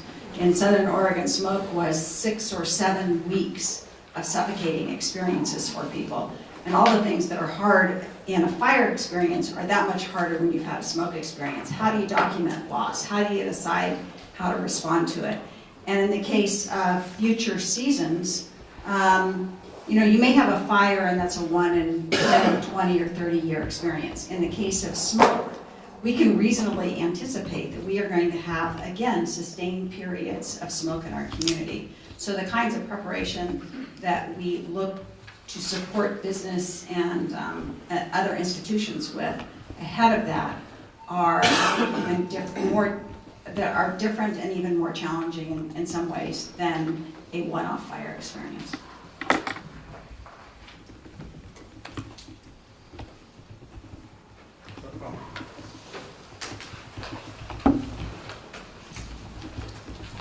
Hi, I'm Nate Stice with North Central Regional Solutions out of the Governor's Office. The only thing I wanted to add is, and it goes to Representative Marsh's point a little bit, is we seem to have the beginnings of the system, and Caroline talked about this with the recovery plan, but the regional solutions have sort of been filling this gap of, we've got the responders on the ground, but then who stays after or starts the process of thinking down the field. And so that's the gap that I think we've been filling. And so the question mark with the recovery plan is, when and if that's going to be deployed, and how we make sure that we're watching the long-term recovery for these places as well, because it is a process. We have a lot of the tools in place, and so the inventory that I'll show you are there, but how do we make sure that we're implementing them, I think, is one of the questions that we're going to be thinking about in this subcommittee.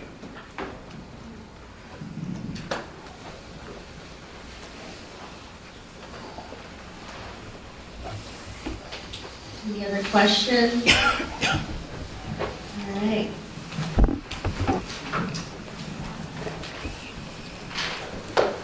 Okay, we are moments away from lunch, so that's the great news. I do feel like I have to say how really impressed I am by the work that we saw here this morning from both the suppression and the adaptation and recovery committees. And so, and I can sense the energy from the council.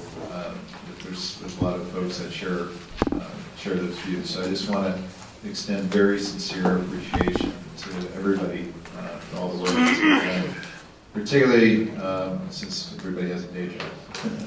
And so I think, I didn't really know how today was going to go. So, at this point in the day anyway, I think we're doing very well. And I just want to share thanks. So Lunch is, and we are right on time, so lunch is going to be back at 1 o'clock, and so we've got lunch, what's the work done? Okay, so council members, okay, my apologies, same policy as last time. Council members, we have lunch provided up front. Everyone else, see you at 1. Okay, thanks. All right, we've lost a few, we've gained a few. It seems like we're about level from where we've done this morning.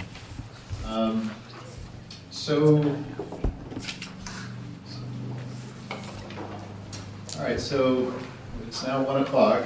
Let's end with me here. It's 1 to 2, and this is the afternoon session is going to be kind of the next turn of the wheel in terms of discussing priorities. We discussed this at the last meeting, and we're going to talk about it some more today and actually hopefully make some tangible headway. And then that will feed directly into Joe's presentation with regard to the mitigation committee. So this will hopefully sync together if all goes well.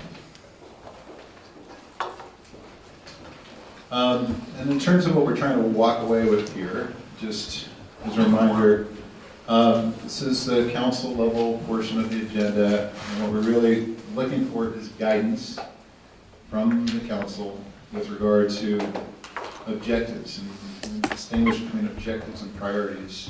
Objectives, very long list, and the priorities are what's most important within that list. And so we're going to talk about, we're going to start with objectives and then ultimately get to priorities. And we're also going to want some guidance in terms of, what kind of strategies should we be pursuing, and then finally, what are some kind of key assumptions for our planning processes.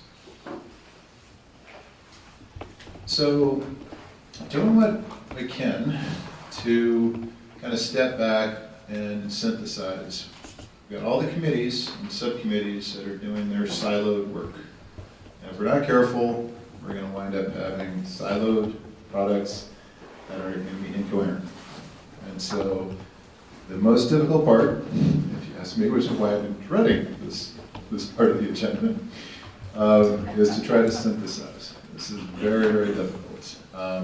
And so, bear with me, we're in this together. So what we're going to try to do is really start to think about how are we looking across the committees to come up with a really coherent strategy. And actually, Russ started teeing this up here this morning. Like, okay, if you can only place $1 in one of these 3 committees, and where in these committees where we do that? That's exactly the right question.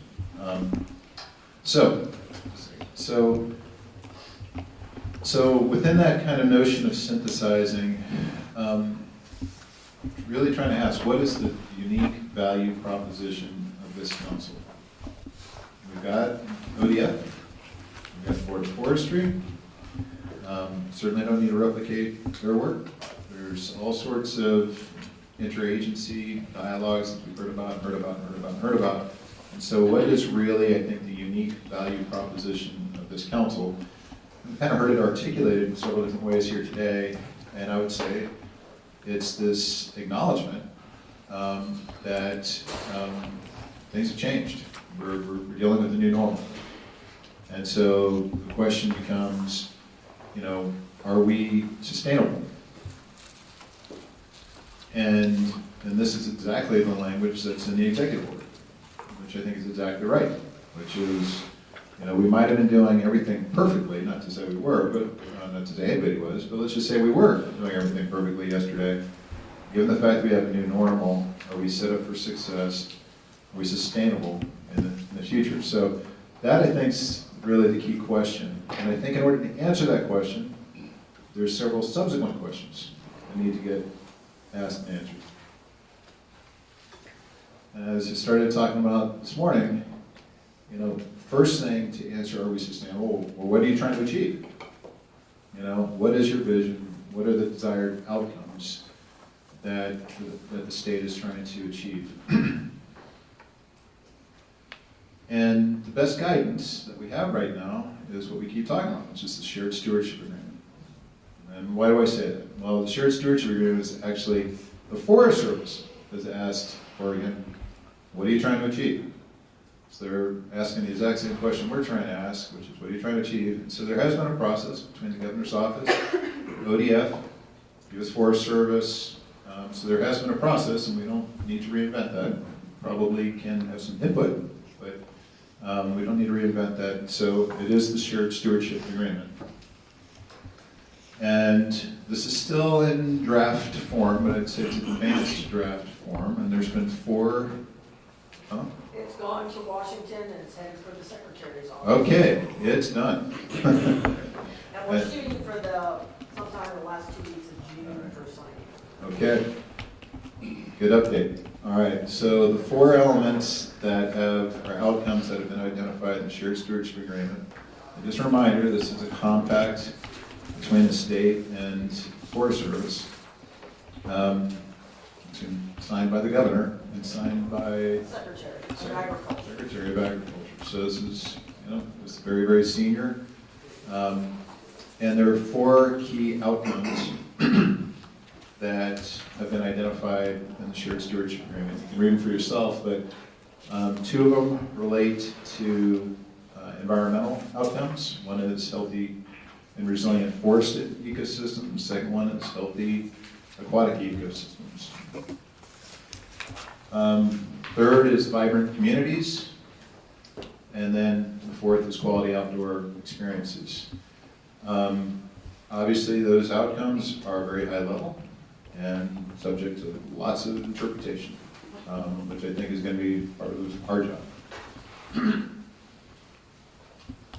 So, can you go back one? I guess not. Okay, good. Good.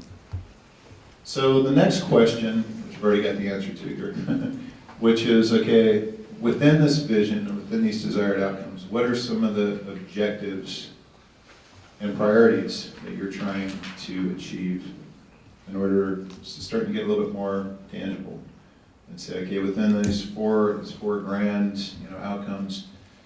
And so, how do we answer that? Well, the way that we're addressing this is through this 3 pillars of sustainability. We talked about this last time. And so you got the social, environmental, and economic pillars.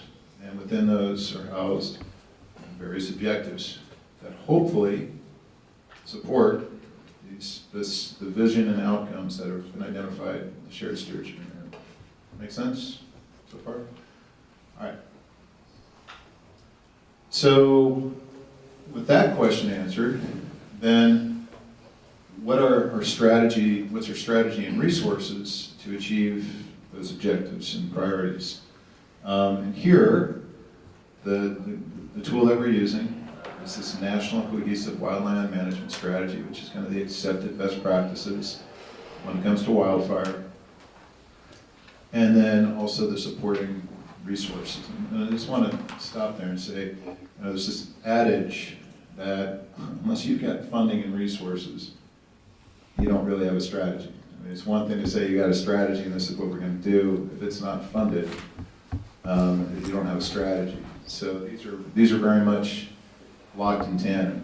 And so I think our work here is to devise strategy with also funding mechanism. We've been talking around this all day, and that mattered the last 2 council meetings. So here, this is represented by these 3 committees that we've set up, and I've added this dimension here, having supporting resources and strategy, right? Resources and policies. And then finally, what's the organizational model that's actually going to do this? Actually going to implement. And so you're going to hear us talk a lot about public-private partnership, and that's it's a very that term can mean a lot of things. And what I mean by that is this is not going to be it's not going to be driven by public agencies alone. It's certainly not going to get driven by the private sector alone. It's a public-private partnership that we talked about last time that just needs to get reoriented towards our strategic objectives and priorities and so forth. So you put all that together, and this would be what I would describe as kind of our model. So when we're asking, is our model sustainable? which is the question in the executive order. I think the question is this sustainable? And I think specifically, we can identify what our outcomes are, and we already have, these 4. Today, we're actually going to talk about what our objectives are. And then the question is, does this part of the diagram actually, is it right-sized to meet your ambitions?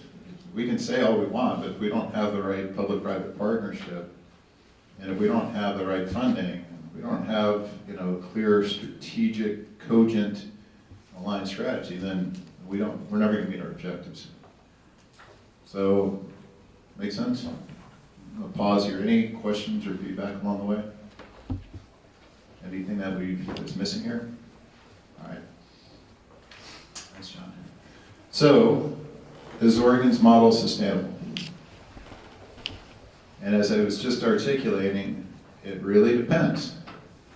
It depends upon, once you lay out those objectives, what are your priorities? How expensive are those priorities? How much do those priorities allow you to generate additional revenues? For instance, timber revenues. If you said, hypothetically, my priority is to never cut another tree in the state of Oregon, then I would say that revenue implications are pretty profound as to how you can achieve your priorities.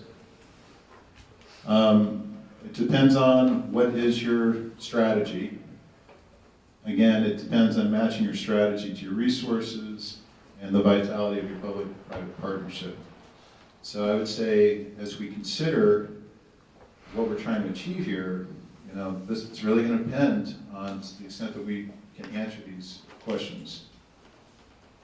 And by way of illustration, because I think a lot of that's fairly esoteric, but by way of illustration, I'm going to lay out a couple of kind of extreme, strategies to say, how would this apply in real terms? Well, if you had a let it burn strategy, you say, well, my priorities there are really heavily using just wildfire. Just let it burn. We need to restore ecosystems and so forth. You can do that with thinning, prescribed burns. Well, why don't you just let it burn? And then you really focus on human safety and protecting structures within the WUI, community recovery, if that's really what you said to be your priorities. And then you say, okay, well, what are the strategic elements needed for that? Well, it's going to be a very heavy emphasis on policies within the WUI. You're going to have highly targeted hazardous fuel reduction, mostly within the WUI, but also infrastructure. You're going to focus your suppression near the infrastructure, but not in the backcountry, and let it burn in the backcountry. And then you're going to try to help economies recover. Your funding strategy that's attached to that is that you're going to save money through suppression. All that suppression dollars that we talked about this morning, on the $100 million and so forth we talked about, you're going to save a ton of money there, but you're not going to do that anymore in the backcountry. You focus all that on WUI. All these expensive thinning, prescribed burn, you're going to save a lot of money there too. And you're going to redirect your mitigation suppression savings towards the WUI, and you're going to focus heavily on appropriations, surcharges on property, insurance, water, power. That's basically, the key strategic elements. What are the trade-offs, or in other words, the negatives, potential? One would be smoke exposure. Second one would be probably lose a lot of timber jobs, a lot of forestry jobs, and the public finance that comes with that. I think it's not clear that that's actually the right thing for the ecosystem. And then finally, again, county payments, it's what we all know, it's county payments, but what we're really talking about is public services. We're talking about not only are you going to have smoke exposure, you're going to have less money to deal with that smoke exposure. So that would be a strategic regime. And then on the other side of the extreme might be a timber primacy strategy. And again, I'm using these for hyperbole. This is not by any means to say that there's anything advocated. But this would be the priorities for timber jobs, county payments, protecting your infrastructure, reducing fire. This would be clear cutting overgrowth maybe, You know, really maxing out your investments on suppression, you know, generating lots of county payments. You're going to try to streamline regulations, and you know, in terms of your funding strategy, maybe take all that timber revenue and find other ways to use that. And then the trade-offs here is going to be, you know, ecological integrity, forest integrity that we set at the very, very top, outdoor experiences, and it truly is, you know, it's the wildfire abated. So, by way of illustration, I would say these are, you know, pretty bracketed strategies on the extremes, deliberately chosen that way for points of illustration. And so, the point is that we need to kind of come up with a coherent strategy that cuts across the committees that we can actually pay for. Something that meets our priorities, meets our values, and that we can actually pay for it. So I think to a large degree that is a big part of the exercise for this council. Because we're being asked, are we currently set up for success? Is it sustainable? And I think unless you can really go through this exercise, the answer is no. I will say, if you look at the 3 committees that have been set up, mitigation, adaptation, and suppression, without even going through these strategies, this whole exercise, you ask any one of them, are we set up right now, are we sustainable? I think everybody will just agree, absolutely not. That much we know. What we know right now is that what we're doing right now is not sustainable, which I think is the reason why this council was formed. We're being asked to think this thing's sustainable, and I think everybody knows the answer to that. Because if everybody thought we were sustainable, we wouldn't be here today.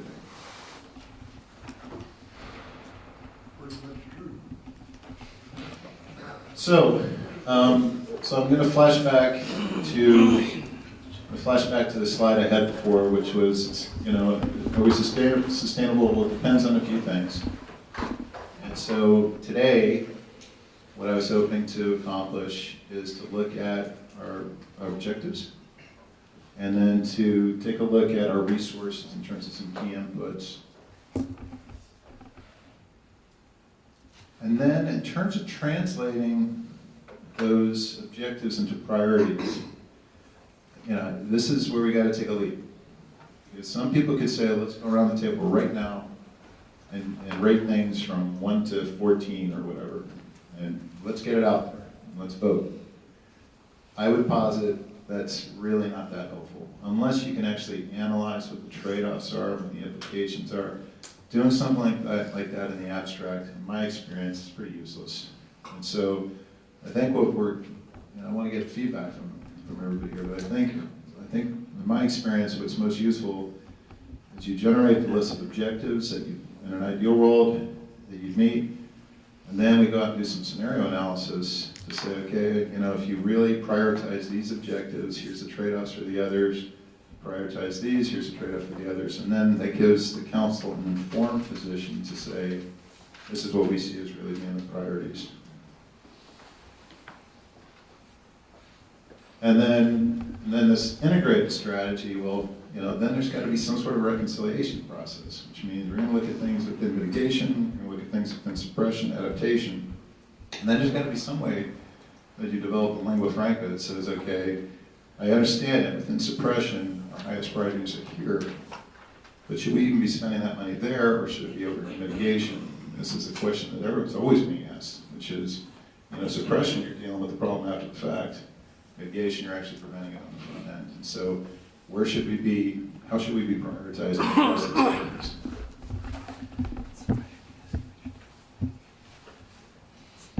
All right, so we're going to actually start getting into the objectives. We're not going to start to do our work here.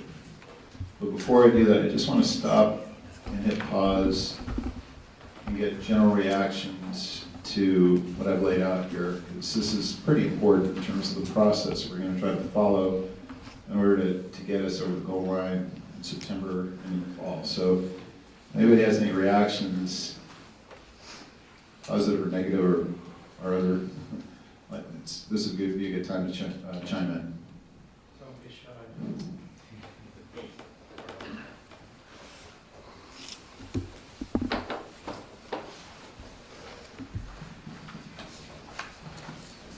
Matt, we're a farming operation that actually is third-party certified under Certified Sustainable and Organic Systems. And to certify thousands of acres as certified sustainable, you've got to prove that you're really protecting your soil and your natural resource, and that you're continuously improving that resource over time, not degrading that resource over time. You know, we're conserving nutrients, recycling nutrients, using integrated pest management practices, eliminating and reducing pesticides, and preserving wildlife habitat, really conserving that habitat for wildlife. We're audited on safe and fair working practices, and it's a continuous improvement mindset. Since day one of sitting here, I haven't felt that that's what we're doing on 60% of our public lands in Oregon. And I know we have the heart and soul in Oregon to do that. And so when you ask, are we sustainable? I mean, that's a third-party working definition of those of us that sit through certified sustainable and organic audits. And so I think it's a good base. That's a nationwide certification. We were the first farm in the United States to sit through it and to be certified by it, and we have been since the early 90s. So that's a working definition. I think the first meeting, when I heard we only cut 8% of the annual growth in these federal forests, that number really, really hit me. Because if I didn't mow my lawn for 40 years, or I never cut my crops, I would just expect huge disease and insect problems. And of course, that's what we're hearing about and what we're seeing when we see that, 36% of our federal forest, the annual growth in that forest is dying. And we're leaving 56% of that growth in the forest, and we're only harvesting 8% of that growth. I would never look at that and say, well, that's a sustainable operation. I would expect huge disease and insect and fire outcomes from that management pattern. So that's just a perspective from a farmer who's out here managing natural resources every day of our life. And I would just say, Joe Furia, who has joined us, is going to be diving a little bit more deeply into these questions when we get to the mitigation committee. So some of the questions that you raised in there, we're going to have a pretty good opportunity here in a few minutes to discuss. Any just process questions, clarity, confusion? Is it something that maybe people understand as we get into it a little bit more? Yeah. So we have all this work with the committees, and then the council will work in this side. So between the work the council's subcommittees are doing, or committees and subcommittees are doing, and then this sort of prioritizing over here, how do you see it matching up? Yeah, so that's the reconciliation question. Yeah, so I think that is going to be a little bit downstream. And I think that can be done at various levels of sophistication, obviously. I think my expectation, I was just talking to a friend here, my expectation is probably 75% of what we're going to come up with is not going to involve a lot of trade-offs. So I think there's going to be lots of recommendations that are just going to be congruent. And then the question is going to be, okay, for the remaining 25%, how do you choose? How do you prioritize? And again, my general view on this is that this is best done practically, like you can actually see what those trade-offs are, and then make your decisions based on an informed view, as opposed to being in the abstract saying, oh, I value jobs. No, I value the environment, that kind of stuff. Peter, do you have anything you want to add? Yeah, it sounds daunting, right? And it's not so daunting if you know we're going to get it wrong. And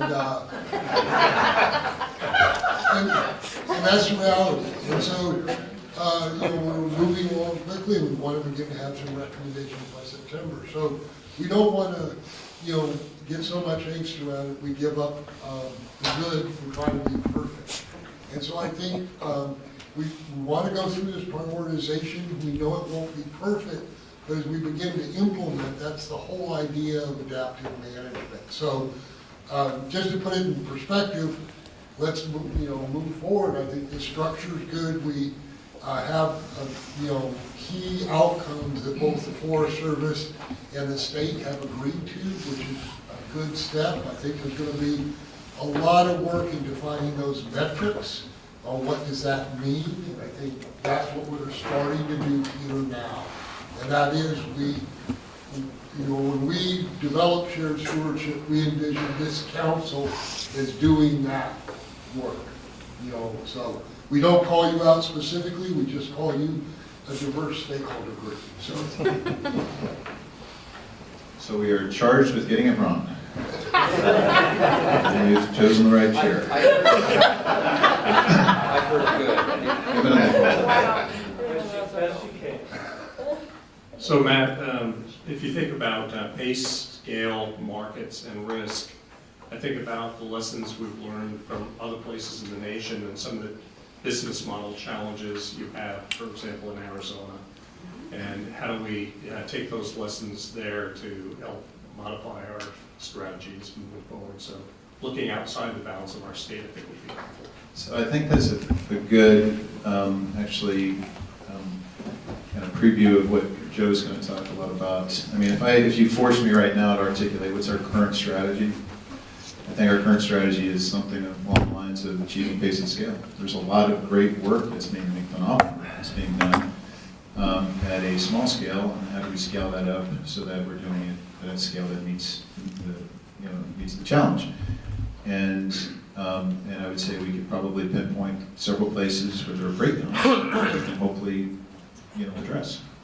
And I think one of them is going to be the public-private partnership.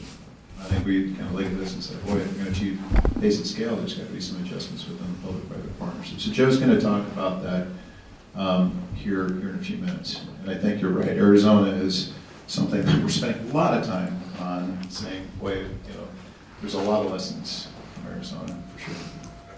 Alan? Well, I'm just going to, you've got objective social. Let's make. You've got objective social, or some maybe no list for economic. But I think looking at the social aspect, I think you need economic consistency, security. In other words, we can't have these things bouncing around all over the place, and it disrupts these communities. I think that's probably more social than economic. Okay, I think so. Now Alan's ready to have the next part of the discussion, which is actually to start reviewing these lists, and I think that's great. Kirsten? I wanted to add to something that Peter had said, which I think is interesting, is coming up with the key metrics for those 4 outcomes that the stewardship is aiming for. I think that's so important because what gets measured gets changed. And if there's an opportunity, if that's a task of this council, that seems really tangible to me that we could get right, is what is it that we should measure to say this is what success looks like? And then all these things we try or pilot or bring up to scale over time starts to demonstrate we either hitting the mark or we're not hitting the mark.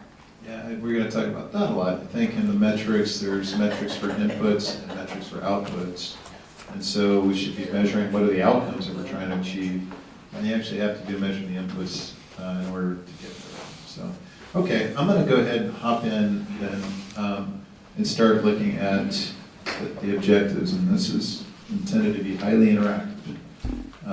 So there are, Alan, there's going to be a list for social, there's going to be a list for environmental, there's going to be a list for economic. And I guess, John, I would ask, could you kind of describe here a bit, because this is hopefully going to be pretty interactive here, so. Okay, no, thanks, I'll do my best too. So, could I just walk through this list really quickly, then I'm going to go through the environmental, then we're going to go through the economic, and put them all up there, and then look for feedback. So, under the social, this is actually the longest list. And we've identified 8, and I think we could have identified, 18 or more. Safety, we've talked a lot about that. Health, smoke mitigation, and I would add to that water as well, water quality. Social justice is one that we've had from the very beginning. Heard a lot about that here this morning.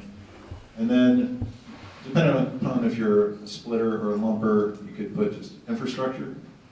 I actually think these are sufficiently different that it makes sense to kind of break them out. So I had water, power, transportation, security. Culture, tradition. I think, Peter, this is where you would embed quality outdoor experiences would be part of this.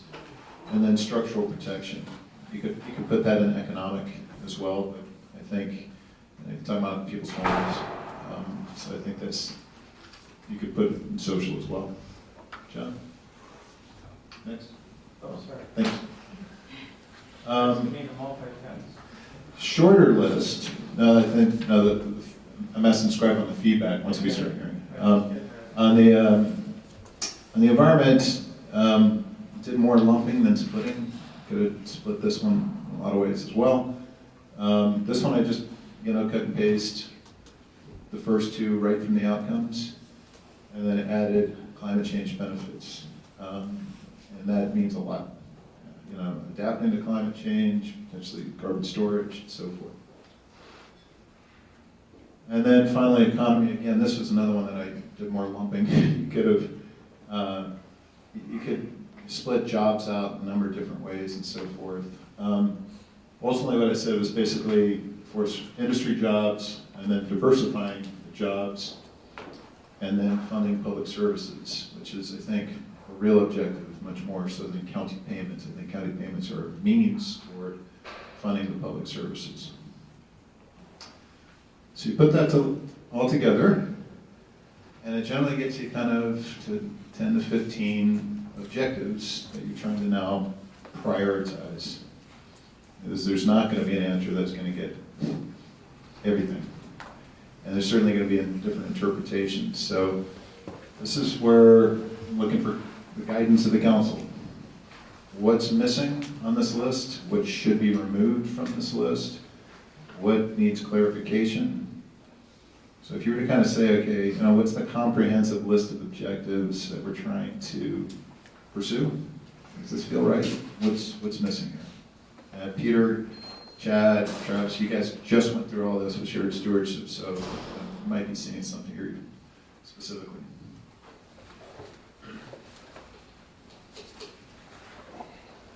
Well, man, I'll throw my 2 cents in. I tried to do it earlier. I think stability and consistency. Stability and consistency, whether you put it on economics or you put it under social, what's killing rural communities is the fact that the rules keep changing. And forestry is a 80-year investment or 100-year investment, whether you're a government agency or you're private. And the rules keep changing all the time. People are afraid to put the capital in and or commit to job opportunities or whatever. And so I think consistency and stability plan, and we can work together in long term. Okay, I think that's exactly right. Okay. Anybody know that?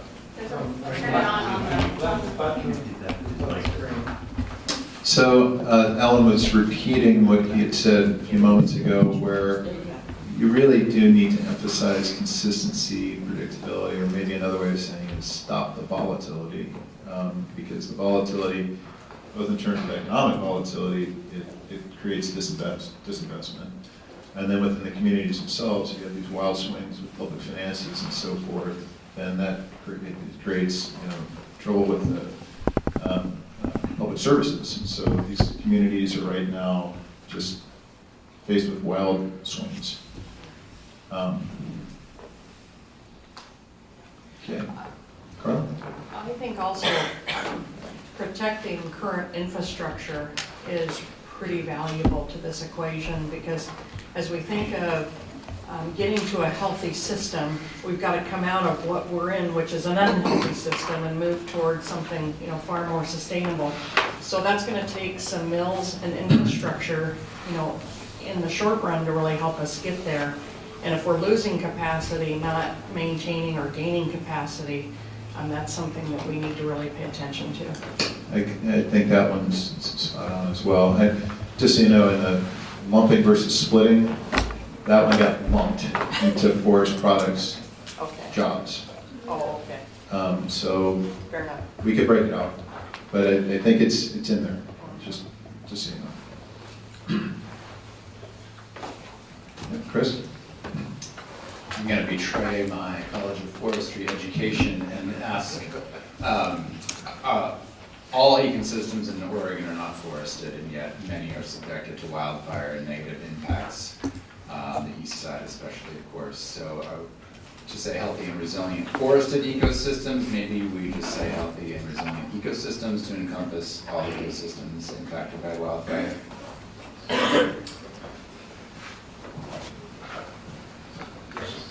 Yes.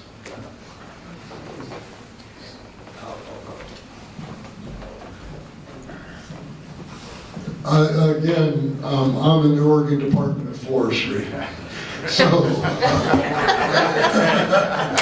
There's a certain bias. Yeah, but, so, and there is around prioritizing, so we are, the shared stewardship agreement is with the U.S. Forest Service, and we are focused on their lands. Their lands are primarily forested, but in terms of wildfire protection in our complete and coordinated system, we are in this committee on response and funding, and we currently support rangeland protection associations, which are focused on the sage-grouse habitat, and we're being very successful there. We're talking about the under and unprotected lands, the wheat field fires from last year.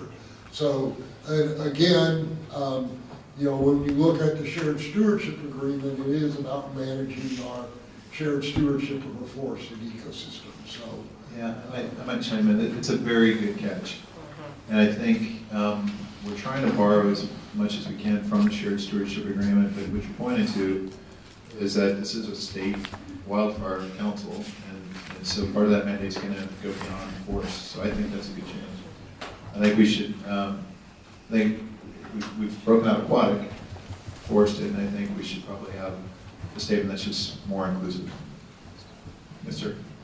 Thank you. I think one expectation or one objective that we have to get is public buy-in and be able to manage and meet public expectations, because they are great. And if we don't have the buy-in and the managing the public expectations for most any of those, this will not work. That's really well said. So where that's captured in that previous model is that when you're setting the state's vision and outcomes, because I agree with you, I was thinking about this, you know, that's kind of where the public officials and, you know, we should be getting public input as to what kind of outcomes we're trying to drive, and then build the whole rest of the system to meet those outcomes. I do think it's worthwhile enough that we should probably put it right here, though, and make that explicit, so that one of our objectives has got to be, the highest priorities, is that it's congruent with the public will. Yes, Lynette? I just wanted to let you know that the risk assessment maps that the Forest Service has done for Washington and Oregon are all lands, not just forested lands, but risk assessment on all lands. So that includes rangelands, grasslands, so. Okay, thanks. Travis?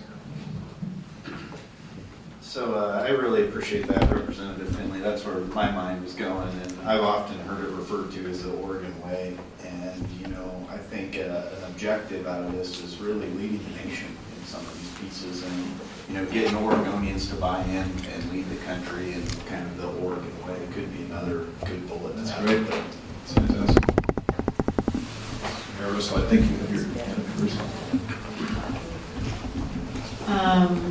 I have a couple things. I think earlier I mentioned sort of the fact that, and you mentioned too when you were setting this up, wanting to create sort of positive change and an evolution. So I want to be sure that it's really clear in this council guidance that we're looking to adapt forward.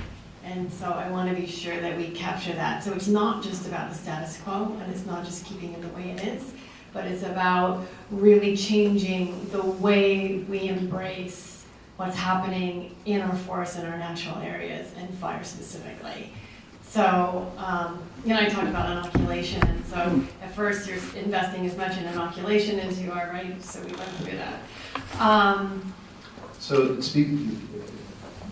So just make sure I'm understanding that. So part of it is to really embrace the realities of the future as opposed to being stuck, status quo. But another part of that is also that to Peter's point, which is you have the capacity for continuous improvement. So it's not just a 2019 deliverable, but rather one of the objectives is that you're constantly improving.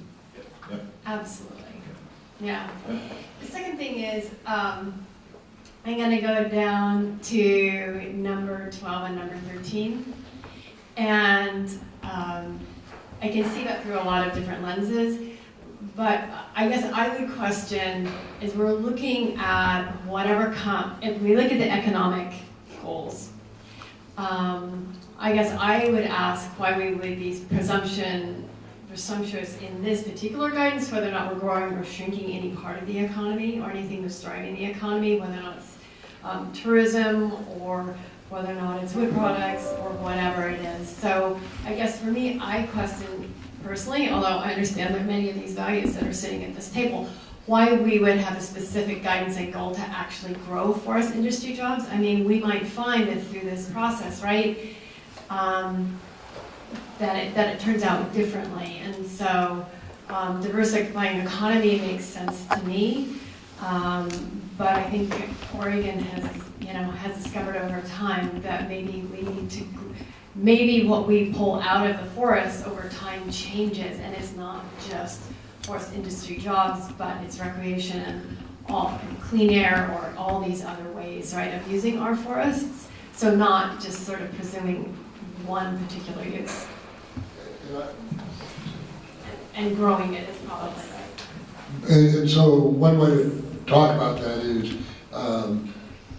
instead of saying growing forest industry jobs, you just say growing forest restoration or forest management or forest related jobs. Because I think that, one of the things is that it is a conditionally renewable resource, and it does provide a source of funding. And if we approach this as a problem that we have to deal with and get through, at the end of 20 years, we'll just have the same problem, and how do we fund it? I mean, the key long-term solution is creating a situation where our local communities can make a living keeping our forests healthy and resilient. And we don't have that now. We're always having to invest as opposed to having appropriately scaled public-private partnerships and be able to utilize the services, ecosystem services that those forests provide to create a sustainable local economy. Yeah, it's interesting. I mean, I take your point, which is just to be intellectually honest, should we be putting a marker out there that we want to grow the forest sector, or do we want to let that come out of the analysis to see what makes sense? Yes. And I think Peter kind of captured, kind of the logic here to a certain degree is more direct employment from the forests, which is number 12, and then indirect employment from the forests, which is, the quality of life there. It's like, hey, we got forests, let's use this as a magnet for attracting new industries, et cetera, et cetera. Agriculture is obviously impacted, tourism and so forth. So that might be a way to capture that. The other way is you could just put on a marker and say, like, right now, we see that it's an unsustainable model. If we can go in there and restore these ecosystems through thinning and blah, blah, blah, one of the objectives is we want to create jobs by doing that. And that is, we could put that marker out there. So I guess that's an open question to the council. Carla? I'm sorry. I think Russell's going to move on to the next topic, so I just want to get it. So I think a question that Peter might help us answer in that, I always think the best dollar spent is the one spent very early upstream on prevention and creating more sustainable, healthy systems. So that the farther we can push that dollar upstream, the better our investment's going to be. But I think bringing in this, the public with us. So we're sitting here harvesting 8% of the annual growth of the federal forests, but 56% of the annual growth of the state forests. Those are both public lands. So that we've got the public in the equation and public ownership on both of those harvest management systems. It strikes me there's a lot of room to bring the public along on these federal lands and increase that harvest. I don't think our goal is necessarily maximizing forest jobs. I think our goal is creating healthy forests that aren't putting our communities and cities at risk. And that scientist and the lead scientist for the U.S. Forest Service, Committee 1 said we have to thin and harvest, to get to a better place. And I really took that to heart. So let me suggest, and by the way, we lost a half hour to our IT problems after lunch, so I'm running up against some real hard, fast scheduling. Let me just suggest that on this one, I think the point is understood, and maybe a way to get through this would just be to say, instead of growing, just say optimize forest deployment. Fair? Very fair. Okay. Russ, do you have feedback on the objectives? Because we've got a couple more slides before I get to do it. So where's the public? The polling will tell us that we have them. They've moved across. Oregon has invested now 20 years in the restoration economy, and the public attitude and the dynamic tension between where we are and where they want us to be is significant. They're willing to invest with us. So the movement towards the defined objectives we have is not going to be that difficult. I just want to remind everybody that we have some of the nation's collaborative forest landscape restoration projects. The collaborations are there. The communities are saying, we like what we see, we want more of it, we want more of it at scale. And you have to start using the words building a restoration economy. Again, going back to the polling information, we're going to build a restoration economy, gets you the public will behind it. This is not old growth harvest, this is building restoration economies. But the collaborative models are there. We've tested them. We are a leader in the nation already because of the state's investment in the collaboratives over the years. And ODF's collaborative model, the all lands approach that you've invested in now for almost a dozen years, has really built that public will. And it's the relationships that many in the room to work in a synergy level with the federal agencies is not, it's not the norm within around the nation. So we have a lot of things going for us as we think about implementing your change model. That's great. I'm going to, Representative Marsh, see, Do you have time? this will be the last one. Okay. I just wanted to comment that while I appreciate number 11, climate change, whatever that last word is, it's different than benefits. I think as a list of one item among 15 that understates the impact of that one element on virtually every other item. I mean, what we are operating in is a climate that is going to be constantly changing on the ground. So we can't really look at this this journey we're on as having an endpoint. It's really about putting in processes and strategies that will be able to continue to help us adapt as conditions on the ground change over the long term. And there are also going to be new opportunities created through our efforts to deal with climate disruption that may create new markets for our forests, new opportunities for using our forests, new recognition of what it is that we have on the ground. You know, those federal forests that have been under-harvested have disproportionately more carbon sequestered in them than we have anywhere else. So there's a whole other conversation that I think is going to have to be significantly integrated into this work as we, in my mind, try to figure out what a climate resilient forest looks like and how similar that is to a fire resistant forest, which I think is a question worth asking. So, so there is going to be a prioritization process where, so it seems like there's two ways to address. I don't think there's going to be any huge disagreement about the prominence of climate change. The question is, do you address that by splitting further out, creating 5 objectives related to climate change, or do you handle that in the prioritization process? And my approach up to this point has been to handle it in the prioritization process. So this doesn't mean that there's 15 equal objectives. That's precisely what it doesn't mean. We're going to be weighting these, and I would agree that climate change will get a very heavy weight. All right, I'm going to move on here real quickly with John's help. All right, so we're running out of time here, so I'm just going to say that with those objectives, that list, again, please email me with any additional thoughts or feedback. Likewise, as you kind of think about strategic scenarios where you got multiple elements to a strategy, I would like your guidance on these 4 or 3, and if you have any additional ones that you'd like to add to the list. So let's just handle that via email.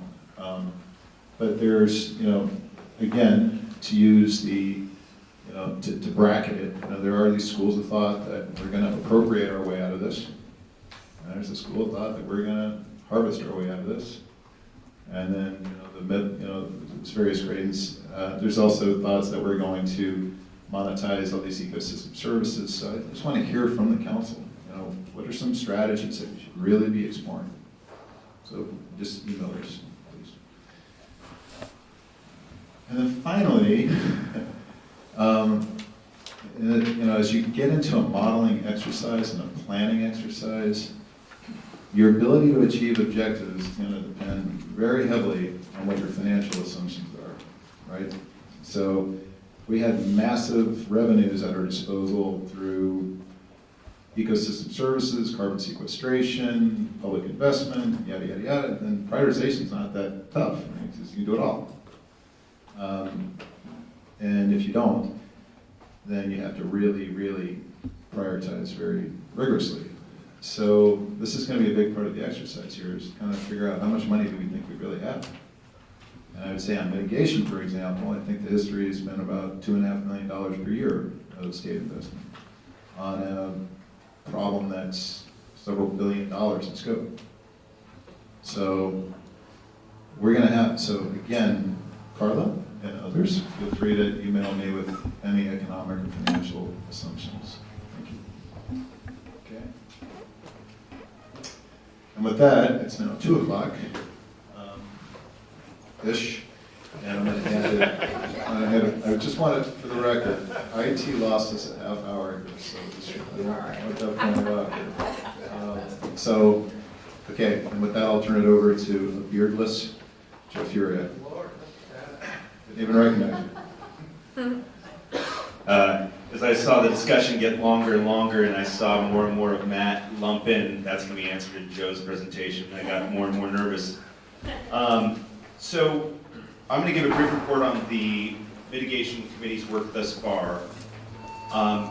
This also is a direct application of some of the discussion that was going on in the previous presentation by Matt around this discussion of objectives. And so really this is in real time a example of when you apply those objectives, it affects your outcomes, and one of the things that the mitigation committee is looking to from the council. And I don't have a presentation, which, you got it open? All right. One thing I'll just caveat my presentation with is that I had a board meeting today for my organization, so I showed up here for Matt's presentation. So if I say anything that is wildly inconsistent with something that was discussed earlier, I apologize. So that's my admission. All right. John? So the outcome here today is refining the marching orders from the council for the committee. I'll explain why that's so important in our work, just from our early meeting. So just giving you an update. Just go on through here. All right, so this is a slide that we shared with you earlier in terms, there's been a few changes since April. So in the committee, we identified that our deliverable, and based on the feedback we got from the council, is this forest health and community plan. We have the same leadership team. We've added Andrew Spaeth, who was one of the co-authors and project managers on the Washington 20-year strategy, and so he's a useful background for our work. We've confirmed 22 members of the committee with the background I described earlier, and then we've set out a series of meetings in our calendar thinking about how our work is going to progress relative to providing input to the council. And those are set through September, and with additional meetings being set as needed through the end of the year. So these current observations reflect the discussion we had in the first meeting of the, so we had one meeting of the mitigation committee. These are consistent with what Matt was talking about. One was that our existing systems for treatments are inadequate. Second is that if, based on the council's feedback that we had heard around the value of this public-private partnership, that would be benefit from being informed by this forest and community health plan. In particular, this deliverable of a prioritization of where those treatments should be done based on achieving the objectives set out. And then the key part is, that's great, but we need to get the leadership from the council as to what those objectives are and what are the sort of strategic approaches to prioritization, which will allow us to develop different scenarios. If we don't have that leadership, then either A, we have to make the decisions ourselves, and then we deliver the work product to you, have that conversation. Or we would prefer that we get that leadership from you. And then we can focus on what that means so that you get that feedback as to what are the implications of those prioritizations. So we spent a lot of time talking about the Washington 20-year strategy for forests in eastern Washington. Again, I covered this a little bit earlier, but this was completed in January 2018. One of the things that's important to think about when we look to our neighbors to the north, I'm from Washington State, full disclosure, but having moved here 15 years ago, I now participate in the rich tradition of throwing our state to the north underneath the bus, so I'm going to do a little bit of that. There's some opportunities and challenges represented by Washington's plan. The opportunity is, it is a good model for thinking about what is the type of work product that comes out of an effort when you look at matching treatments to outcomes, setting priorities, and then establishing timelines and an implementation plan. What the Washington Strategic Plan does not include is a specific funding or economic model for accomplishing the work. And so if we look at what looks like it's going to come through this year for Washington Department of Natural Resources to do forest treatments, it's $14.2 million. Depending on the cost per acre you're thinking about, times 20 years, it doesn't get to the million acres treated by 2033, which was the goal set out for that strategy. So I'd say that it's a notable absence. And so I think this is one part that's really informed this discussion on the value of thinking about the viability of any strategy has to include a financial, economic mindset of how you're going to get the work done. And then there's another downside, which is being the first mover. This is really defining a lot of the thinking around this. And so this is something that we have to manage when we think about our own plan. All right, so this eye chart for those in the back and the front, I encourage you after the meeting to refer to your materials.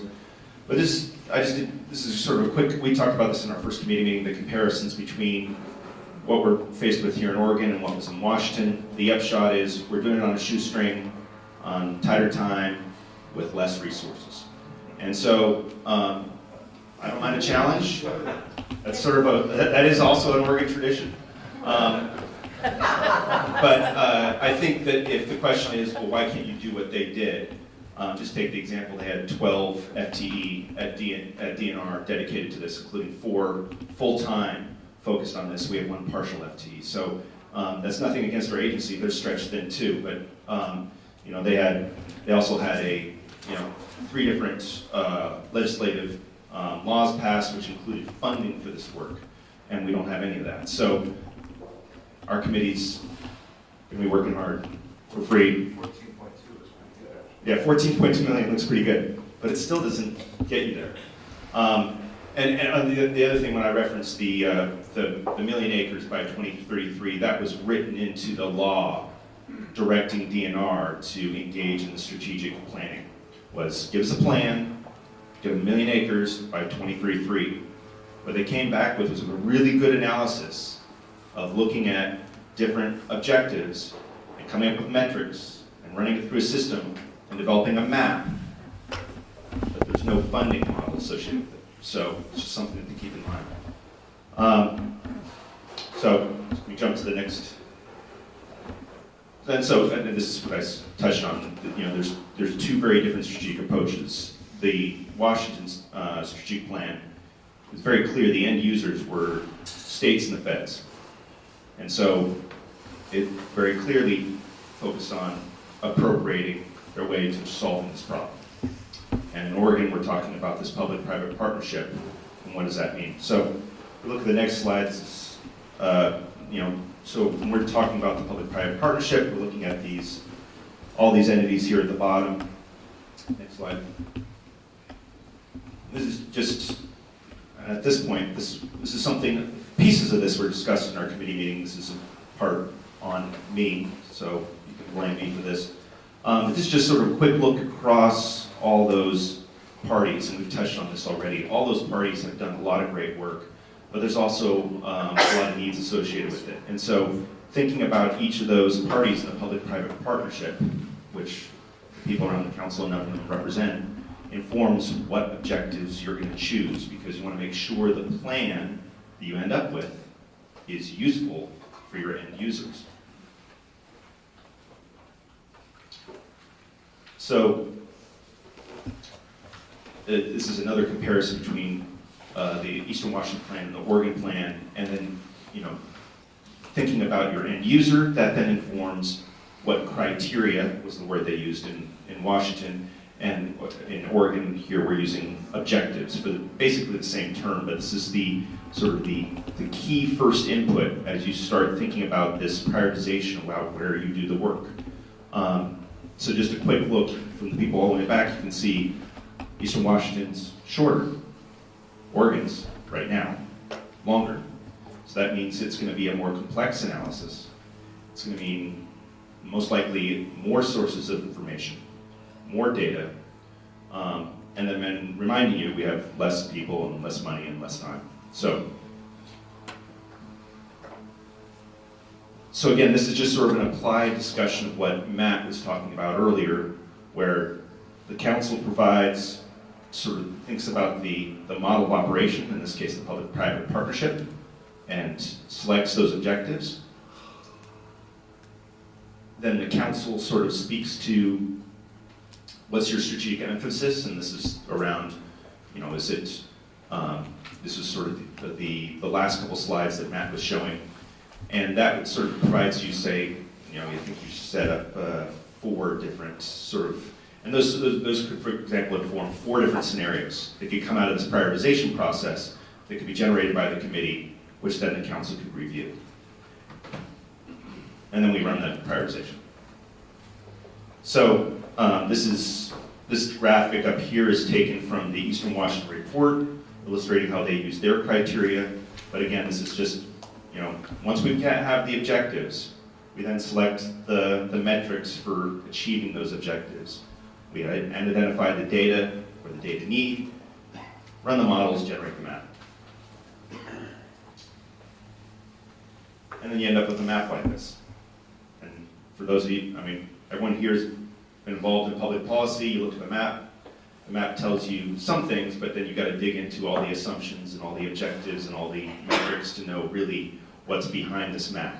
But the idea here is that this is a helpful work product, and already in Washington, I mean, this is one of the values of this, is this is informing how they're spending their dollars, their state dollars. It's informing how they're prioritizing and providing input into the federal process in terms of how those federal dollars are going to be spent. And it's also informing their approach to that shared stewardship agreement. So it's a useful policy tool.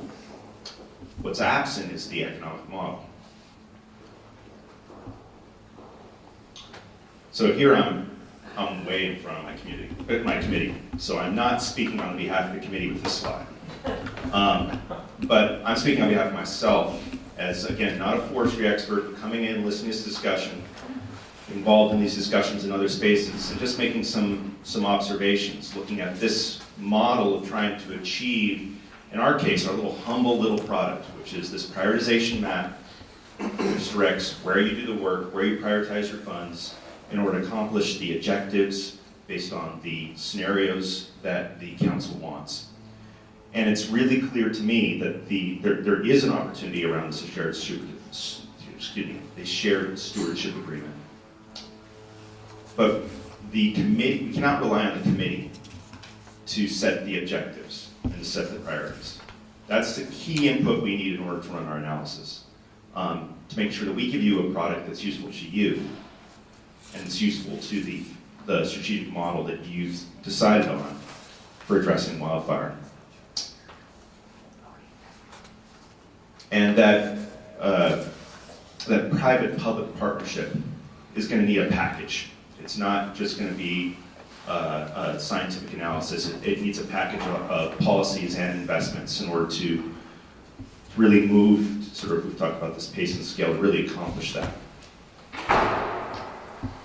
I'm doing the worst thing here where I'm speaking my slides, but I had a board meeting today, I'm tired. Again, the funding's got to align with those objectives. Yeah, I've spoken to all this already. The one thing I'll add in here in the end, and I think we've spoken to this already, is that even if we set up this plan perfectly, even if the prioritization tells you exactly where you're going to do the work, in terms of knowing whether or not you're having success, the sort of outputs of this effort, for example, reduction in sort of catastrophic wildfire, reduction in smoke exposure, all those output things are going to take time, and they're going to be lagging indicators. And so in the short term, what's clear to me is that you're going to have to track those inputs, whether it's acres treated, et cetera, which is going to be a proxy for making progress towards those outcomes. So, next slide. Perfect. So, I hope this is some fodder for thought, and I invite input from the council. Again, the goal here, set up with this presentation, is to refine the direction from the council to inform our work around this forest and community health plan, which has as that key component that prioritization effort. Thank you. Feedback, questions? Anyone? It's getting late. I guess one thing I'll just throw out there. You can see on our list of objectives, we do look at infrastructure security, water security, transportation, and power security. And I think one could argue that given recent events in California, that we should bring particular focus to power security. Right now, where we're dealing with that is in the mitigation committee, basically forest treatments and so forth. And that's not the entire picture. I mean, as you look at what California's doing, they're shutting off power during high fire risk times. And it's certainly not within the purview of Joe's committee. So I think something that we're noodling on right now is, first of all, do we see that within this council's mandate? And I was hoping to hear that, no, somebody else is all over this. And what I'm hearing is, no, that's not the case. And that it's probably is within our mandate. And right now we don't have a home for that. We will have a home for it to a certain degree. I mean, I think we'll get to it to a certain degree within the things, forest treatment, but not the whole package. And so this might lend itself to another subcommittee, or somehow we've got to bring a particular focus. I don't think this council can not do this. I think I'll talk with the governor's office. But I think, particularly again, given everything that's happening down in California and the real risks here that we're talking about, I think this council is going to have to bring particular attention to this. Anybody disagree with that? I don't disagree, but what I'm seeing is that in terms of mitigation committee and looking at the priority areas, I'm seeing infrastructure like power lines and corridors as part of the formula for figuring out where there's a priority in terms of protecting an infrastructure, what have you. Now, associated with turning off the power during high fire, danger, that's another story. But that also could be part of mitigation as well, I think. You weave in that private investment from power companies willing to invest in mitigation efforts on the ground to protect their infrastructure. So there's opportunities there too. So, I mean, there are some linkages there. Yeah, no, clearly there's linkages. I just want, we didn't really set up the mitigation committee with this. I mean, talking about insulation, there's a lot more to this than what we set the mitigation to address. And so, clearly, as I said, there are many elements that we are going to address and we have been thinking about. We've got the, mapping layers and so forth. I think we're just going to step back. I'll step back with the leadership of the various committees after this meeting and think through where does this topic best reside, because I think if there's something we don't want to miss, I think this is going to be it. It's going to be pretty key. Personally. Yeah, I guess, because I said I can make health connected to anything, so I did see it over in adaptation and recovery, but I guess my question for mitigation is if the conversation is around mitigating wildfire, then don't we want to know what causes wildfire? And then if we know what causes wildfire, then that's what we're trying to mitigate. So obviously having a lot of fuel on the land is a problem. But then it does make sense for the power conversation. So I guess that's my question, are we talking about mitigating wildfire and preventing that from happening, and what are the different trigger points for that? Yeah, that's very much within the purview of the mitigation committee. That's bullseye. I was really quickly just going to say, I think Washington's a great model, but I do think looking at Alberta and British Columbia in a sort of a sample size of one as a researcher drives me a little bit crazy. So making sure that we at least can look around and not be afraid of what's going on around those other borders would be worthwhile. That's a great observation. As an economist, n equals 1 is infinity, so. Exactly. But, while we are trying to mitigate fire risk, we do have resource constraints. So if we, as Matt had said, if we don't have resource constraints, we don't need to prioritize. And then the themes at which we prioritize will give us really different answers depending on what themes or objectives. And so when we're thinking about it, and we've also talked about engaging the communities, in our shared stewardship agreement, we'd really like to see prioritization around fire-prone ecosystems first. So the forest ecosystems of the eastern Oregon and southwest, where we have a higher fire risk. So prioritize where the risk is the greatest. We really want to think about communities at risk of impact to fire. So that's what everybody's talking about. So, you can think of Bend, the communities around there. We do already have a map with the number of communities, greatest number of structures at risk. I think we've heard this, and I think prioritizing areas where we have high risk of infrastructure loss or workforce loss. If we lose either the infrastructure or the workforce capacity to do this work, it's much harder to build that back in once it's gone. So if you prioritize just those 3 things, you would get 3 different maps. And so, we've talked about, 18 objectives. And a first, again, it's not going to be perfect, but as a first shot, if we can give some direction like that to the mitigation committee, that they're not producing a lot of maps that are going to confuse us, but some key ones to get us started. Because if we have something, by September, then we have some way to begin to prioritize the investments we currently have, which aren't a lot, but we might as well start prioritizing that. Yeah, I think that's very well said. So we're going to run out of time before long, and I would just say, I think the term that Peter just used is themes, and I think that's right. So the strategic themes that we can build strategic packages around, and to look at alternative maps. So give us some thought, send an email. If you want to specifically reach out to Joe Furia, Brett Brownscombe, Chad Davis, that's a good suggestion as well. Yeah, Al? Well, I just want to respond to Joe's point about making sure we do the economic model.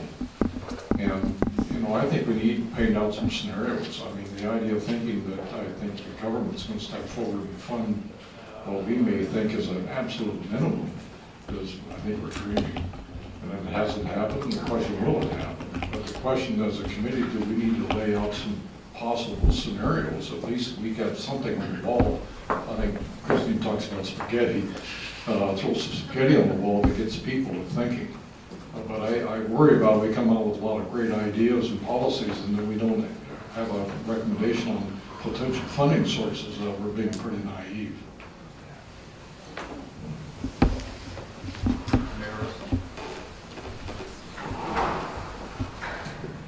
I guess I'll sort of wrap up. I'm going to wrap the power conversation into these comments, but I think all of us could probably agree that the reason we're sitting here at this table is because we want to create change on some level.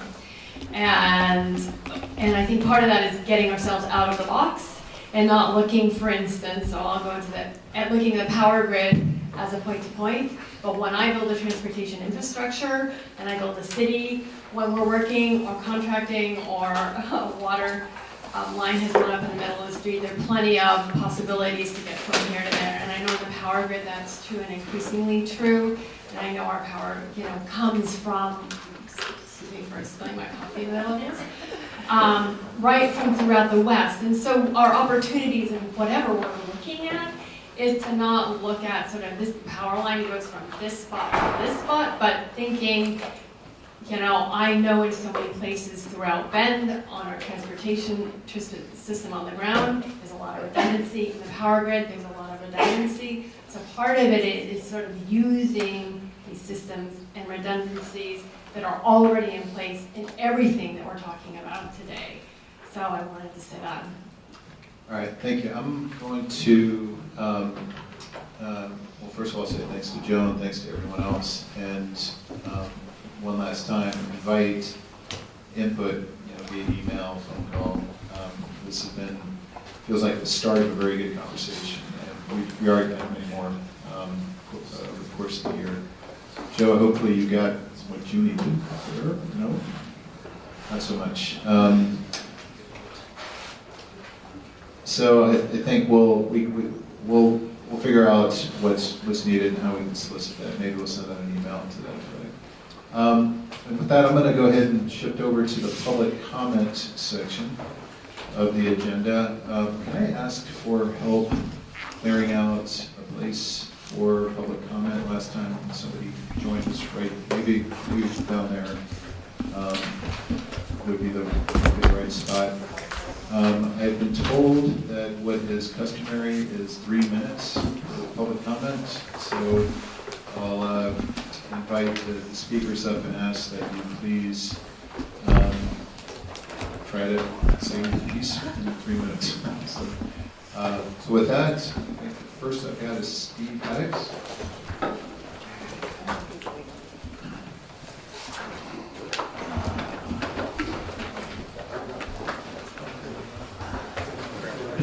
Hi, I'm Steve Haddix with Atira, and over here we have Jeff Baxter in the white, who's with Erickson Aviation.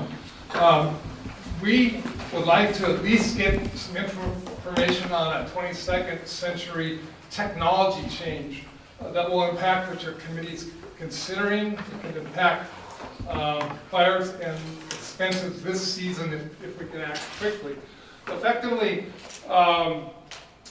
what we're going to propose will impact just about everything you guys have covered today, from health to resources to organics, the whole gamut of it, but money, big thing. The technology that we've introduced has been embraced by AIG and Chubb Insurance most recently, and they're motivated by money and nothing else. So they've seen the value of the new technology. They're on board this year, rolling out on a very large scale. Last season, ODF, the U.S. Forest Service, and CAL FIRE paid to use some of our technology on fires, and it was limited to our own contract engines. Essentially what we produce as a TIRA is a solution to an age-old fire problem. 90% of all water used in fire just hits the ground and does absolutely nothing.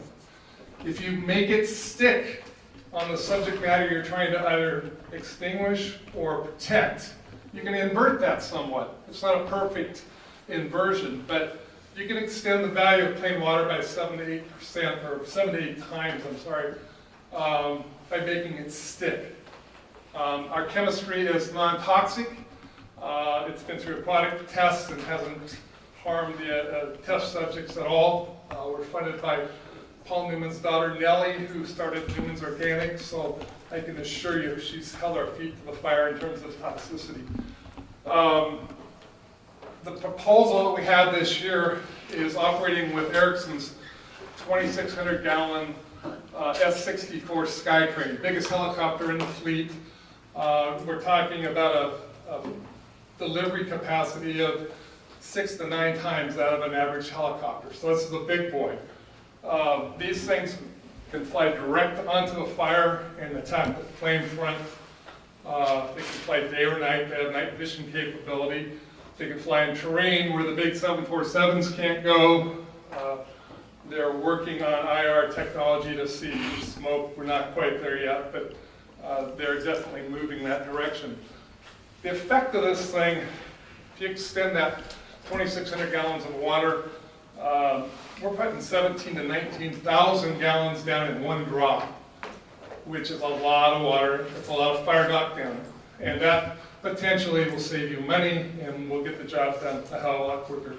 I'm being cut off here, but there are flyers available at the door. And if you can send that to us electronically, we can get it out and post it on the website. Right. We're looking for your assistance and influence for a pilot program this season, so we can save you money today, and you can spend it on your other wishes.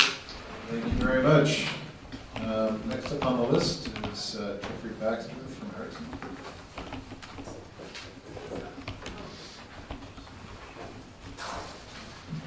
Hey, I just wanted to thank you. This is my first meeting with all of you. I was really impressed. The banter, the dialogue, even the formalities of making a motion, excellent. Learned a lot.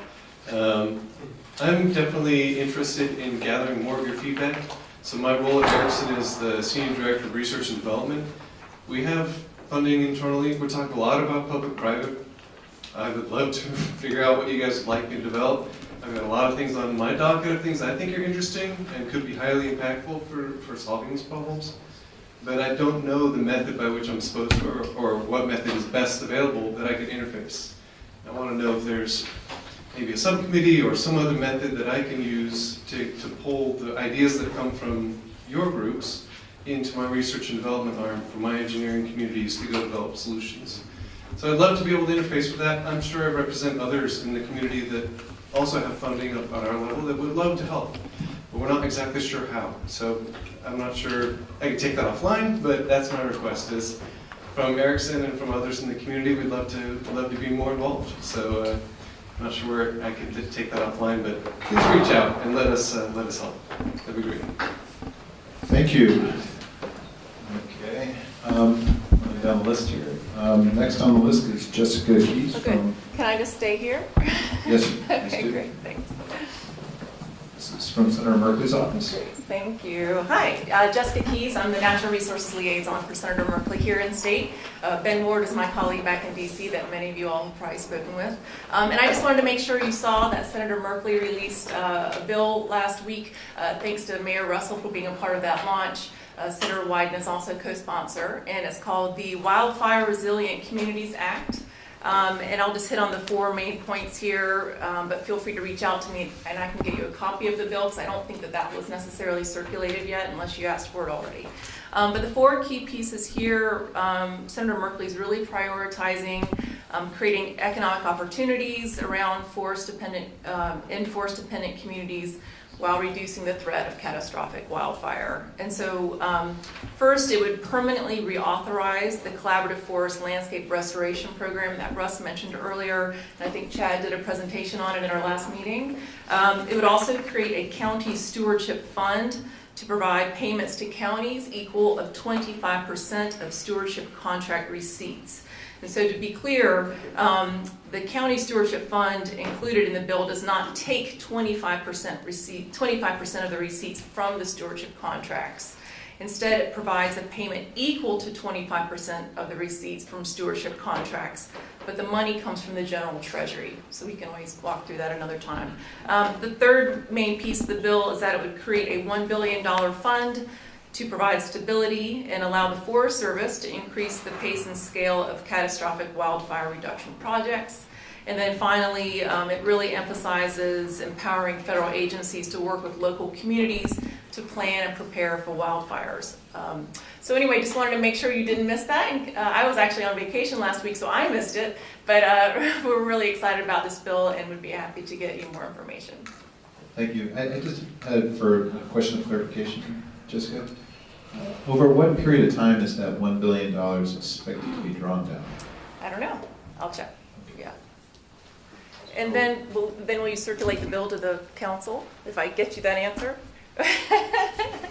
Actually, I'm curious. I wasn't sure whether it would be appropriate to send it to you all for circulation to the council because obviously this is an important body that we'd love to have that bill put in front of. We can negotiate. Okay, great. Thanks.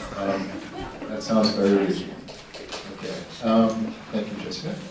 Okay. Next on the list, we've got Mr. Alexander Harris. And Mr. Harris, if you would mind just stating your affiliation. Sure. So my name is Alexander Harris. I work with Cascadia Wildlands and numerous other forest conservation groups. I'm originally from Southern Oregon. I grew up outside of Ashland, and I've been affected by fire my whole life. And as a millennial, I think about fire a lot because it will necessarily be a part of our future. Climate change is already having a major impact on the Northwest and will only continue to do so. So I've devoted my career to following the best available science on what's going on with wildfire and how we can approach it more smartly, allocate the resources that we have towards the solutions that will actually protect people and property. So I wanted to run through a few things. But starting at the top, wildfire has always been a part of the Northwest. We need to remember that all ecosystems in this part of the world are adapted to much more fire than is on the landscape now.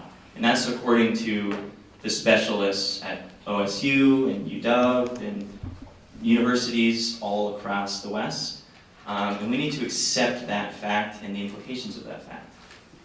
Wildfire poses challenges to human communities, and we need to talk about those challenges, not talk about forest health and how logging is needed to restore forest ecosystems. If we're talking about ecological health, fire is a part of ecological health, and is one of the best things that some of these ecosystems could use.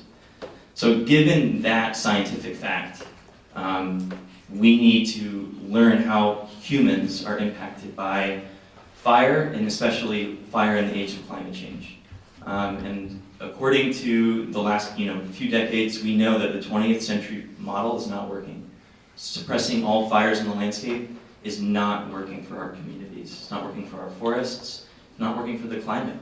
And that's why we need to pivot to a 21st century model that prioritizes human people's safety and the mitigation of risks to property. And that starts with development in the WUI. We need to be very serious about expanding development in areas that are fire prone. These areas will burn. It's just a matter of when. So we need to draw a line in the WUI, as inconvenient as that is. Next, we need to prioritize suppression and thinning fuels reduction efforts in those areas where people are, not in the backcountry. According to science that's coming out, there's new articles coming out every year that show that thinning in the backcountry is ineffective at mitigating these problems. So we need to prioritize those fuels reduction activities and the suppression activities directly adjacent to communities where people are actually impacted. The last point I'll make is that from a climate perspective, we need to learn how our forests are, how they can become more resilient to a changing climate. And these ecosystems are more resilient when their natural functions, such as wildfire, are allowed to function. And we can learn to work with fire rather than fighting fire. And I truly believe that with that kind of approach of ecological fire management, we can find a balance that works for us and works for the ecosystems that we depend on. Thank you. Thank you. Next, thank you, Mr. Harris. Next up is Timothy Inglesby. And Mr. Inglesby, if you would mind also identifying any affiliation. Yes, my name is Timothy Inglesby. I'm Executive Director of Firefighters United for Safety, Ethics, and Ecology. Our acronym is FUSI. It's the handheld torch that firefighters carry. And it has a lot of symbolic meaning to us. I consider myself a colleague of some of you who have already given presentations here. This is my first council meeting. I've been following you on the web. Dr. Chris Dunn, Dr. John Bailey, Dr. Paul Hesper. Paul was on the board of directors of the Association for Fire Ecology, a nonprofit organization. I was co-executive director for 9 years. And it's very interesting when people hear Paul's work, it's like that old joke, sustainable development. You hear sustainable or development. He's talking about massively upscaling treatments. And you can think of treatments as thinning, harvesting, grazing, or fire. And fire is fundamentally what Paul is talking about. Fire as a treatment on the landscape. And it really is functionally the only way we're going to get to where we need to be. So I credit Matt with asking the question and answering it too, is Oregon's model sustainable? The answer is no. Will it become sustainable? Well, unless we really deal with fire, and I want to echo a lot of what Mr. Harris said, it can't become sustainable. As long as we're thinking in terms of the old paradigm, preventing wildfire, suppressing all wildfires, how can we improve on 98% success attacking all fires? We're never going to be sustainable. And so on the list of objectives, I must assume it's implied that firefighter safety, I didn't see that on the list. And there are members of the public, there are citizens too. That's the highest priority in the federal wildland and fire management policy. Don't. I'm sure you. It's human safety. Human safety. There's a list. There's a bullet. Well, in FUSI, we connect firefighter safety with this notion of land safety.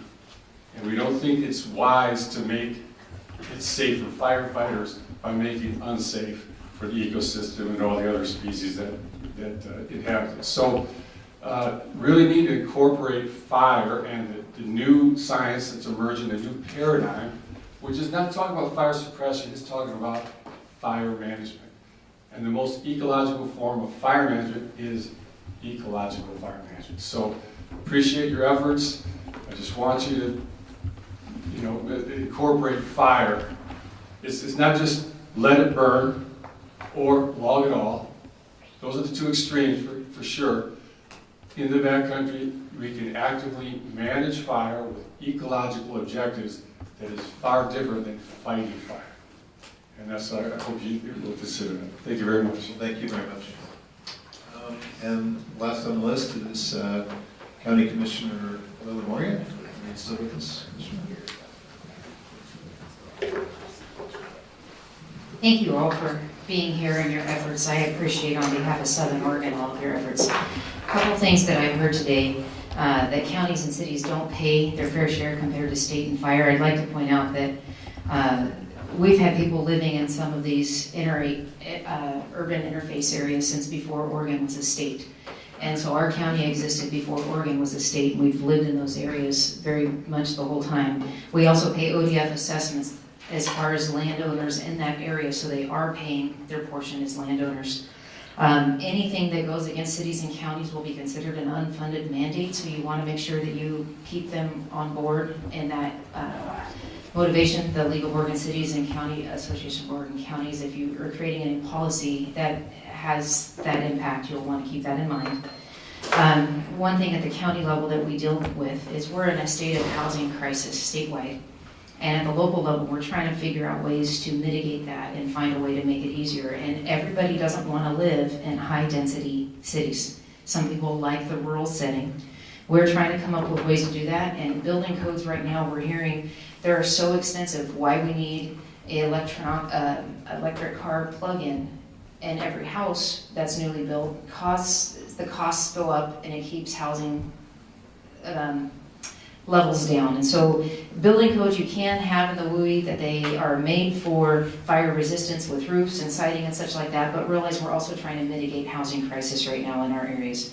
One thing all the counties have is a community wildfire protection plan, but we don't necessarily have the funding for implementation of those plans. You already have a partnership with ODF, the fire defense chief of each county, and the counties on those community wildfire protection plans. So the help would be, they're already mapped with the risks, they're already got plans of reduction, but having the implementation is a key thing of something that's already there.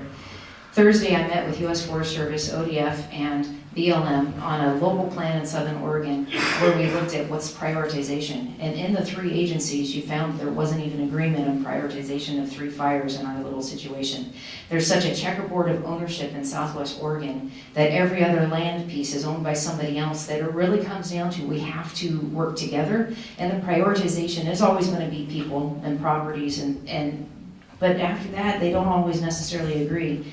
And sadly, the Paradise Fire, most of those who died were people who said, I've been through this so many times, I don't need to go, and they lost their lives. And so we have to reach people in a new education capacity on the risk of the mega fires.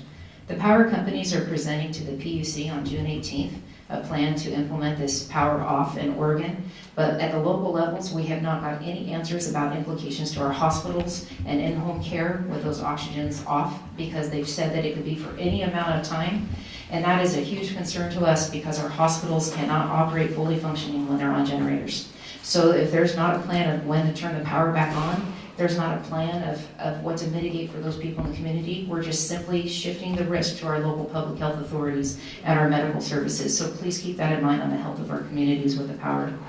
And finally, I agree that we need to do more, but the counties have been forced to find a way to provide services while we have minimal opportunity for impact. 72% of my county is public entity, 68% federal, and another portion of state, of which we don't necessarily have the resources to turn around and make rules over the whole thing. We have to partner in a way.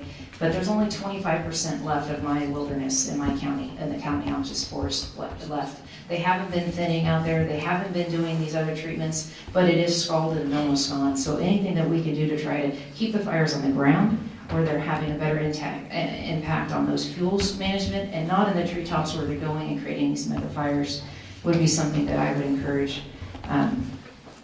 I was trying to speed through all my notes as quickly as I could to try to get to your 3 minutes. You guys, I cannot tell you enough how much I appreciate you realizing this is an Oregon issue and your efforts and bringing all the perspectives.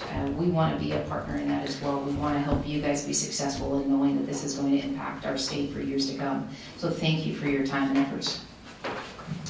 Thank you, Commissioner. I want to say thank you to all of our public commenters. And with that, I think we're wrapped up with our public comment section. And for the record, we ended at 3:03.